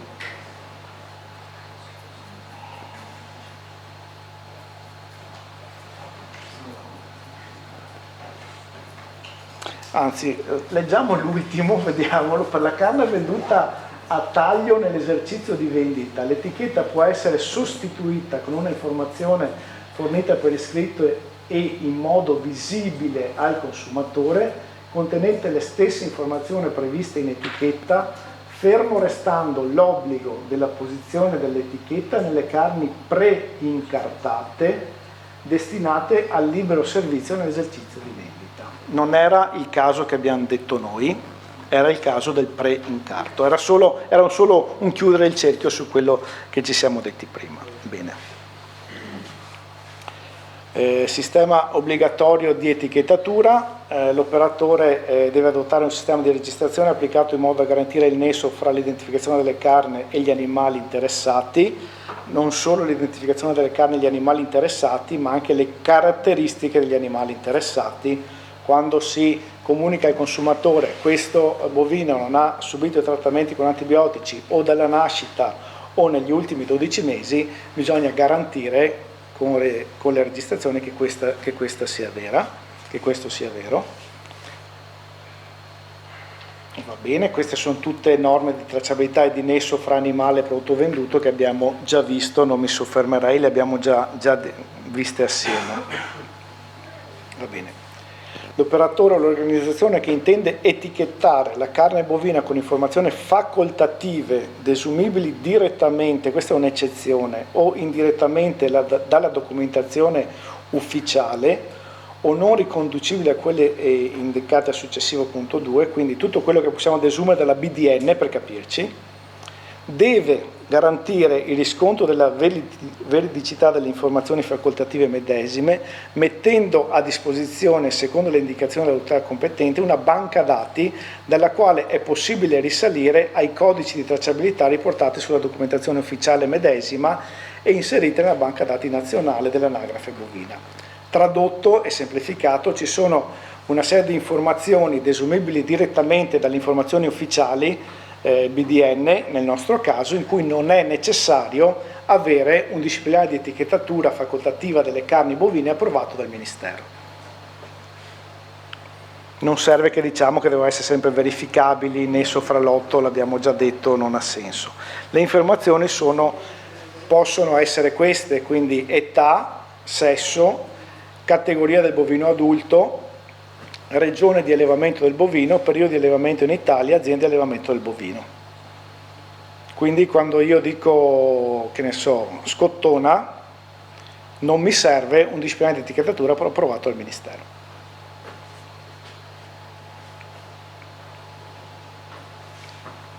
Vabbè, sulla categoria del bovino adulto credo che siamo già tutti sul pezzo, però insomma le tabelle di classificazione dei bovini le conosciamo, quindi non mi soffermerei su questo punto. Ok, differenza fra bovino adulto, vitello e vitellone la conosciamo. Bovino adulto, bovino di età maggiore di 12 mesi, vitello fra i 0 e gli 8 mesi classificato come V e vitellone fra gli 8 e i 12 mesi classificato come Z. Ok.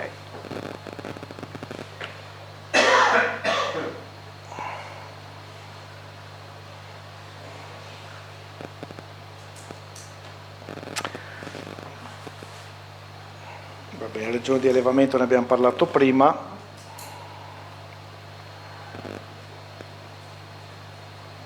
Ecco, sulle informazioni invece, sulle informazioni facoltative, spero di rispondervi al quesito se un animale allevato per 4 giorni in Italia può essere etichettato come allevato in Italia.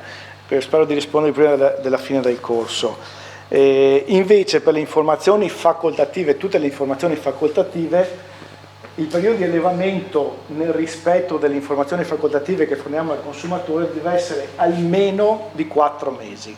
Io non posso dire allevato senza uso di antibiotici per 1 mese o alimentato con alimenti non OGM per 1 mese, deve essere almeno di 4 mesi e lo devo specificare in etichetta questo periodo. Quindi se dico con alimentazione non OGM, scusate, devo dire negli ultimi 4 mesi o per un periodo diverso o se riesco dalla nascita.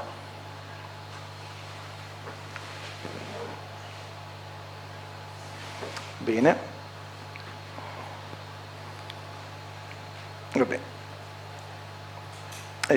Ovviamente dove ci sono informazioni facoltative non desumibili direttamente dalla documentazione ufficiale va predisposto un disciplinare che viene approvato dal Ministero. Alcune delle informazioni che si possono trovare facoltative sono queste: sistema di allevamento, razione alimentare, quindi con OGM, senza OGM, con omega, senza omega, con silomais, senza silomais e quant'altro, e quant'altro, l'assenza di trattamenti con antibiotici in un periodo definito o dalla nascita, il benessere animale, la razza o il tipo genetico, periodo di frollatura delle carni e chi più ne ha più ne metta. Ovvio che tutto, qualsiasi informazione deve essere presente in un disciplinare approvato. Alcuni di voi potrebbero dirci o potrebbero considerare perché la razza e il tipo genetico che sono indicati in BDN rientrano nelle informazioni gestite da un disciplinare di etichettatura approvato dal Ministero? Perché noi che siamo sul campo, dico tutti noi, voi, organismi di certificazione e quant'altro, il Ministero stesso si è accorto, qui non so se si può dire in mondovisione, che a volte c'è qualche errore, ecco, diciamo, o non sono corrette, quindi sono informazioni spesso che creano un valore aggiunto importante sul prodotto venduto al consumatore, che rientrano in un sistema di controllo, diciamo, rinforzato e sotto l'egidia e il cappello di un disciplinare di etichettatura e del relativo sistema dei controlli. Va bene?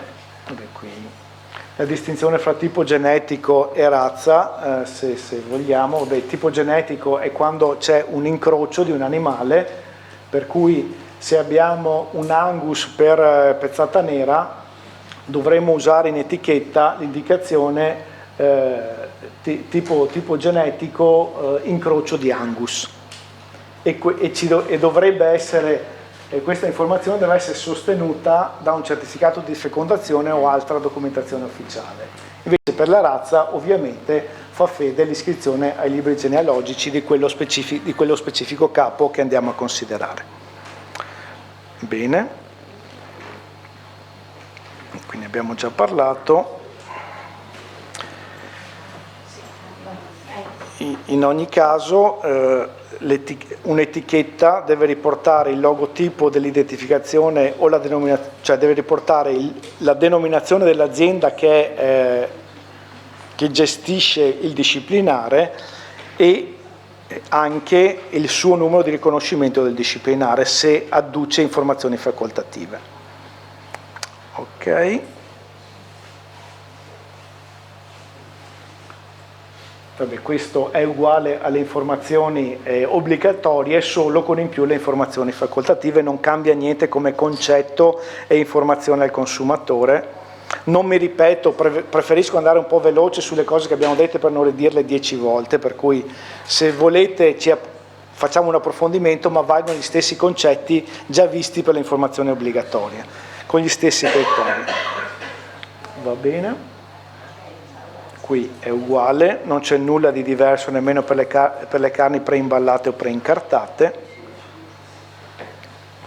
Ok, quello che dicevo a qualcuno, non so se in pausa pranzo, questo ci tengo a sottolinearlo che è importante, le carni bovine etichettate con le informazioni facoltative riportate dall'articolo 10 in un altro Stato membro dell'UE e destinate al consumo immediato da parte del consumatore finale hanno libera circolazione nel territorio italiano, a condizione che nell'etichetta originaria siano apposte le informazioni obbligatorie e che eventuali informazioni facoltative siano apposte conformemente al regolamento 1760. Quindi il tedesco che vende in Italia o l'olandese che vende in Italia può portare in etichetta informazioni facoltative senza avere un disciplinare registrato presso il Ministero, pur sempre garantendo la veridicità, la tracciabilità e il nesso fra carne venduta e animali di origine. Va bene? Anche le immagini o le dichiarazioni sono considerate comunicazione al consumatore. Per cui io che espongo un bel cartello con gli animali al pascolo che brucano l'erbetta verde, è un'informazione fuorviante se sto vendendo carne di animali allevati su grigliato o, insomma, o da allevamento classico che c'è in Veneto. Quindi non è ammissibile l'uso di immagini che richiamano l'origine nazionale o suggeriscono particolari ambienti di allevamento, esempio montagne innevate con animali al pascolo, eccetera. Però queste sono norme ormai trasversali a tutto il mondo food, per cui non posso nemmeno dire sì con i mirtilli o insomma non posso addurre neanche negli altri alimenti, però a maggior ragione sulle carni bovine. Bene. Non sono ammessi, a parte cioè cosa può esserci nell'etichetta di una carne bovina con informazioni obbligatorie e facoltative, oltre a quello che abbiamo già detto. Allora, le informazioni obbligatorie ne abbiamo parlato, le facoltative ne abbiamo parlato, l'identificazione dell'organizzazione ne abbiamo parlato. Ci può essere la denominazione dell'organizzazione purché non tragga in inganno il consumatore sulle caratteristiche della carne. Quindi l'azienda Pascoli Verdi, cioè non so, è un nome di fantasia, non so se ci sia davvero. Esiste? Va bene, ecco, l'ho detto così, va bene. Insomma, l'azienda Pascoli Verdi, insomma, che vende carne bovina non pascolata al verde, ecco, diciamo così, un ragionamento ci si fa. Non sappiamo, io non ho elementi per dire se c'è una non conformità alla normativa, però la normativa vieterebbe qualsiasi informazione anche di logotipo di ragione sociale che può trarre in inganno il consumatore.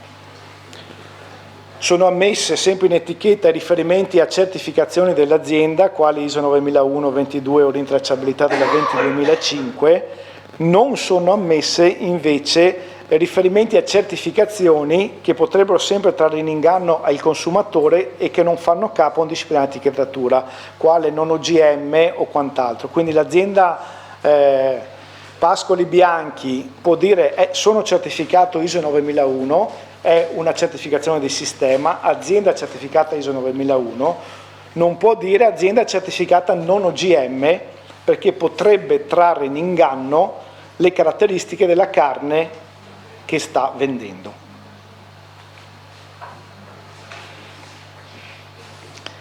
La caratteristica non OGM, ripeto, è un'informazione facoltativa che rientra nel disciplinare etichettatura delle carni bovine con informazioni volontarie. Bene. Marchi privati, vabbè, sempre non devono, anche marchi privati o collettivi, che ne so, marchi Cappello, una cooperativa grande, non deve trarre in inganno il consumatore, cose già dette, e con questo possiamo concludere. Se ci sono altre domande, se no concludiamo qui. Se io ho risposte, prima di chiudere le condividiamo. Grazie.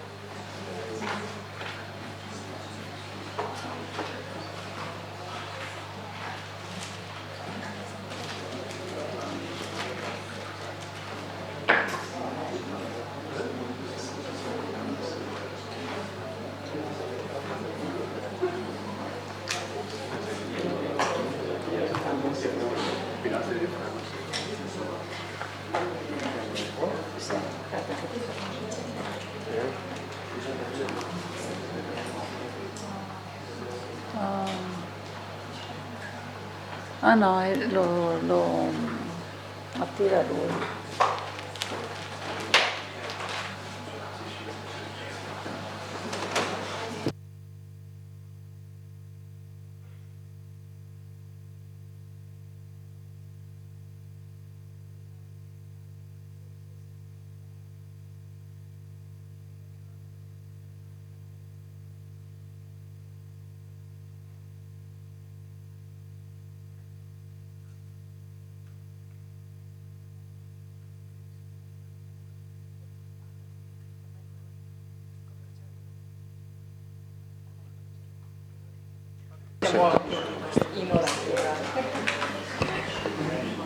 Bene, eccoci qua.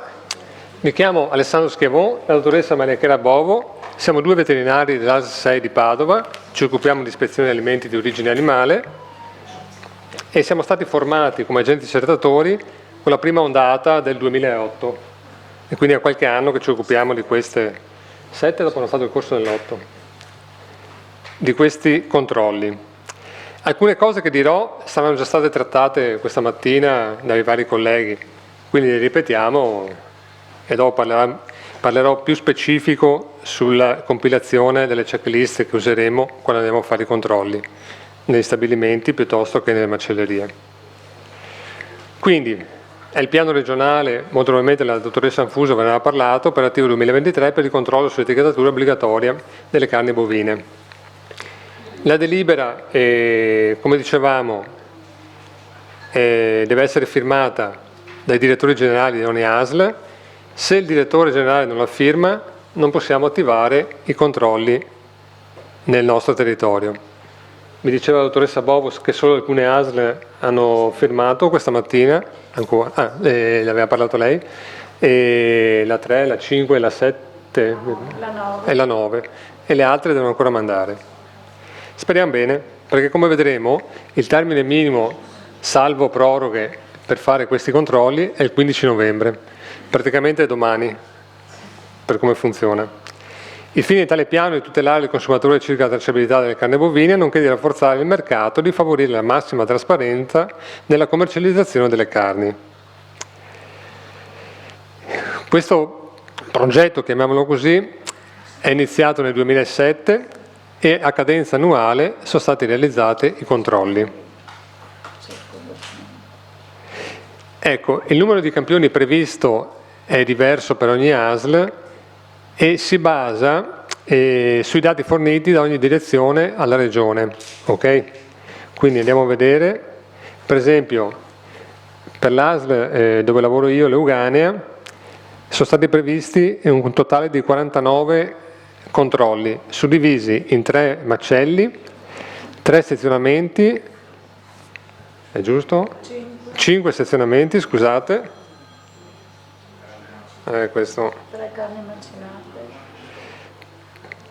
macinate. Ok, mi sono perso un attimo, scusate. Allora, 3 macelli bovino, 5 stazionamento, 3 stabilimenti di carne macinate bovino e 38 controlli al dettaglio.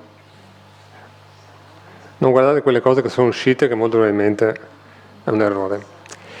Altre ASL invece ne hanno meno, dipende sempre dal totale di strutture presenti per ogni territorio. Ecco, per ogni controllo è previsto un pagamento pari a 300 euro che la Regione darà alle ASL che hanno aderito al progetto. Ne avevate già parlato di questo questa mattina? Ok. Lo ripeto un attimo. Allora, l'erogazione dei importi a favore avverrà in un'unica soluzione a completamento dei controlli programmati, previa presentazione da parte del rispettivo competente direttore generale di una relazione finale, indicante in particolare le effettive verifiche svolte. Ecco, come vi dicevo, sì, no, questo ci ha già detto che ci hanno già detto che le proroghe possono andare a fine anno, massimo entro gennaio, giusto? Ecco, quindi meglio non farle, sappiamo, anche perché poi ci si trova sempre l'ultimo. Sì, anche perché entro il 15 di novembre significa che bisogna inviare la relazione finale entro il 15 novembre. Quindi dovete dare il tempo al collega predisposto per ogni ASL competente di fare questa relazione, mandarla al direttore generale e farla firmare. E allora, sono stati fatti in precedenza 2 corsi per formare agenti accertatori, uno appunto nel 2008 e un altro nel 2015. Dopo, chiaramente, l'età avanzata di tutti noi, che va avanti, ha fatto sì che ci fosse bisogno ancora di agenti accertatori e questo è il 3° corso. Questo ne avete già parlato questa mattina con l'avvocato, con l'accertamento delle contestazioni e eventuali relative violazioni alla normativa del settore. Non mi dilungo neanche su questo. Ecco, l'attività dell'agente accertatore. Una volta che è venuta la distribuzione delle strutture per ogni agente accertatore, il controllo avverrà con il supporto di checklist. Una è generale e un'altra è specifica per la struttura che andremo a controllare. macello, laboratorio di stessamento piuttosto che GDO. Come vi dicevo, per ogni ASL c'è un responsabile per l'etichettatura della carne bovina e sarà lui, in base comunque al vostro supporto, a suddividere per ogni agente accertatore le varie strutture da controllare. E allora, questo è il verbale, non so se avete avuto modo già di verificarlo, è il verbale generale di etichettatura obbligatoria. Il primo verbale che arrivate nella struttura, quando arrivate a fare il controllo, è questo, dove ci sono tutte le specifiche da inserire, dalla denominazione dell'impresa e sede legale, nominativo della persona presente, dove stiamo facendo il controllo, macello piuttosto che laboratorio, piuttosto che GDO, l'indirizzo dell'insediamento, una descrizione sintetica di quello che siamo andati a fare e nel caso potete anche allegare della documentazione. Comunque vediamo nello specifico, ecco questo è un po' più grande, la prima parte, andiamo a vedere, ecco, verbale sopralluogo e etichettatura. Abbiamo questo, il primo codice, vediamo se mi fa. Questo è il codice di riferimento ASL e la mia ASL dovrebbe essere 006, quando c'erano le altre ASL era il 116, non so se sia stato mantenuto l'1 davanti oppure abbiamo fatto 006, ma questo lo verificheremo. È 006? Ok, perfetto. Manteniamo così? Sì, esatto. Il codice dell'agente accertatore è 2 cifre e corrisponderanno all'agente accertatore. Il mio codice, per esempio, è il 16. Anche a voi verrà assegnato un codice e quindi utilizzerete quello. Il progressivo della checklist, chiaramente da 001 in su, a seconda dei controlli che farete in quell'anno. Semestre e anno, che sono 3... Semestre e anno, che sono 3 cifre.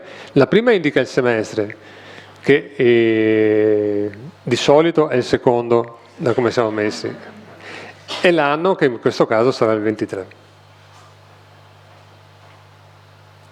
Ecco, un esempio di compilazione, vediamo riferimento ASL 006, codice agente accertatore 16, non si legge. Facciamo che abbiamo iniziato oggi. Sì. Prova a fare ESC. Perché? Fai ESC, prendilo, invece di presentazione fai. Normale così? No, toccare. Prova ad andare su, ecco così perlomeno.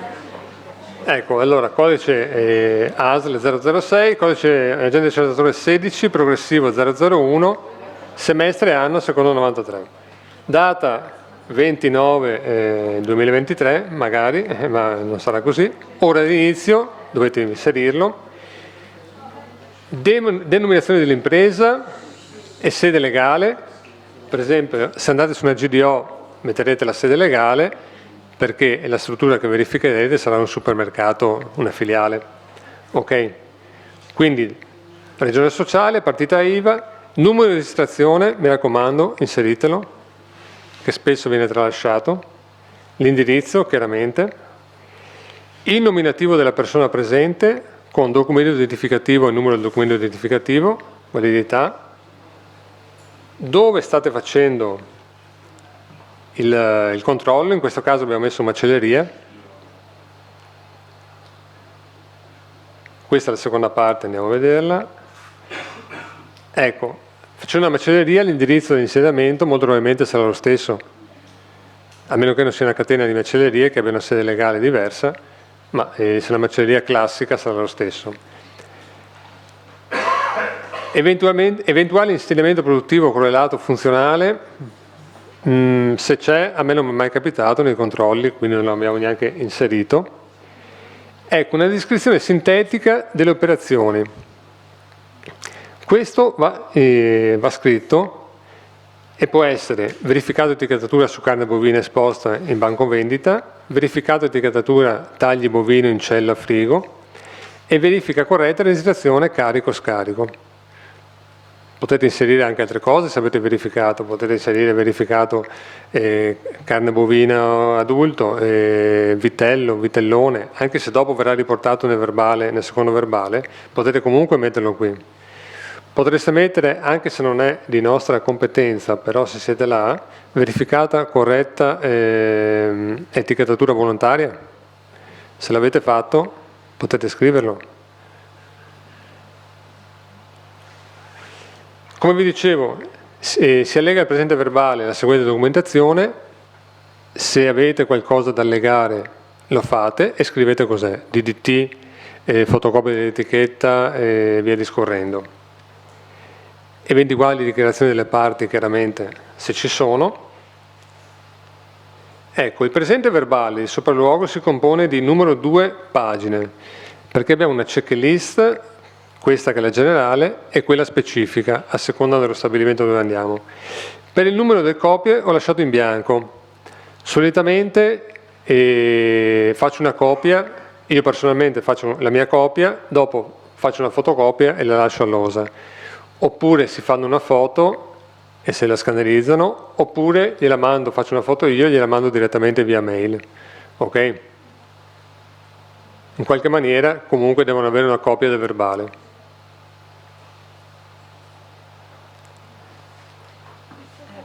Sì, certo. No, chiedo a Fiorenza se può andare bene, perché noi vecchi agenti accertatori avevamo i blocchi con 5 copie, però diventa anacronistico adesso, quindi pensavamo che potrebbe essere una soluzione che è comoda per tutti.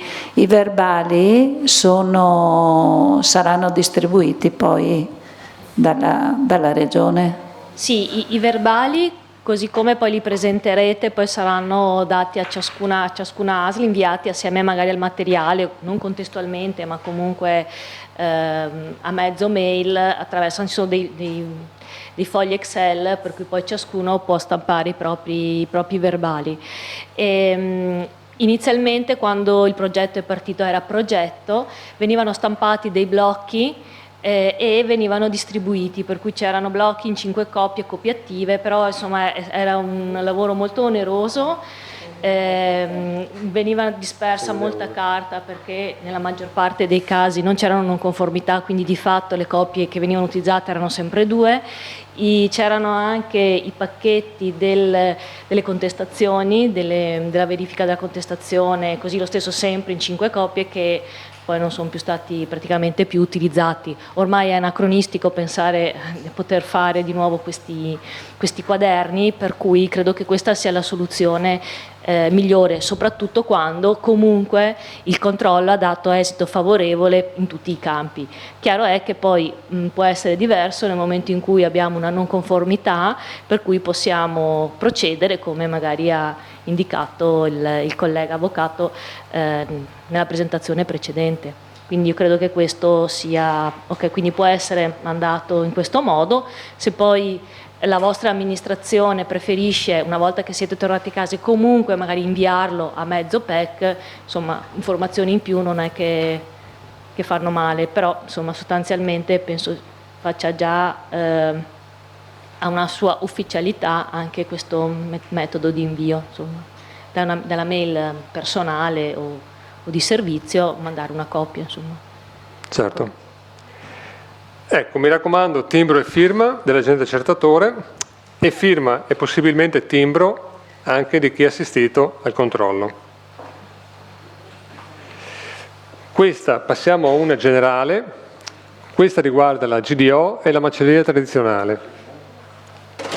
Andiamo a vedere. Eccoli qui. Con descrizione dell'attività, controllo etichetta, presenza di informazioni. E allora, volevo vedere una cosa. Beh, chiaramente sul riferimento ASL dovrà essere riportato lo stesso che avete messo sulla generale. Quindi se prima era 006 16 001 2 23, anche qua dovrà essere riportato. Questo, il prodotto controllato, sarà carne sezionata non preconfezionata, carne sezionata preconfezionata, carne sezionata preincartata oppure carne macinata.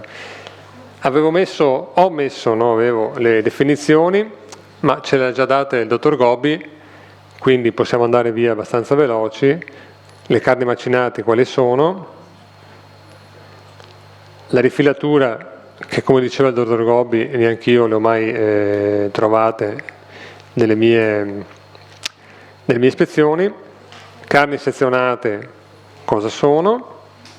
Comunque queste slide ce le avrete tutte quante, perché ve le lasciamo. Carni sezionate preconfezionate, quindi come diceva il dottor Gobbi, tutto quello che viene fatto nell'azienda, e carni sezionate non preconfezionate, che quelle che vengono fatte o preincartate o non preimballate, come mi dice il 1969, le carni sezionate esposte che vengono imballate nel punto vendita. In questo caso abbiamo messo appunto 006 16 001 223, macelleria tradizionale, carne sezionata o non preconfezionata. Ok, andiamo a vedere qui. Allora, presenza di corrette indicazioni obbligatorie in etichetta nelle carni in arrivo. Quindi verificheremo l'etichetta presente, è una carne sezionata non preconfezionata, quindi sarà applicata al taglio di carne, e vedremo se le indicazioni che richiede il 1760 obbligatorie sono presenti. Quindi il codice, il nato, paese di nascita, allevato, paese o paesi di allevamento, macellato, paese di macellazione con il numero di riconoscimento, nel caso sezionato, paese di sezionamento con il numero di riconoscimento. Presenza di un sistema di registrazione carico-scarico giornaliero, in questo caso potrebbe essere cartaceo oppure computerizzato. Di solito nella grande distribuzione lo trovate computerizzato, quando andrete nelle macellerie tradizionali sarà molto probabilmente cartaceo. Il registro o altre documentazioni contengono indicazioni che consentono la correlazione dell'arrivo delle carni e la loro messa in vendita. Noi abbiamo scritto sì, però dovete verificarlo. Ok, adesso vediamo come. Corretta identificazione delle carni nella cella frigo e corretta identificazione delle carni in banco vendita. Quindi voi dovrete verificare il nesso che esiste tra la carne presente nella cella e la carne presente nel banco vendita. Quindi, in questo caso, il macellaio dovrà garantirmi che quella carne con sistema identificativo interno è la stessa che si trova nel banco frigo. Questo è un sistema che molti macellai utilizzano e in varie forme potrete trovarlo. Quindi danno appena arriva la carne un numero progressivo 1, 2, 3 fino alla fine dell'anno. Data di consegna della merce e mettono una data di DT. Data inizio vendita quando iniziano a venderla e data fine vendita quando finiscono di venderla. L'identificazione chiaramente con la denominazione. Vitello età alla macellazione inferiore agli 8 mesi, vitellone età alla macellazione dagli 8 ai 12 mesi o buvoni adulto.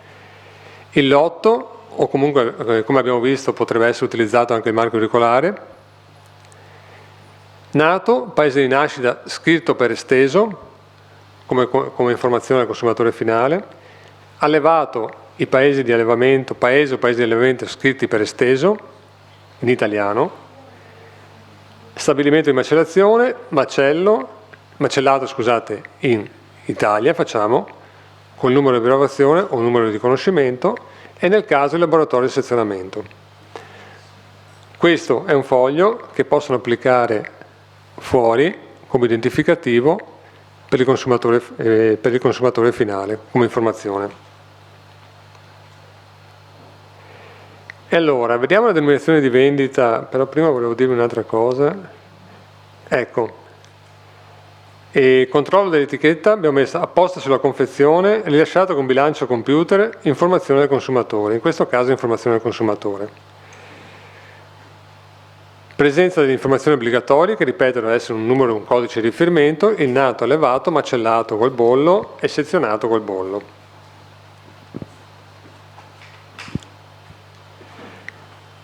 La denominazione di vendita, in questo caso abbiamo messo vitello verificato sì, vitellone verificato no, e conforme sì. Ne ha parlato anche il dottor Gobbi. Comunque vitello età alla macellazione sino agli 8 mesi, vitellone età alla macellazione agli 8-12 mesi, bovino adulto, bovino di età superiore ai 12 mesi. Alessandro, scusa, mi intrometto un attimo, Sì, puoi certo. tornare alla slide precedente? Ecco, no, Questa? quella dopo. Questa? Quella dopo? No, No, scusa. prima, dopo nel senso... No, è questa qua. Ok. No, avanti. Quella dopo. Quella dopo. Ok, allora l'indicazione di vitello e vitellone, se voi andate a leggervi la delibera e anche l'accordo, è uno dei elementi fondamentali per poi compiere in maniera corretta la trasmissione di tutta la documentazione, quindi successivamente avere la liquidazione che vi spetta, che deve rispettare almeno il 10% dei controlli deve essere fatto su questo tipo di animali. Quindi il 10% delle checklist di ogni azienda ASL deve contenere compilata quella parte là, cioè verificato sì, conforme sì. Ok, se non è stato verificato si mette no. Però, Cioè se non c'è? No, ok. Allora, diciamo che se è stato verificato sì, ok, non è stato verificato no. Chiaro che se non è stato verificato non può essere né conforme né non conforme, ok? Quindi questo è un punto della checklist che tra l'altro abbiamo migliorato per le checklist che vi verranno inviate, perché poi nel momento della rendicontazione chi poi va a vedere le schede e attesta che la Regione Veneto, nella componente dei colleghi dell'agricoltura e dell'unità organizzativa veterinaria, sicurezza alimentare, farà la differenza sulla possibilità di liquidare o non liquidare, assieme alla data di scadenza entro cui mandare le checklist e la relazione del direttore generale, quindi la firma del direttore generale. Questo è il terzo elemento, mi raccomando, verificatelo per il 10% delle checklist che voi fate. Ecco. Ok. E se torna là. Se scriviamo verificato no, vuol dire, scusate se insisto, vuol dire che non c'era, perché questo punto qua, vitellone o carne di vitellone, secondo il regolamento 1308, quindi animale fra gli 8 e i 12 mesi che è difficile che si trovi in commercio, quindi no vuol dire che non c'è. Verificata no, non c'è. Allora, i responsabili della struttura di macellazione prevedono la classificazione di tutti i bovini di età non superiore ai 12 mesi. Questo ne abbiamo già parlato. La categoria V, quindi giorno di nascita sino al giorno in cui il raggiungimento dell'8° mese. E questa è un esempio, vitello intero e la V della categoria. Ok? Chiaramente tutte le indicazioni presenti per il 1760, la partita, l'otto, scusate, nato in Italia, allevato in Italia, macellato Italia, 1821M. C'è l'auricolare, in questo caso non ho messo l'8 e auricolare, ma va bene. La categoria Z è un bovino di età al giorno successivo a quello in cui hanno raggiunto l'8° mese, sino al giorno in cui raggiunge i 12 mesi, con la lettera Z. Ecco, qua non si vede tanto, però era bovino adulto vitellone, età da 8 a 12 mesi. Qua ci potrebbe essere una discrepanza, in quanto se è vitellone di età dagli 8 a 12 mesi, non mi è bovino adulto. Molto probabilmente è un problema di etichettatrice che non riescono a scindere. Facilmente verificabile comunque in banca dati.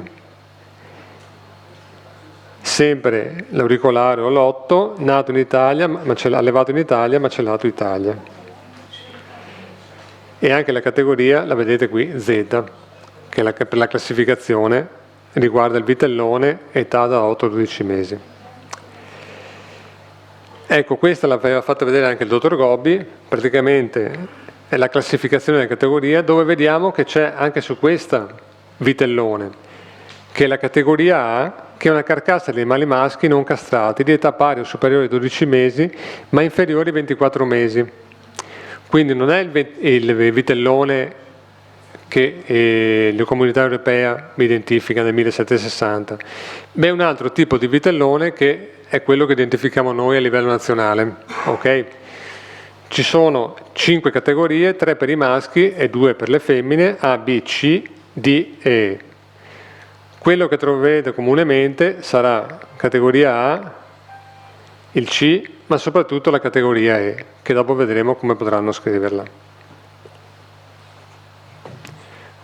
Questo è un esempio, bovino adulto, vitellone, in questo caso A, che è quello che dicevamo prima, categoria A, carcassa di animali, superiore a 12 mesi ma inferiore a 24. Sempre il lotto oppure l'auricolare, in questo caso c'è anche il disciplinare, vedete il numero per la facoltativa, per le informazioni facoltative, e il nato, allevato, macellato, sempre scritto per intero, in questo caso allevato Francia e Italia. Insisto sempre su ripetere il codice nato, allevato, macellato, perché le cose che dovete controllare. Un altro esempio, in questo caso si tratta di scottona, identificata con la lettera E, bovino adulto. E allora, carni macinate. Vediamo, acquistate preconfezionate all'origine o preincartate nell'esercizio di vendita. In questo caso abbiamo messo preincartate nell'esercizio di vendita. Ora, qui ne abbiamo fatto una checklist didattica con numero, codice di riferimento, paese di preparazione sì, origine, se il paese di nascita è diverso abbiamo messo sì, conforme, e paese di macellazione sì, conforme. Ora, detta tra noi, per quanto riguarda il preconfezionato acquistato d'origine, sicuramente si spera troverete queste indicazioni inserite in questa maniera, col paese di preparazione, il paese di macellazione, sì, e l'origine se diversa.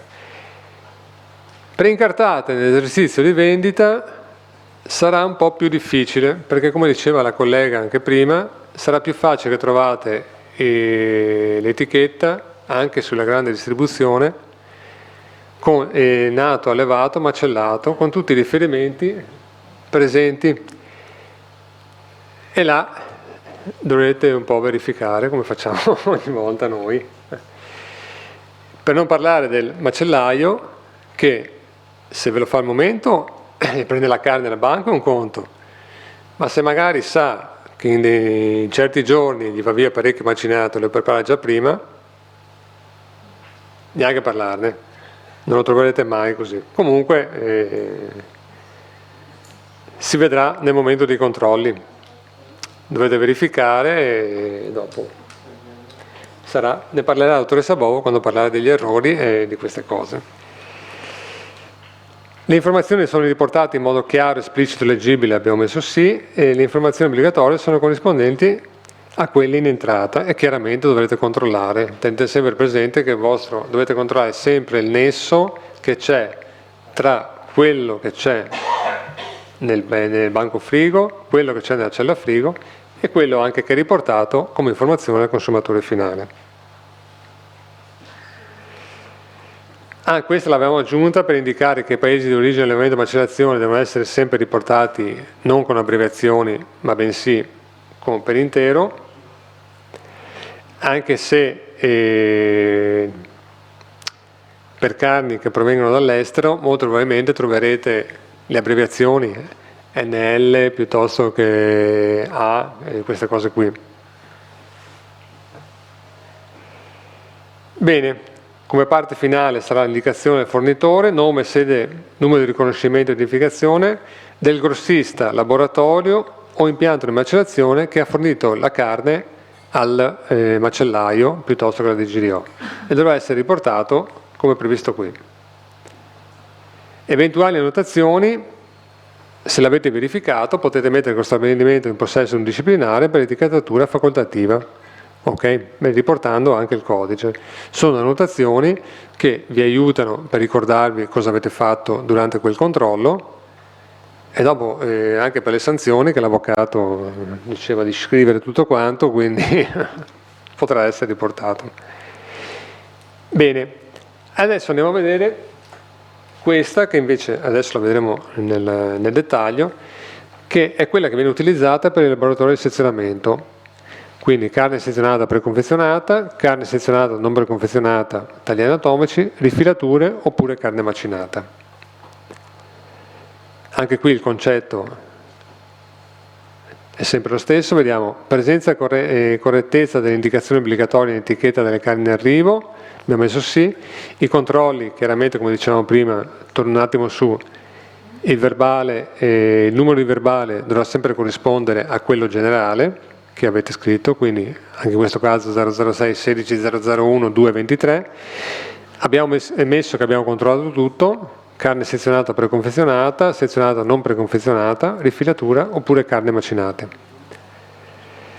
Presenza e correttezza delle indicazioni obbligatorie in etichetta delle carni in arrivo, corretta compilazione dei registri di carico e scarico, quindi questi dovrete farveli dare, verificare, se ce l'hanno computer dovete verificare, ricordatevi sempre del nesso, corretta compilazione del registro di lavorazione e attribuzione di codici di riferimento per lotti omogenei, ne ha già parlato anche il dottor Gobbi dei lotti omogenei, quindi andrete a verificare come hanno gestito la formazione dei lotti, se è corretta o meno. Il sistema di stampa e etichetta automatico, corretta gestione delle informazioni nel software e nelle bilance elettroniche, quindi anche qui sarà una verifica che dovete eseguire, e corretta identificazione delle carni nelle celle frigorifere e separazione durante le fasi di lavorazione. Sono lotti diversi che stanno lavorando, chiaramente ci deve essere una identificazione delle celle e anche una separazione durante la lavorazione. Andiamo a vedere la presenza di informazioni obbligatorie di etichetta nelle carni in uscita del laboratorio di sezionamento, numero o codice di riferimento, chiaramente. E allora, sei schiavon però, Come ti hanno chiamato? Trevisan. Trevisan. Allora, sì. Sì, ma finisce per N tutto quanto, quindi... Vedi meglio così? Scusami? Se no vediamo se si riesce adesso a fare F5. Ah beh, siamo finiti qua. Siamo tornati qua. Vabbè. Ci mettiamo un attimo. Era questo? Sì. Ok, quindi numero codice di riferimento, paese di nascita, paese di allevamento o paesi di allevamento, paese di macellazione, la prova number del macello, paese di sezionamento e il numero di riconoscimento del sezionamento. Età alla macellazione del bovino, nel caso non superiore a 8 mesi, vitello, verificata, è superiore agli 8 mesi ma non a 12 mesi categoria Z, no. Se si tratta di bovino adulto, chiaramente verificata no. E lasciate in bianco la parte conforme, non conforme. Le rifilature, se ci sono, si applicano le stesse cose, con numero, codice di riferimento, paesi di nascita perché possono essere anche più lotti, paesi di allevamento e di ingrasso, paesi di macellazione e paesi di produzione, con il numero di riconoscimento del laboratorio di produzione. Come diceva anche comunque il dottor Gobbi, presenza di filiture non l'ho mai trovate, non so te Chiara. Questo è quello che riguarda le carni macinate, che in questo caso è un po' più semplice perché negli stabilimenti seguono l'indicazione chiaramente della normativa. quindi numero codice di riferimento, paese di preparazione, origine, che può anche essere non presente se il paese di nascita è diverso da quella di preparazione, e paese di macellazione. Delle identificazioni, le informazioni sono riportate in modo chiaro, esplicito e leggibile, le informazioni obbligatorie sono corrispondenti a quelle in entrata, criterio corretto di assegnazione del lotto, descrizione della casella, eventuali notazioni, quindi dovrete scrivere, in questo caso noi abbiamo messo lotto uguale numero partita omogenea, riscontro numero di lotto, individuazione dei numeri di codice di riferimento delle carni che costituiscono il lotto.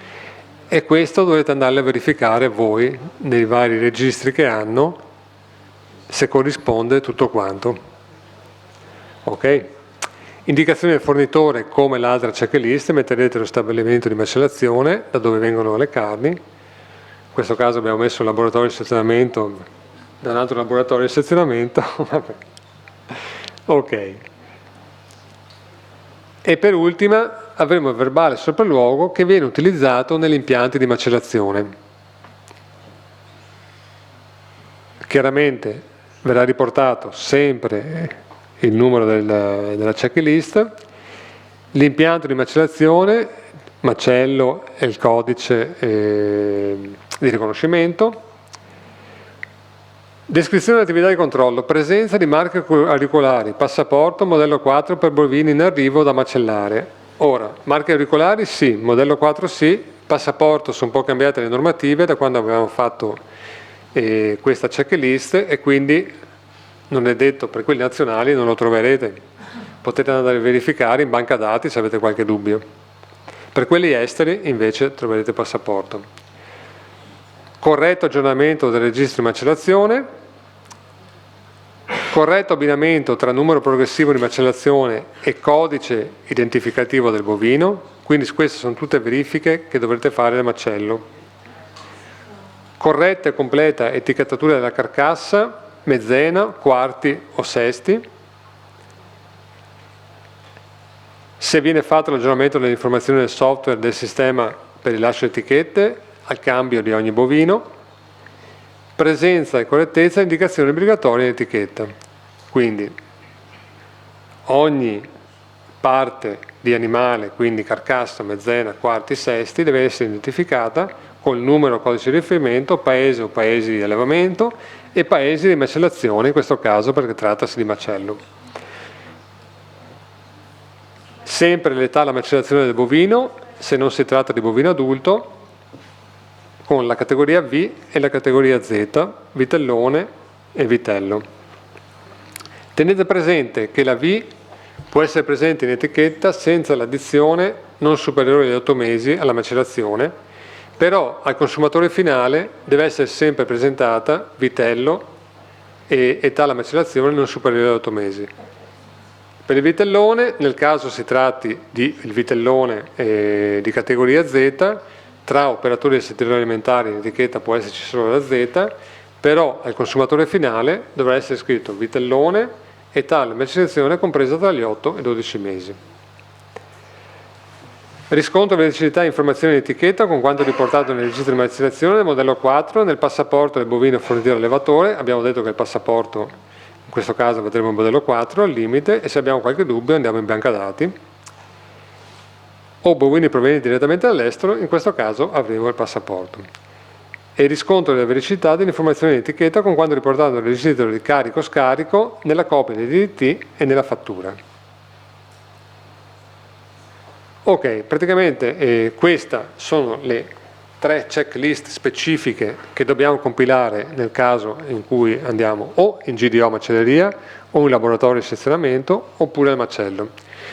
Previa sempre la compilazione della checklist generale, che quella deve essere sempre fatta. Fra un po' la collega, la dottoressa Bovo, vi parlerà degli errori che si riscontrano nella compilazione dei registri, che la dottoressa Anfuso conosce bene, nei verbali, che la dottoressa Anfuso conosce bene, perché c'è chi scrive male, c'è chi mette una crocetta di qua, c'è come me che non ci vede tanto, deve stare là e magari sbaglia un attimo. E aggiungo quindi, ancora dopo più di me della collega, la dottoressa Veronese, che insomma anche lei delle volte è indecifrabile, infatti alcuni esempi... Indecifrabile deve essere il mio perché la mia scrittura forse... Ecco, infatti anche per questo motivo c'è stata apportata la modifica in particolare del punto 5 che dicevamo prima, vedete, non superiori a 8 mesi categoria V e categoria Z, proprio perché con il regime diciamo di quadretti e sì e no era poco chiaro per chi compilava e molto di più per chi poi doveva leggere e capire l'intenzione di chi aveva fatto la checklist. Un'altra cosa importante è segnalare la prima parte, quella in maniera corretta, è proprio il numero e il codice identificativo e la ASL di appartenenza. Ecco così. Ecco, vi ho messo anche l'etichettatura facoltativa, un po' ne ha parlato il dottor Gobbi. E il 653 aveva abrogato tutta come abbiamo detto prima, l'etichettatura facoltativa e stabilendo che ogni informazione che non sia obbligatoria deve essere oggettiva, verificabile da parte dell'autorità competente e comunque comprensibile per il consumatore finale.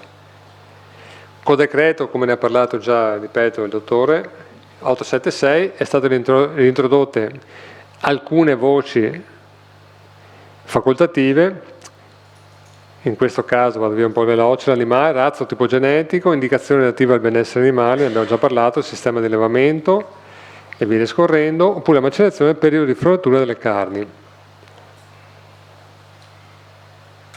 Tutto quello che non fa parte di quelle facoltative che abbiamo appena visto, come abbiamo detto, possono essere messe in etichetta, devono chiaramente essere oggettive, verificabili e comprensibili, e riportano al regolamento 1169 del 2011.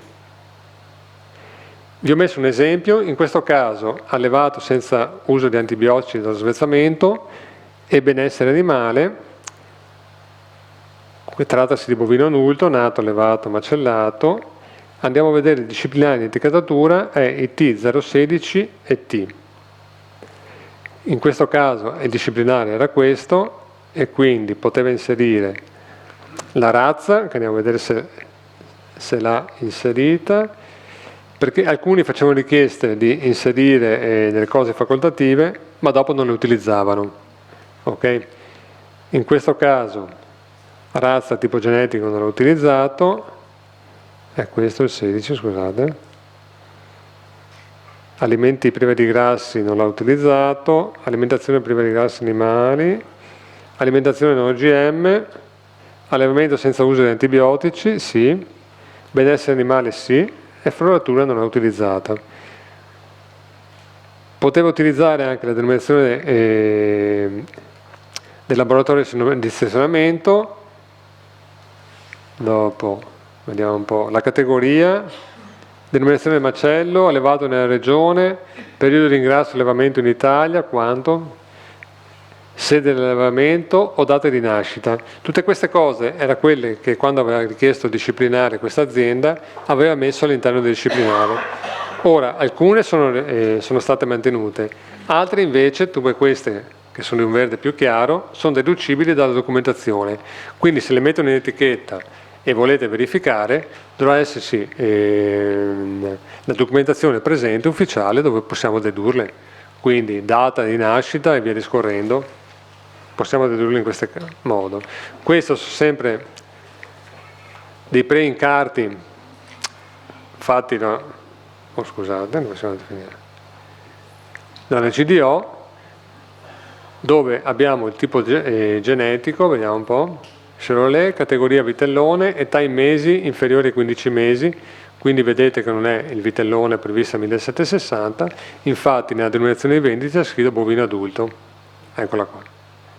E autorizzazione ministeriale è lo 017 in questo caso.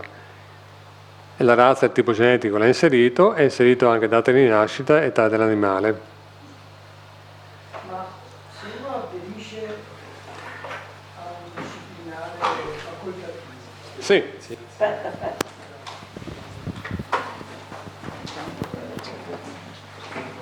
Grazie. Se uno aderisce al disciplinare facoltativo, queste informazioni le dobbiamo trovare tutte, cioè le deve riportare tutte in etichetta? No, può scegliere di riportarne solo alcune. Nel senso, questo operatore, a parte quelle deducibili, partiamo da quelle che sono rimaste facoltative, razza, tipo genetico, sistema di allevamento, composizione razza alimentare, può anche mettere solo la razza oppure alimentato con o senza insilati. Non occorre che le metta tutte, perché succedeva che alcuni le richiedevano tutte all'inizio per essere a posto, però dopo non riuscivano a garantire la veridicità di tutte quelle che dicevano, cioè non riuscivano a garantire di macellare sempre la stessa razza di bovino, non riuscivano a garantire che il sistema di allevamento fosse sempre lo stesso e quindi preferivano magari utilizzare solo alcune indicazioni pur avendo la possibilità di metterle in etichetta. Ora, all'inizio, quando nel 1760 la sezione del facoltativo era in vigore, chi aderiva al disciplinare, cioè doveva far parte di tutta la filiera, dal macello all'ultimo macellaio che vendeva. Se il macellaio, faccio sempre il caso del macellaio perché è un po' il caso limite, non faceva parte del disciplinare, però comprava da un'altra azienda che faceva parte del disciplinare della carne, dove inseriva delle indicazioni, l'azienda chiaramente, facoltative, e il macellaio le riportava, era sanzionabile sia il macellaio, perché non poteva garantirmi quello che c'era scritto, sia l'azienda che aveva fornito la carne, senza dire al macellaio che non poteva utilizzare quelle perché non faceva parte del disciplinare. Adesso non so se è rimasto, chiederò a Gobbi questo fatto qui del disciplinare, sì. Per curiosità mia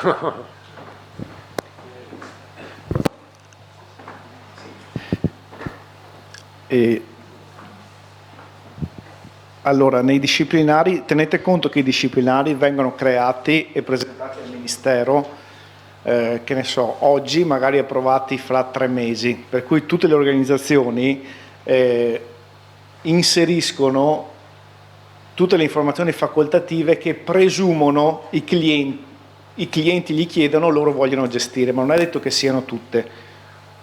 Quindi uno può presentare un disciplinare di etichettatura con 20 informazioni facoltative e usarne 2, o usarne 2 per Coop, 3 per S lunga, 5 per la sua filiera iper o 10 per la sua filiera di nicchia, e quindi sempre gestendo la filiera. E va comunicato all'organismo di controllo, quindi al Ministero, tutti gli attori che fanno parte, che gestiscono le informazioni facoltative, per cui ci saranno gli allevamenti, ci saranno i macelli, ci saranno i sezionamenti, e se arriveranno alla macelleria ci saranno anche le macellerie che vengono sottoposte al sistema dei controlli dell'etichettatura facoltativa. Non so se ho risposto alle domande. certo.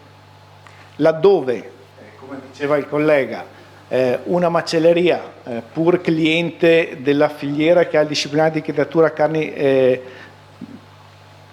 al disciplinare di etichettatura facoltativa carne bovine non è dentro l'elenco comunicato all'organismo di controllo del Ministero, non può utilizzare le informazioni facoltative perché non è assoggettata al sistema dei controlli. Ok, perfetto.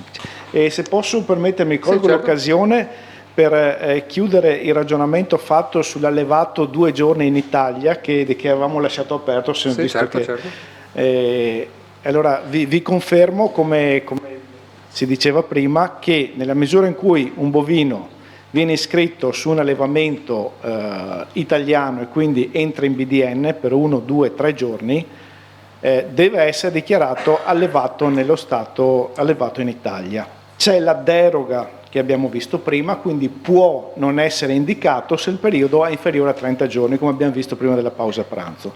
Però in condizioni normali deve essere indicato allevato anche in Italia. Ok, bene. Grazie Roby.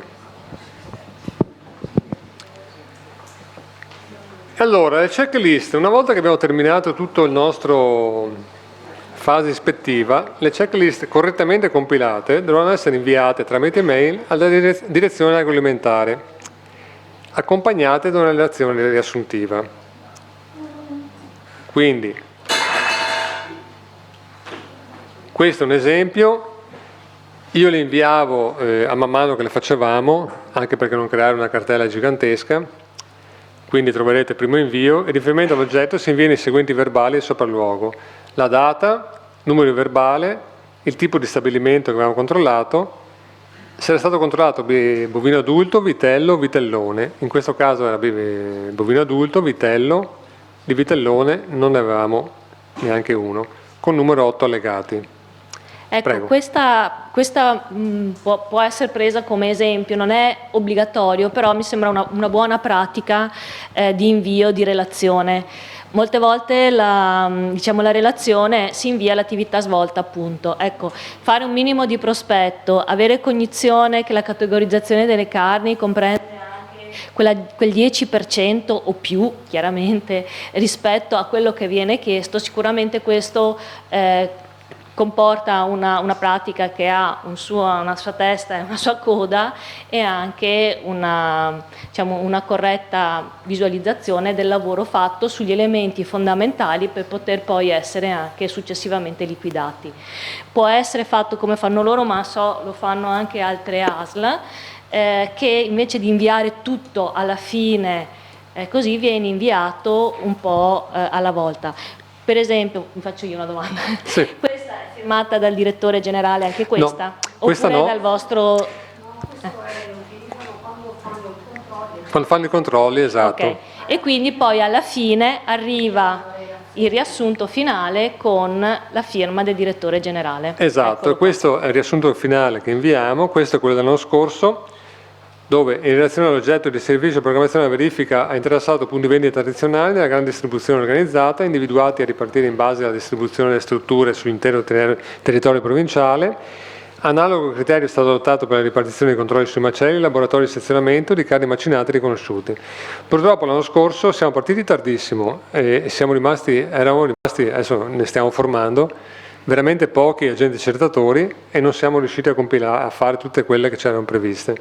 Quindi sono stati eseguiti 36 controlli su 51, in quanto 4 veterinari agenti accertatori su 10 abilitati sono andati in pensione. Nel corso dell'attività di controllo non sono emerse non conformità, e questa era firmata dal direttore generale o chi per lui. Diciamo, a conclusione di tutte le checklist, quello di mandare anche le checklist un po' alla volta aiuta anche chi poi deve fare il controllo su quelle checklist, perché il 15 novembre la scadenza, il 15 novembre immaginate arrivano 9 mail o più mail lo stesso giorno, è sempre il 15 novembre, insomma uno che le deve controllare chiaramente. Se comunque c'è una certa progressione mentre le fate, magari vi dividete il lavoro secondo la vostra organizzazione e le modalità che avete deciso all'interno della vostra ASL, però se il lavoro poi lo mandate avanti un po' alla volta, questo è utile per tutti, anche voi stessi, nel senso che così vi fate un pacchetto di controlli, li inviate e così mano a mano è anche più semplice da gestire. Un'altra cosa, ne approfitto per dire attenzione che le mail regionali hanno una capienza di un certo limite, quindi anche inviare tutto d'un botto, tutta la documentazione, diventa problematico poi la gestione fisica proprio di tutti questi documenti. Questo potrebbe essere una buona pratica per gestire questa attività, però non c'è scritto da nessuna parte. Insomma, sì, certo. Diciamo che gli spunti possono essere utili. Ecco, ripeto, tenete sempre presente che il 15 novembre, se sarà questa data, speriamo di no, esatto, il 15 novembre dovrà esserci questa relazione finale firmata dal direttore generale, quindi vuol dire che i controlli dovranno essere finiti prima e mandato questa al direttore generale in firma, che non è che ci sta aspettando per firmare, perché deve ancora firmare l'accordo. L'anno scorso mi ero preso 10 giorni, io nei 10 giorni Silvio l'aveva contattato e ha firmato, però ci vuole del tempo. Bene, da questa parte in poi la lascio un po' alla dottoressa Bovo, che vi parlerà delle sanzioni Colpo di grazia. Colpo di grazia. No, ma speriamo di fare velocemente. Allora, no, volevo dire una cosa, se può interessare, siccome ogni anno io devo ripassarmi le cose, eccetera, mi sono fatta uno specchietto di norme in vigore adesso, perché sapete che per esempio questo, il decreto legislativo numero 58, è stato notevolmente modificato. E quindi su normativa noi troviamo la norma attuale in vigore, su sito comunitario troviamo i regolamenti comunitari eventualmente consolidati, ma se avete piacere tramite la dottoressa Bullo vi mando l'elenco così molto semplice delle norme che ho raccolto e che sono citate, comunque le abbiamo citate tutte oggi, e anche i documenti, cioè proprio i regolamenti, eccetera.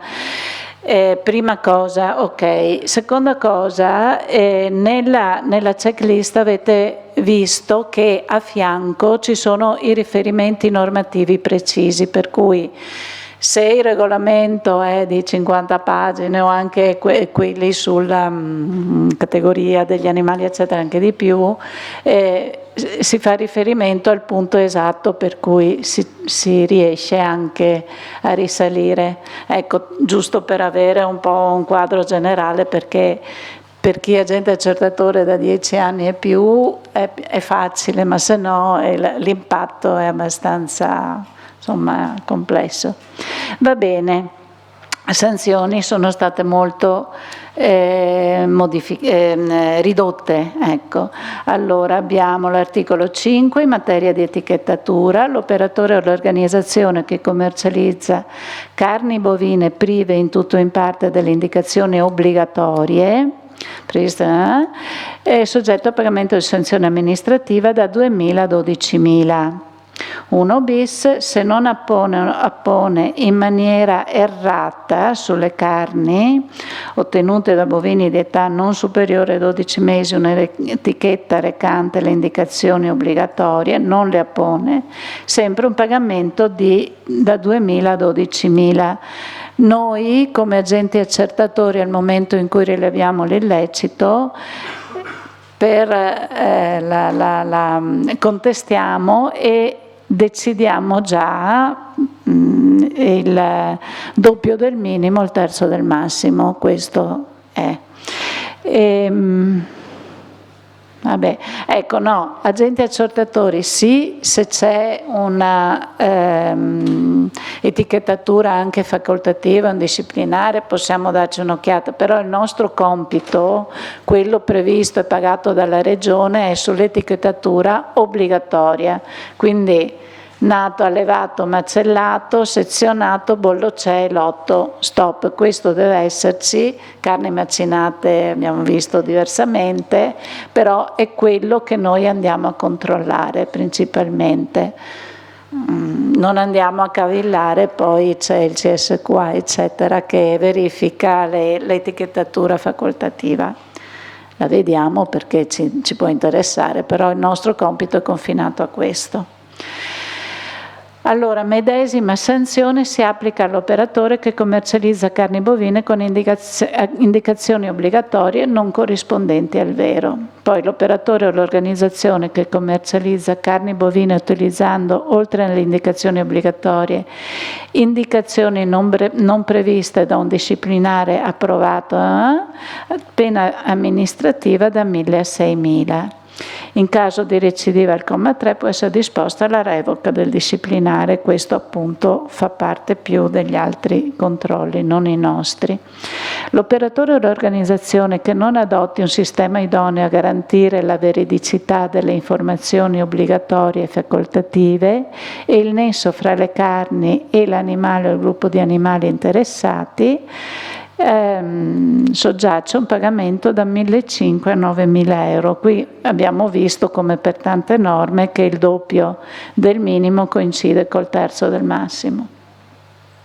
Articolo 6, ecco questo è importante per noi, sanzioni in materia di controlli, l'operatore o l'organizzazione che non consente agli esperti della Commissione, alle autorità competenti e agli organismi di controllo l'accesso ai propri locali e a tutta la documentazione è soggetto al pagamento di una sanzione amministrativa pecuniaria da 3.000 a 18.000, non poco. Articolo 7, sanzioni in materia di denominazioni di origine, indicazioni geografiche protette, l'operatore o organizzazione che commercializza carni bovine utilizzando indicazioni o segni che possono ingenerare confusione da 1.500 a 9.000. Un'altra cosa volevo dirvi che abbiamo trovato utile questa tabella che dovrebbe essere rimasta nelle slide. Le prime voci più chiare sono le indicazioni che una volta erano facoltative e che adesso invece possono essere utilizzate anche per chi non ha il disciplinare, e queste invece più scure sono quelle per chi è in possesso di disciplinare. Questo è utile perché ci dà un elenco molto immediato di quello che possiamo riscontrare. Ok, allora adesso andiamo. Ecco, sembra banale però succede, quindi verbale di cioè sono cose semplici, ma insomma verbale di sopralluogo, dobbiamo essere precisi e scrivere bene, portate pazienza, insomma, in uno mettiamo ecco, non dobbiamo scrivere 666 tipo l'UL6, checklist,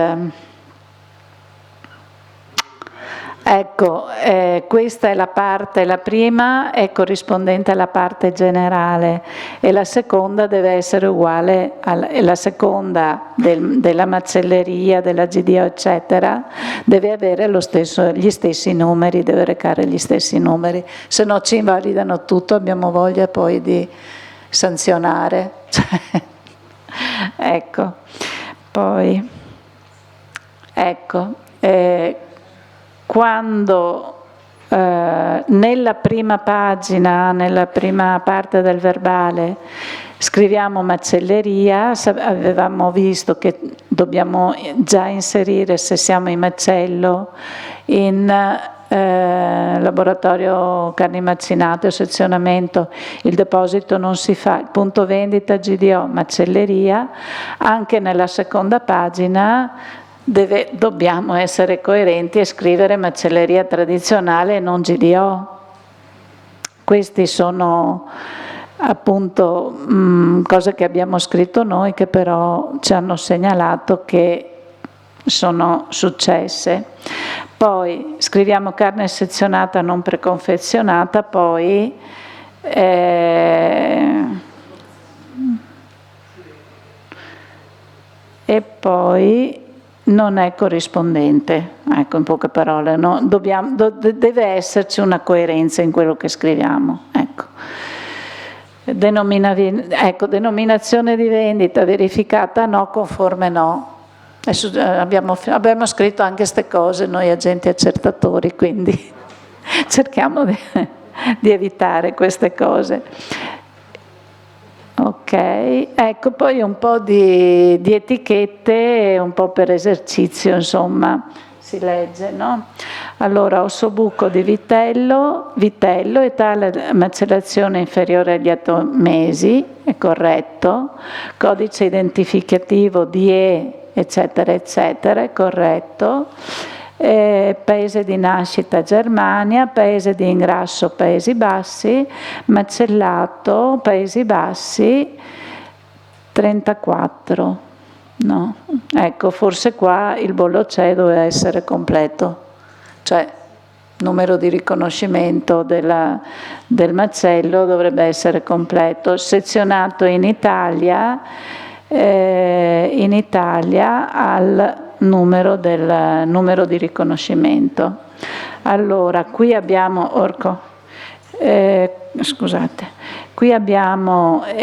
siamo in presenza di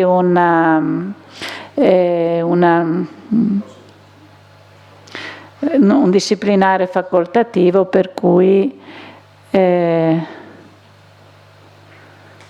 ecco, c'è tipo genetico frisona olandese che non ha chissà quale pregio comunque. Ok, cosa dite? Allora, cosa succede? Che il numero di riconoscimento, almeno NL macellato nei Paesi Bassi, NL 34 e CCE, eccetera. Quali sono le risposte? Non ci sta nella bilancia. Cosa facciamo? Raccomandiamo? Lasciamo una raccomandazione? È abbastanza comprensibile l'informazione per il consumatore? Cosa ne pensate voi? Possiamo lasciare una conformità con raccomandazione? Secondo me sì, è l'occasione appunto per confrontarci, no? Ok. Rosbif a fette, bov ad, che non ci piace, abbiamo detto deve essere indicato per esteso, però poi c'è sorana e sotto c'è bovino adulto sorana, ripetuto, quindi va bene. E qui abbiamo, ecco, macellato in Italia, codice identificativo, paese di nascita Francia, paese di ingrasso Francia-Italia, va bene, macellato in Italia 378, M, quindi si capisce, sezionato in Italia 582, S, anche qui si capisce, è chiaro, categoria scottona, eccetera, eccetera. Anche questo promosso, giusto? Ok. Svizzere, qui è analogo al macinato perché non ha nessuna aggiunta. E qui è quello che dicevamo prima, è scritto nato, allevato, macellato come per qualsiasi altro taglio. Anche qui.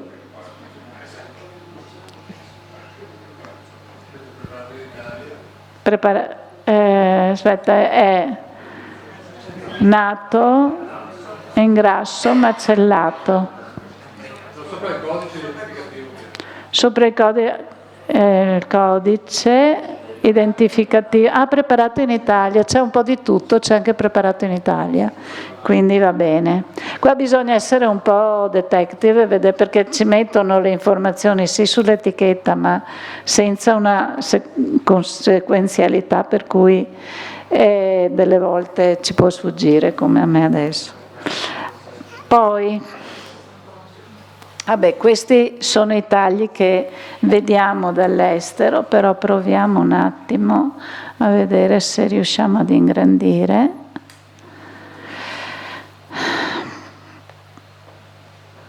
Allora, bovino adulto, punta sottofesa bovino adulto, quindi ancora ripete bovino adulto, nato in Polonia, allevato in Polonia, macellato in Polonia, bollocee, sezionato in Italia, bollocee, quindi qua abbiamo tutto.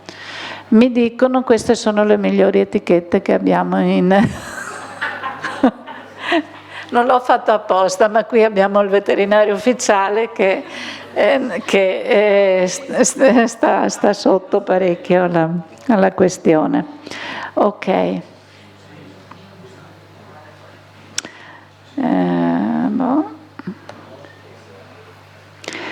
Qui, ecco qui Gran Bretagna, vediamo che Gran Bretagna quindi non è più CE, ingrandisco. Forse, ecco.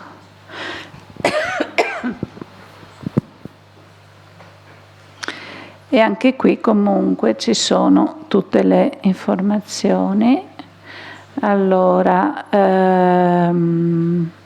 filetto con cordone, vabbè, carne di bovino adulto refrigerata, data di macellazione non ci interessa. Allora, qui è macellato in col bollocee, sezionato in origine Regno Unito, quindi anche questo cosa dite? Ok. Come? Bollo c'è, non è un bollo c'è, è numero di riconoscimento. Un po' alla volta si capiranno.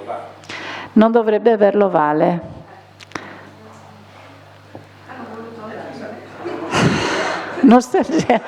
Ragazzi, non so se a voi è capitato, noi ci troviamo ancora UK, che non è il massimo. Adesso GB un po' alla volta sarà senza e lo vale. Ok.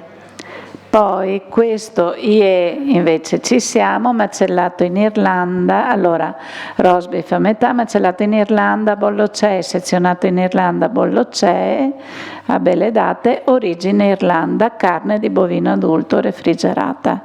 E l'8, qua abbiamo tutto. Qui, aspetta che rimpiccioliamo un po'. Ecco, qui abbiamo il bollo c'è in alto, trocchetto di scottona bovino adulto, nato in Polonia, allevato in Polonia, macellato in Polonia, bollo, sezionato in Italia il bollo, l'8. Torniamo alla grande distribuzione, macinato per Tartara, categoria bovino adulto, l'8. Anche qui nato, allevato, macellato e sezionato col bollo cieco, questi sono precisi, mettono i T, tutto bene insomma. Va bene? Vediamo qui. Bocconcini, ecco, categoria vitellone, che però non è il vitellone fra 8 e 12 mesi, è carne di bovino adulto, qui è chiaro. E poi tutte le altre informazioni. Qui aspetta che facciamo, aspetta che ritorno alla presentazione. Ecco, qui era esposto sul banco filetto sorana bovino adulto, lotto numero 1, torniamo indietro, esposto non proprio vicinissimo, sorana lotto numero 1, numero di rintracciabilità, nato in Germania, allevato in Germania, macellato in Germania, manca il bollo c'è, però a richiesta si può dare, sezionato in Italia col bollo c'è. Allora, no aspetta, ecco, mi sono fatta dare l'etichetta originale e abbiamo verificato le stesse informazioni che corrispondono. È chiaro? Sto andando un po' veloce, ma fine. Allora, volevo dire un'altra cosa a proposito dell'etichettatura, che delle volte una circolare molto interessante è la numero 1 del 2003 che citava anche il dottor Gobbi. All'articolo 4, il punto 4 etichettatura dice allora si ricorda che negli esercizi di vendita l'esposizione dell'informazione al consumatore in sostituzione dell'etichetta è ammessa esclusivamente per i prodotti non preconfezionati e non preincartati.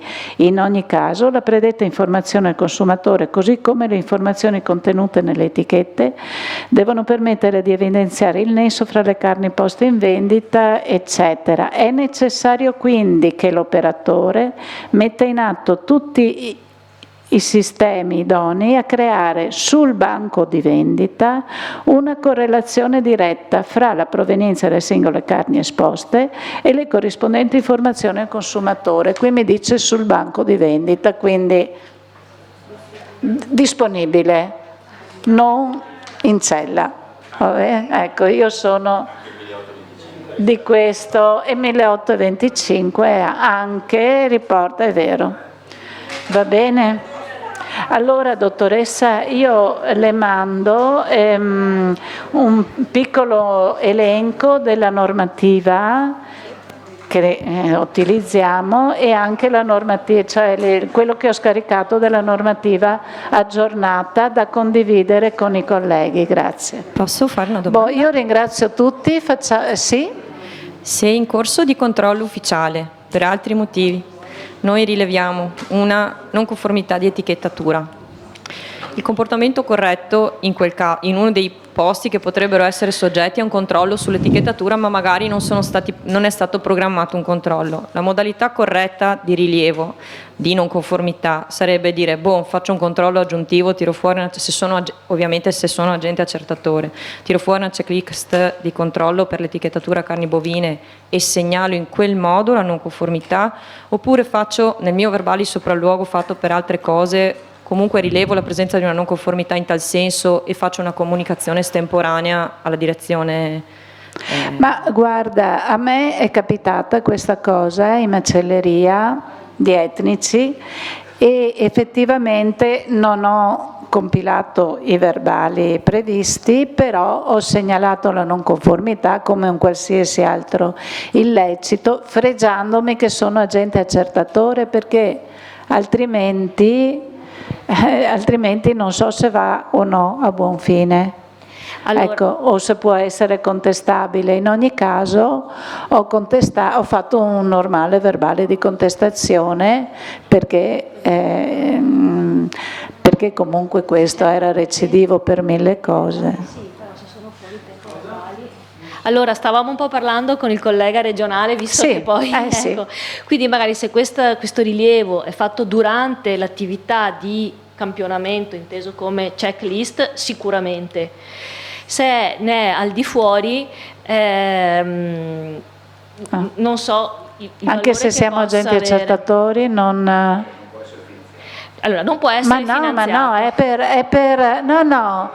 Ma guardi...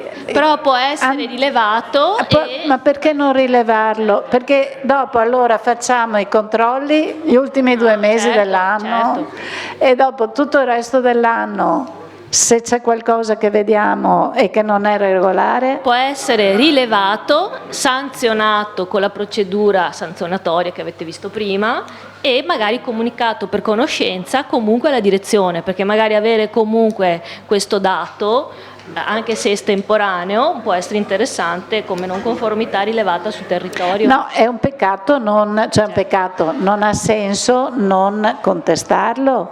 Poi non facciamo la checklist e quindi vuol dire che non rientra in quelli previsti e finanziati, però... Okay.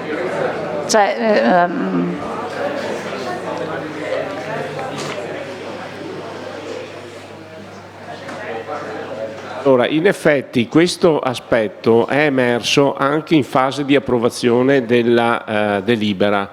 Cioè la segreteria infatti ci ha fatto un rilievo, nel senso che ok, va bene, fate questo accordo con i singoli direttori delle ASL, prevedete un piano di controllo, però fatto quello, visto che comunque le regioni hanno anche questo compito da espletare, non è che questi una volta chiuso il piano di controllo sono salvi, tra virgolette, quindi qualcuno bene o male può andare a fare queste. Da questo punto di vista forse magari anche con il suggerimento dei nostri legali, no, più esperti, probabilmente l'accordo potrebbe riguardare sì l'esecuzione del piano di controllo, chiaramente non viene, se no bisognerebbe delegare l'attività alla sanità perché adesso non ci allarghiamo. Esatto, quindi non volendo percorrere quella strada dovremmo comunque trovare il modo che chiaramente chi è agente accertatore e in fase di controllo ufficiale rileva anche questa non conformità, di fatto possa segnalarla e evidenziarla. Quindi mettendolo anche probabilmente nella prossima delibera potremo colmare questa lacuna. Esatto. Comunque conformità rilevata può essere segnalata, ma non verrà per quello su base di un piano, ma avviene E vorrei dire un'altra cosa, magari non è buona norma avvisare le associazioni di categoria, non i macellai, però le associazioni di categoria che annualmente andiamo ad eseguire dei controlli random e quindi che capiscano, insomma, si agevola noi, comunque si va a sorpresa, però... Io suggerirei questo, di fare l'accertamento con o senza checklist, quello che vuoi, segnali, raccogli le foto, tutto quanto, e poi lo invii all'organo competente, poi deciderà lui se emettere la sanzione o meno. Noi facciamo il rilievo, sì, no, bisogna sempre raccordare l'organo competente. Perfetto, ma nel momento che tu sei agente accertato... Di solito lui ti risponde fai la sanzione, però te lo dice lui. Era la domanda che avevo posto anche stamattina.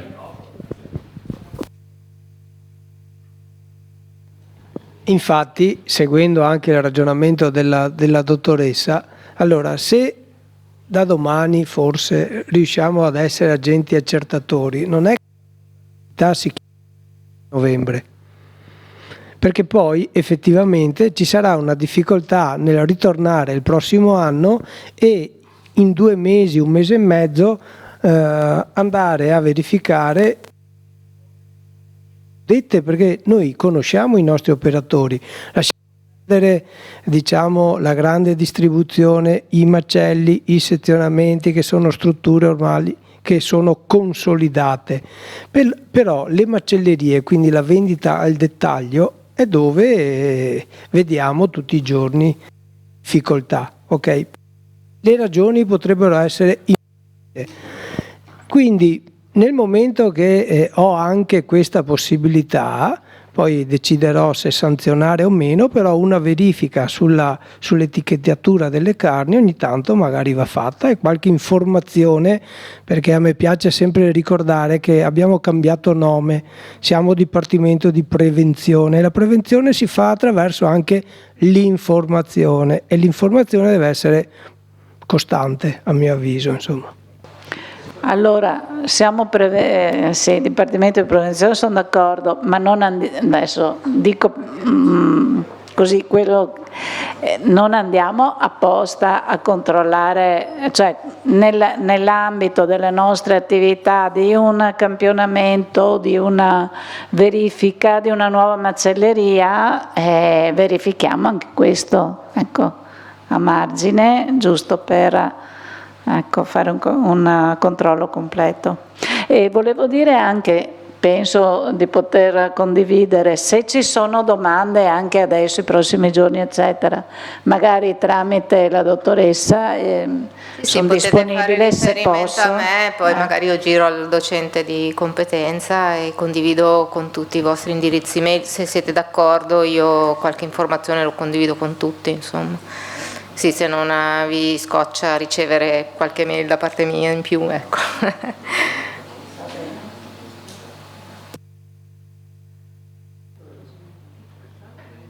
Può andare bene per voi oggi? Possiamo salutarci? Avete altre domande? Ok, quindi... Va bene, lascio qualche informazione di servizio prima di chiudere, visto che abbiamo qualche tempo. Vi ricordo il registro, vi ricordo che vi manderò, penso domattina, 2 test che vi chiedo gentilmente. Uno lo dovete obbligatoriamente compilare perché vi permetterà di ottenere l'attestato, penso che sia il vostro obiettivo, ed è quello del test di apprendimento. Il secondo è il test di gradimento legato alla nostra certificazione ISO 9001 dell'attività formativa, e quello gentilmente vi chiedo di compilarlo per appunto restituirci qualche indicazione. Concludo l'intervento di prima, no? Perché proprio nell'ultima delibera è stato aggiunto questa frase, no? È stata proprio chiesto da parte della Giunta regionale. Abbiamo aggiunto le attività contemplate nell'accordo, che potranno essere espletate entro il 15 novembre 2023, salvo proroghe, comprendono anche l'invio da parte di ciascuna ASL, della direzione, eccetera, quello che si diceva prima, no? Si precisa peraltro che gli operatori tenuti al rispetto della normativa sull'etichettatura obbligatoria delle carni potranno essere sottoposti ad ulteriori controlli da parte delle autorità competenti anche dopo la data del 15 novembre del corrente anno. Come dire, non è che perché avete fatto parte del campione siete liberi di fare. Questo non copre del tutto, diciamo, in caso poi di rilievo e poi erogazione della sanzione ad eventuali ricorsi per capire se effettivamente c'erano i requisiti di legittimità per poterla erogare questa sanzione. Però penso che qualcosa in più, sicuramente qualcosa in più si può fare, vedremo come formularla questa cosa.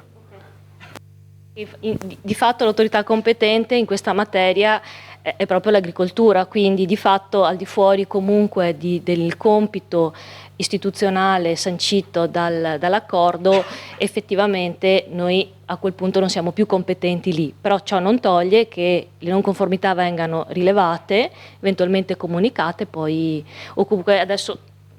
Poi eventualmente il dottor De Bei e Guido Mazzucato dell'ufficio di fatto possono uscire anche loro a fare i controlli al di fuori del piano e del programma.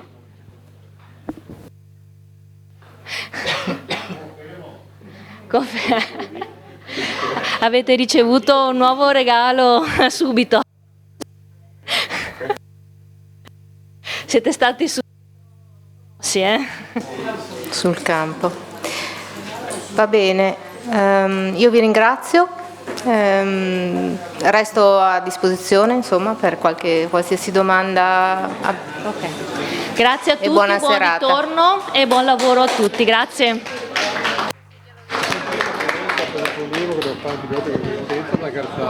Che